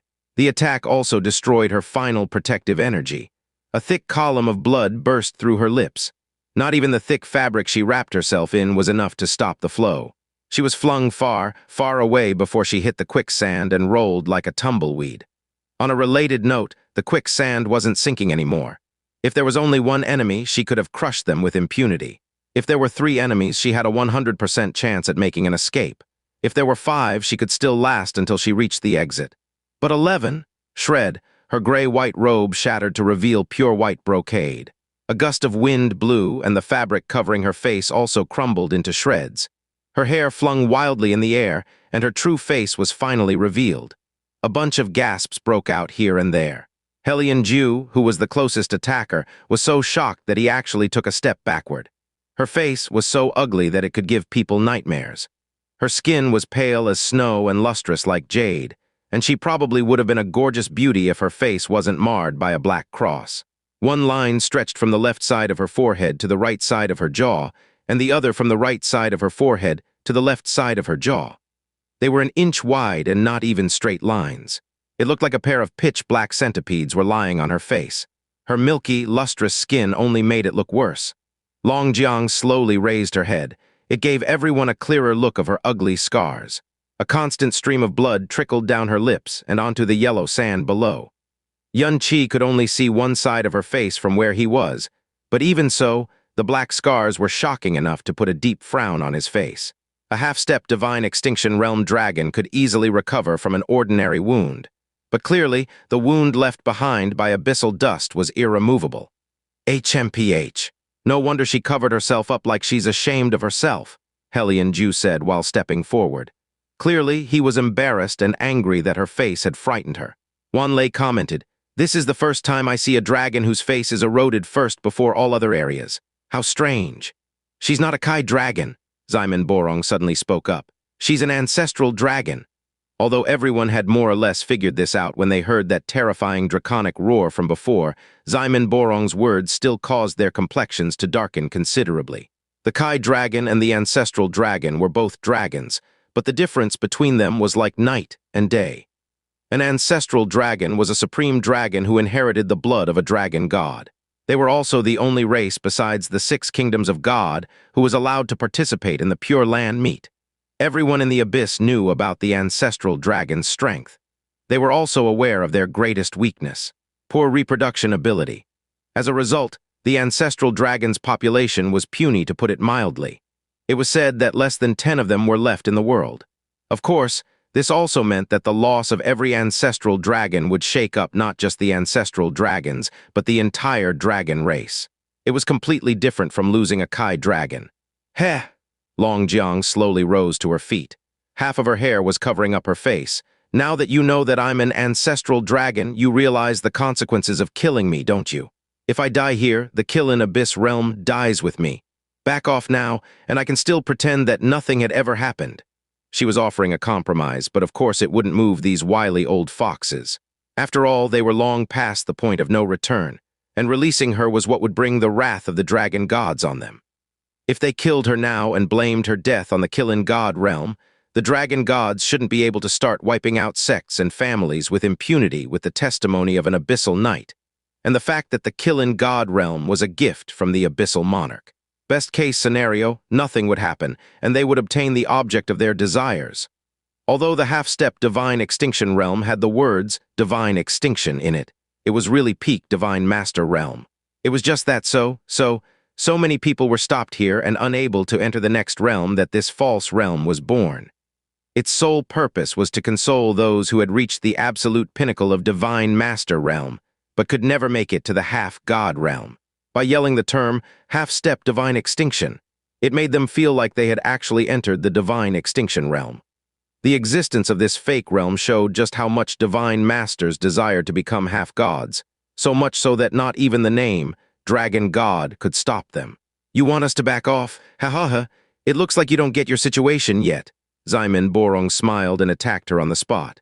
A white light flashed, and a protective profound artifact Long Jiang possessed shone brightly.